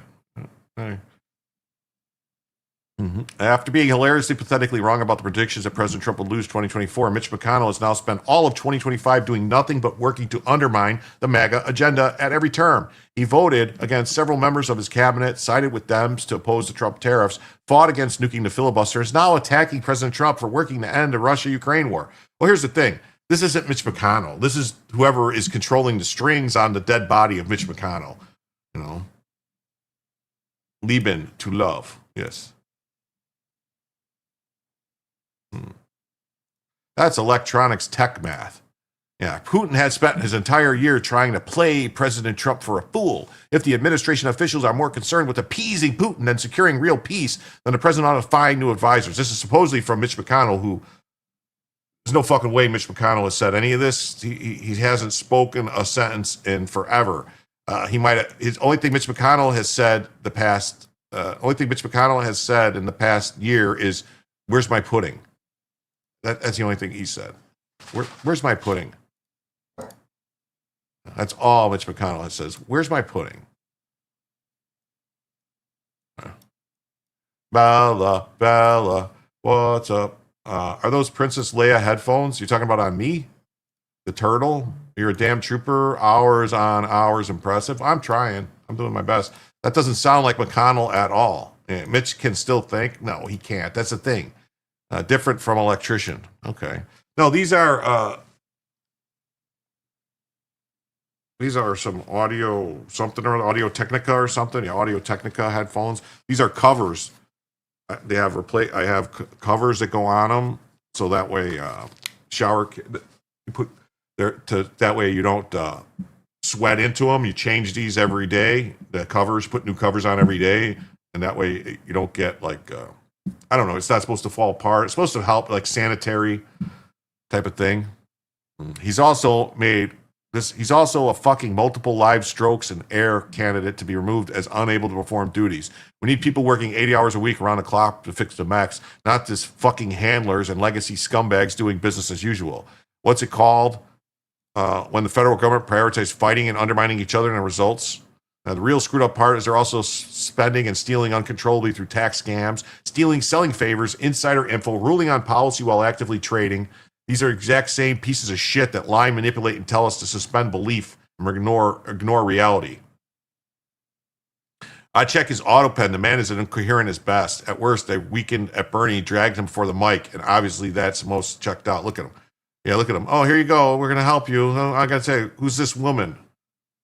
Yeah, weekend at Mitch's. That's where we're at. Yeah. Like J.D. Vance says, this is a ridiculous attack on the president's team, which has worked tirelessly to clean up the mess in Ukraine that Mitch, always eager to write blank checks to Biden's foreign policy, left us. I wonder if the three candidates to replace Mitch McConnell in Kentucky share his views here. Yeah. As you know, Trump has endorsed a neocon for U.S. Congress who wants to escalate the war in Ukraine. What are you fucking talking about, Thomas Massey? Trump's the only one trying to end the war. Why don't you go fuck yourself, Massey? Person running Mitch's X account needs to be tried for treason. Look at Mitch McConnell's press conference. Yeah, here it is. Mitch McConnell's press conference. Look at him. Can you hear what he's saying?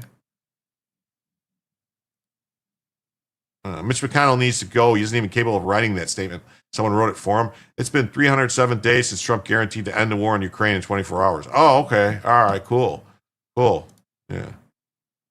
Cool. Let's see what this one is. Oh, it says liberal A liberal bakery owner in Charlotte, North Carolina. This whole crap of shit we've had for 30 years. Yep, it has. He has neurological issues. They're abusing him. Yeah, they're abusing him. Turtle, armadillo. Yeah, DC is screaming insanity that any leaders clearly is a political scam. Yeah. He shorted out again. Bless his heart. Yeah, Wrath of Khan. Zelensky is the one playing us. Yes, he is. Zelensky is playing us. Yeah. Yeah. She says, she's going to serve anybody no matter what. Unless you're an ICE agent, then you'll be refused service. Yeah. These are the liberals that are supposed to really like people. Yeah. We want to make sure that people come into our facility and they feel comfortable no matter what the situation is. Unless you're an ICE agent, then you will be refused service. So I'm Barb, owner of Little Barb's Bakery. Definitely considering shutting down. It's always going to be for the safety of the staff. So making sure that they feel comfortable to be in this facility. And if they don't, that's my main. Yeah. Oh. So unless you're an ICE agent, that will refuse service. I'll just say videos like this are what began to red pill me on illegal immigration. Liberals pretend to be kind, generous, and welcoming to everyone. Then you realize the entire thing is fake, and they're actually incredibly hateful to those they disagree with. Charlotte's Web brought to light the scope and depth of illegal immigration in and around Queen City. Governor Stein ignores all this, instead going after DHS personnel who uncovered this madness. More work to do in Charlotte. Yeah. Has anyone else had this little issue with Barb's Bakery? Overpriced garbage and a delusional owner, if you think about ordering.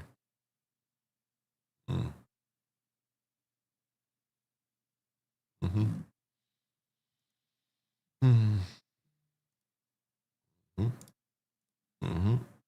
White House to unveil healthcare framework to lower costs. Ugh.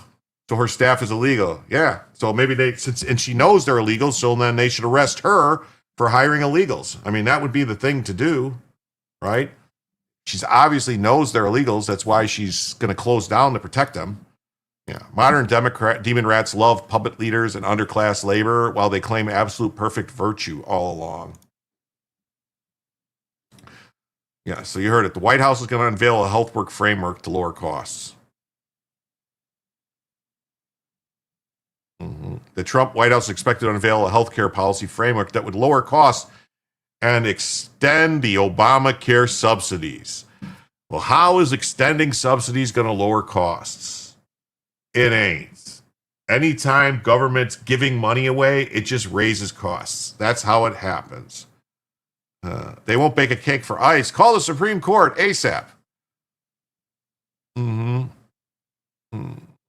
MS Now and Politico reported that the healthcare policy framework would include a 2-year extension of the expiring healthcare premium tax credits or enhanced Obamacare subsidies, which would otherwise expire at the end of the year. Healthcare is a nonsense term. Yeah, this is not healthcare. This is health insurance. A White House declined to confirm the details. Who the fuck wrote this? A White House declined? They went up to the fucking White House, the building, and they asked, hey, White House, are you going to comment? And the building didn't say anything. It declined to confirm. The building, not even the White House, just a White House. So just a fucking house that's painted white down the street from them. They walked up to it and they asked it a question. And it didn't answer. Yes. It's welfare. It is. Until President Trump makes an announcement himself, any reporting about the administration's healthcare position is mere speculation. And white who? Yeah, AP quality, yeah. This is Breitbart. The plan would lower limits of income eligibility for credits and set minimum premium payments. The proposed eligibility cap would set the subsidies to 700% of the federal poverty line. 700% of the federal poverty line. You heard that right, folks. 700%. 700%.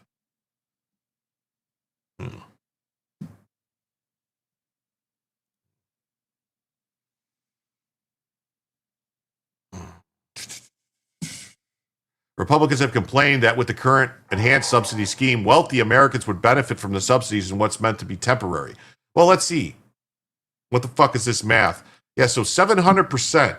So if poverty is, say, $20,000, so 700% would be 7 times that. So 7 times 2 is 14. So that would be 140. What is the poverty line? Isn't it like 20K? So that's like 98K a year. If you make under 98K a year, you're going to get these subsidies. Oh, I got it. It's a White House, maybe. Cry havoc and release the hounds of war. Democrats broke health care, but we need to fix it. Politics be damned. Was he actually going to say something? The real reason you're stiff after sitting. You can live a very long time. I think that we have a great health care plan come together. I think that it's going to get Republican and Democrat support. And I think the president, look, right now, the American people get crap health care and they pay way too much for it. You have people who are paying thousands of dollars a month in premiums for a family of 4, a family of 5, and the access to health care is really low. This system is broken. The Democrats broke it, but who cares? We're going to work together if they're willing to fix it. And the interesting thing, Matt, is, people say, and this is one of the things I love about the president, people come to the president and say, no, don't talk about health care. That's a graveyard for Republicans. Republicans always lose on health care. And the president's like, I don't care about the politics of it. This system is screwed up for the American people. We need to fix it. So let's go and do it. Politics be damned. I love that. That's leadership, and that's exactly what we should want coming from the White House. Yeah, wow. Halal House. The White House plan would urge Congress to fund cost-sharing reduction plans, which Republicans pushed for in the big, beautiful bill, but were nixed after Senate Democrats objected to its inclusion, believing it violated rules on budgetary. I'm hungry. I'm a sign up for SNAP. Does Uber Eats accept SNAP? Believe it or not, in some states, there's a whole bunch of fast food places that take EBT. Like McDonald's. I've seen signs that say EBT accepted here at McDonald's. In some states, it's just you're reimbursed for health insurance when you file taxes. It's obvious grift if you're young, healthy, with no kids. Mm-hmm. The CBO found that these healthcare reforms would have lowered premiums by 12% and reduced costs by decreasing the need for Obamacare EPTCs, which would have lowered costs by $30 billion. The Trump proposal would also have part of their tax credit go straight to Americans via tax advantage savings account instead of going to health insurance companies to lower Americans' premium indirectly. The president probably would like to go bigger than the Hill has appetite for, so we'll have to see how that works out. So this is Trump going to try and give money directly to people instead of insurance.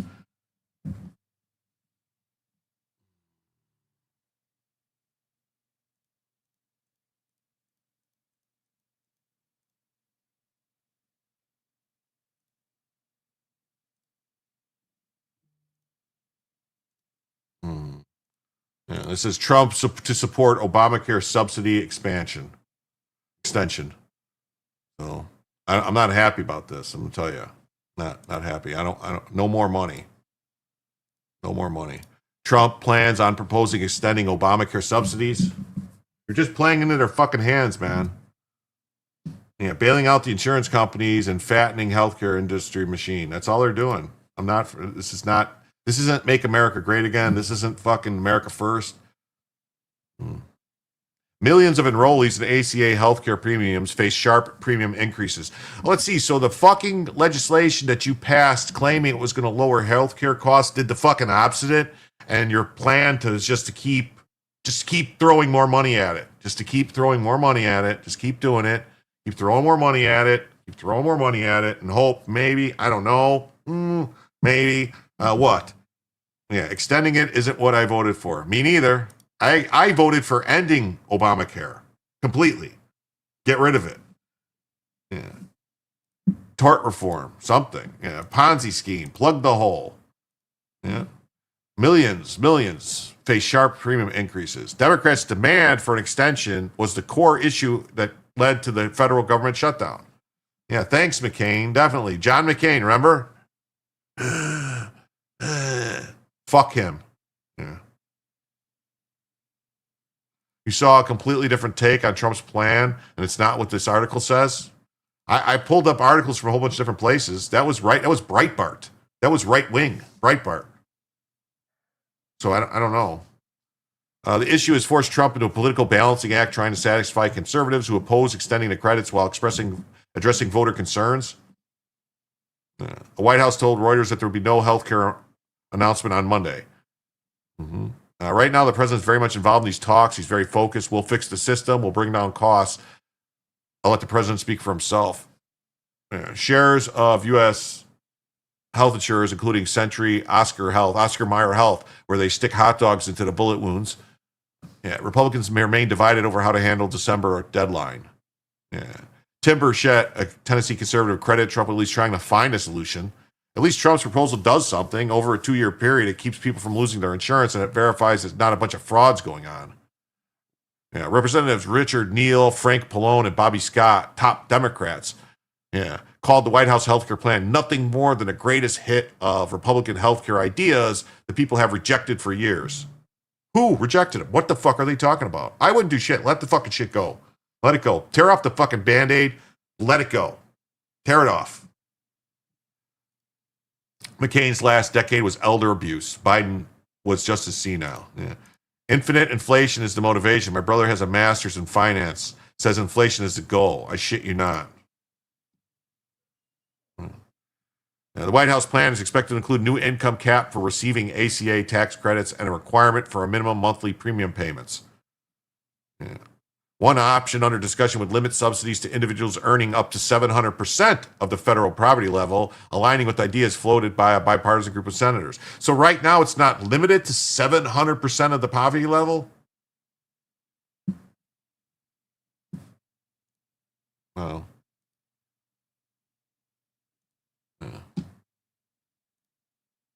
This is from Stat 10. Trump weighs plan to extend ACA subsidies for 2 years.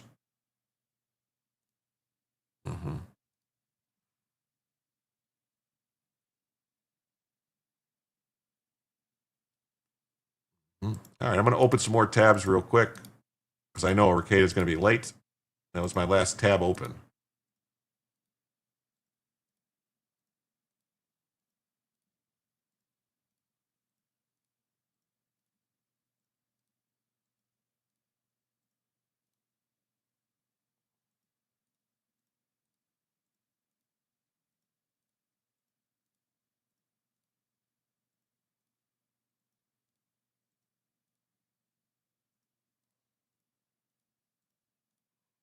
Okay, smoking. Hey, good looking, what you got cooking? Bella.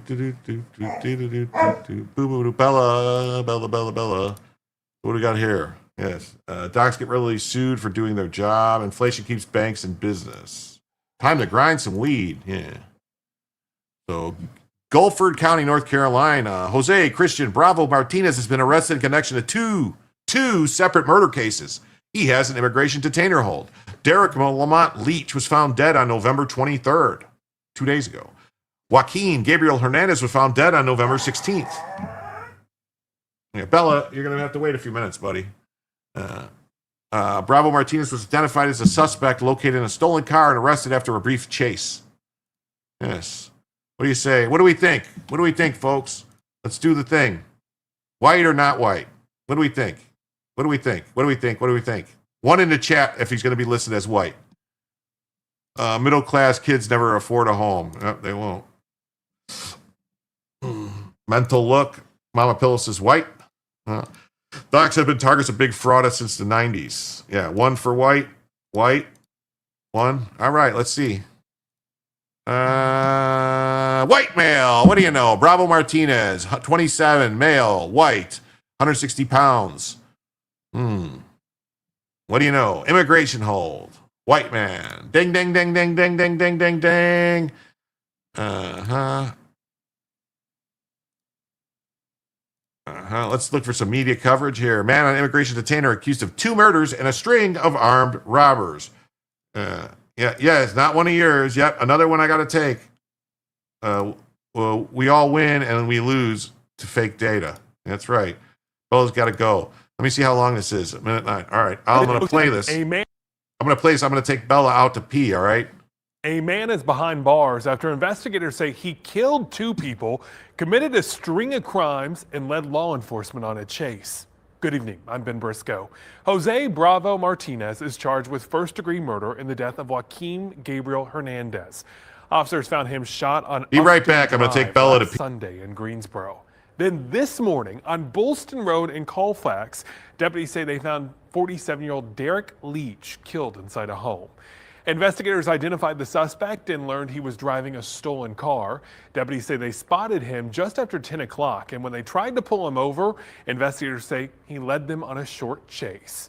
Now, police say Bravos Martinez is also accused of robbing a woman at gunpoint and stealing her 2004 Toyota, that same car he was driving during the chase. And it doesn't end there. A warrant for his arrest says he also robbed 4 people of their cell phones. Bravo Martinez faces multiple charges tonight, including 2 counts of first-degree murder, 2 counts of robbery with a deadly weapon, possession of a stolen vehicle, then another list of misdemeanors on top of that.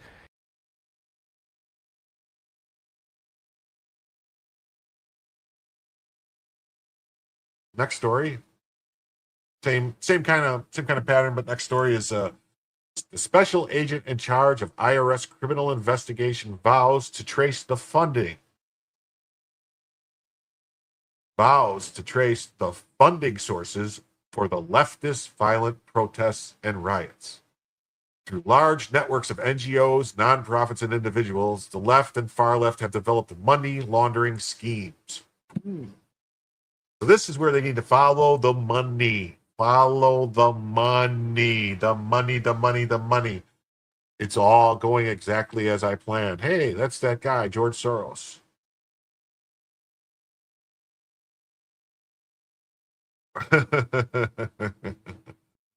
Oh, you're going to bed, Pat? Okay.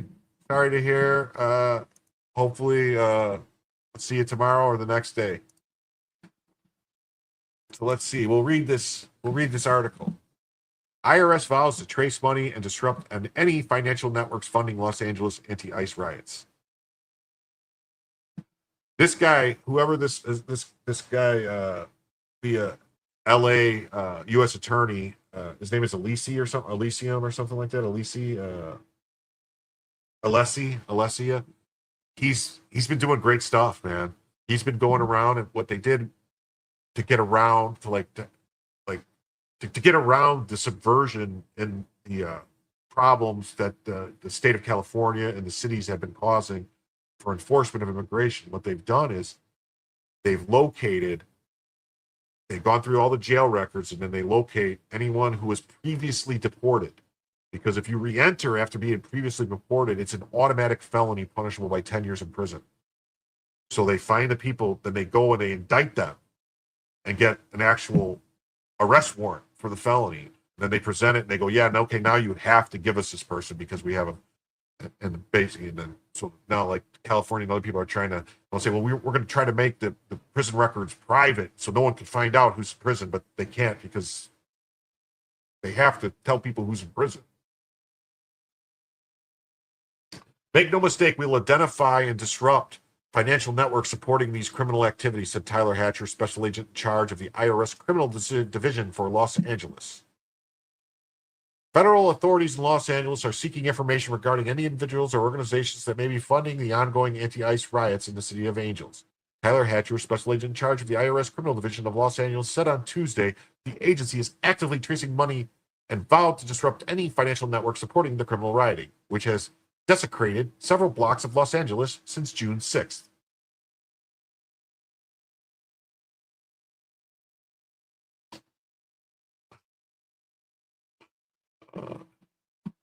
Is it really Trump going after political opponents by just enforcing the law?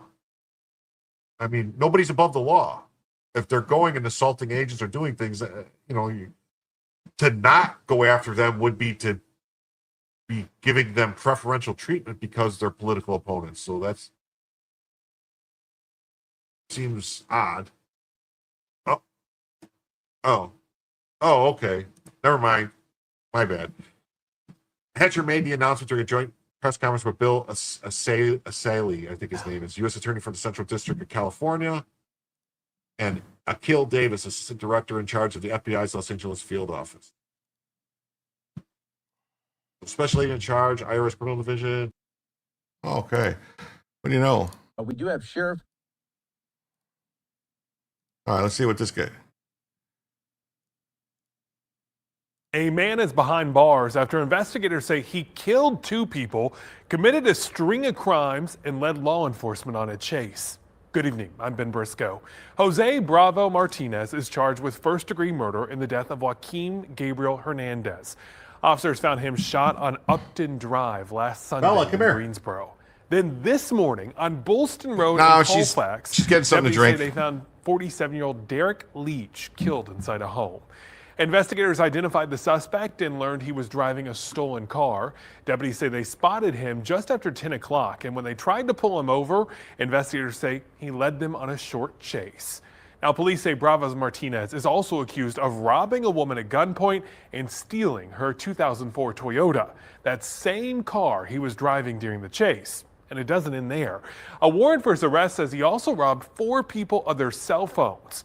Bravo Martinez faces multiple charges tonight, including 2 counts of first-degree murder, 2 counts of robbery with a deadly weapon, possession of a stolen vehicle, then another list of misdemeanors on top of that.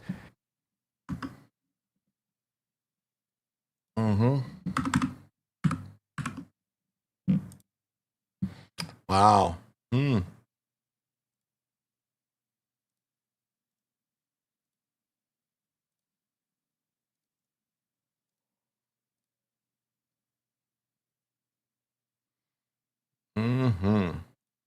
That's crazy. We got this. Look at this. Falcon Trucking School, which specializes in helping foreigners get their CDLs. Get your CDL in weeks or faster. I need to sue somebody and pledge about 15%. That would work. Professional chase leader. Yeah. Future doctor or scientist. You had me at murder. Yeah. Bella, come here. I'm still waiting for Ricada to get going. I don't know what he's doing over there.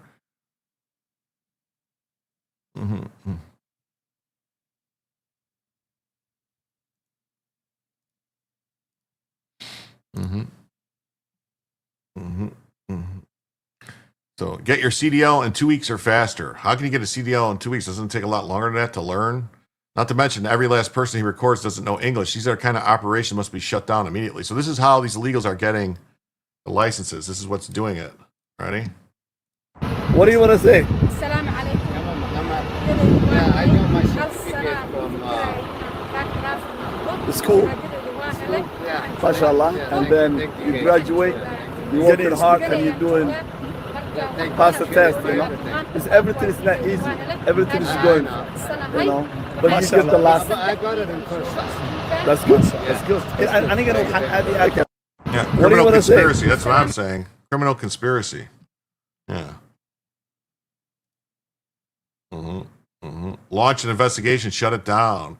Omar Fatah's buddy illegally crossed the border in 2025 and received a CDL from Rocky Mountain Training a year later. Oh, what do you know? Deport them all. This guy illegally crossed the southern border in 2023 and only a year later received a CDL.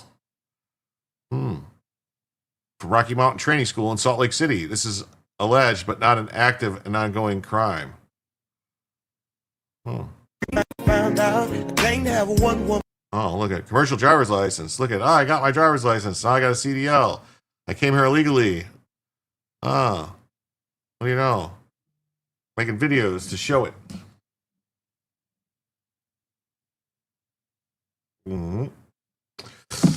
Wow.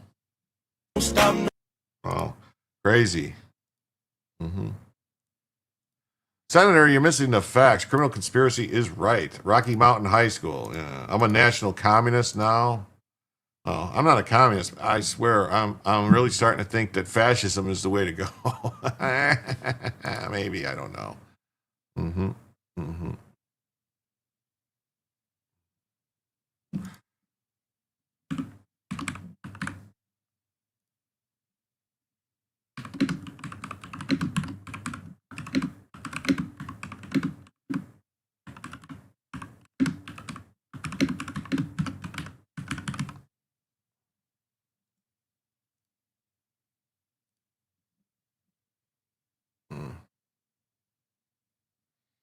Mm-hmm. This 17-year-old used his vehicle to violently attack ICE and Border Patrol agents. There's a time limit of events. On November 21st, Border Patrol agents in Yamhill County, Oregon, were being followed for several miles by a blue Chevy Tahoe. A second vehicle, an F-150, showed up on the scene and colluded with the Chevy Tahoe to barricade the agents, preventing their movement and obstructing them. Border Patrol called for urgent assistance from ICE officers. When ICE officers arrived, the F-150 fled the area. U.S. Border Patrol and ICE approached the Tahoe, ordered the occupants out, and arrested the driver, and identified Isaias Eduardo Sotos Elias, a 20-year-old U.S. citizen, for impeding law enforcement officers. Shortly after, another team located the F-150 and arrested the driver, 17-year-old citizen, for impeding law enforcement. Both individuals were transported to the ERO Portland office for further investigation and federal prosecution for impeding federal law enforcement officers. Yeah, horrific. ICE detained and abducted a minor high school student. Yeah, no. Bots needed, yes. If they're trucking, they're always moving. It's hard to catch, maybe. Horseshoe theory, man. Communist, fascist, socialist, all the same thing. Well, they think it is. I don't. Mm-hmm. Mm-hmm.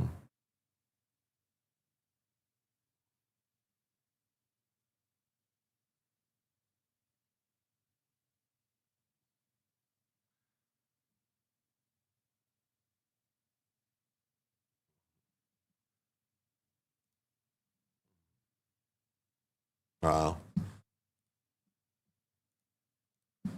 Operation Charlotte's Web is far from over. This operation has already resulted in the arrest of hundreds of illegal aliens. DHS law enforcement will go anywhere to arrest and deport the worst of the worst. It's Charlotte's Web. What a fantastic success. You mentioned 300 plus apprehensions. Well, I've got some good news tonight. We're up close to 400 apprehensions there with Charlotte's Web. So that operation continues. It's going to continue. There's a lot of bad people and bad things in Charlotte. We knew that going into the operation, Jason, but we didn't know the depth and scope of just how pervasive that problem was. Well, those first 5 days we found out, and we're doing a lot of good work, taking hundreds of criminals off the streets and making Charlotte and surrounding areas a safer place. It's Charlotte's Web. What a fantastic. Mm-hmm. I'm very frustrated by what has transpired over the last week during Operation Charlotte's Web, and it's not for the reason that you think. After hearing from business leaders, farmers, politicians, and everyone in between about their concerns of how this operation was handled, I feel that good folks genuinely lack understanding of the size and scope of the illegal immigration became under the Biden administration. And how it impacts safety of our communities and opportunities of future generations and American citizens today. At a minimum, 14 million illegal aliens entered during Biden's presidency. 14 million at a minimum. At a minimum.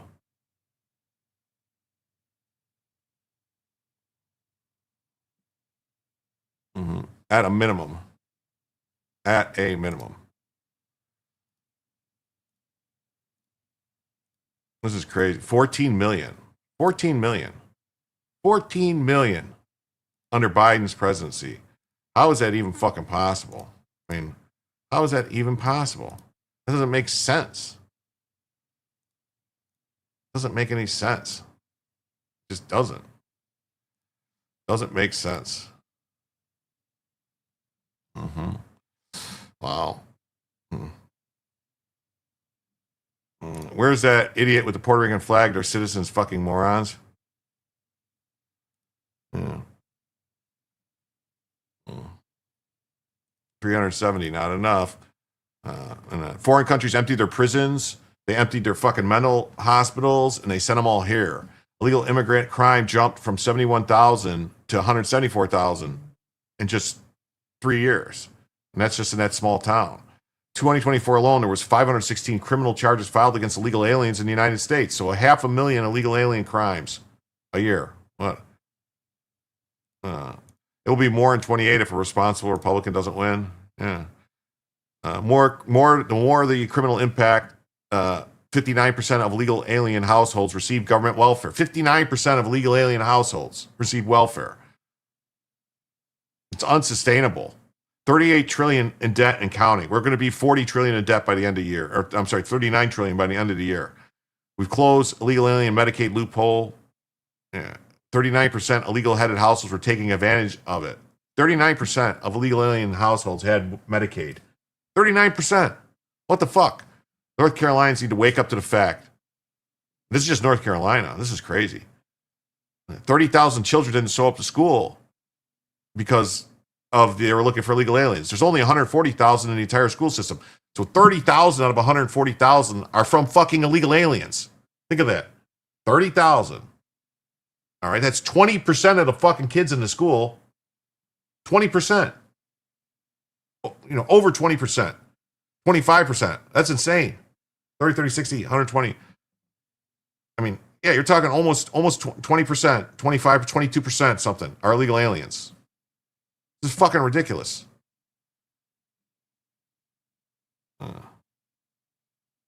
Wow. If you're in the middle class, you don't need to tell you that everything is too expensive. It's hard to make ends meet. Costs have risen over 4 years. 4 million homes short in this country. Wow. That carries a lifetime of consequence. Can't tell me that being 4 million homes short, let at least 14 million enter the country, are not connected. Yeah. I mean, that's it. That's why we're housing shortage, because there's too many fucking illegals. They got to go. I mean, enter the reaction of Charlotte Webb, the chairman of the Democrat Party, equated ICE to the KKK. Yeah. They're just going to attack him for upholding the law and apprehending only 370 illegal aliens. That's it. 370. Is that what you're talking about? The 370? They apprehended only 370 illegal aliens. Wow. So they're completely forgetting, ignoring what they've been discussed, that there's, they see elites prioritizing the 307 aliens over 750,000 American citizens are simply trying to make it in life and struggling to do so. Well, we're a compassionate nation, but we can't keep fucking getting taken advantage of like this.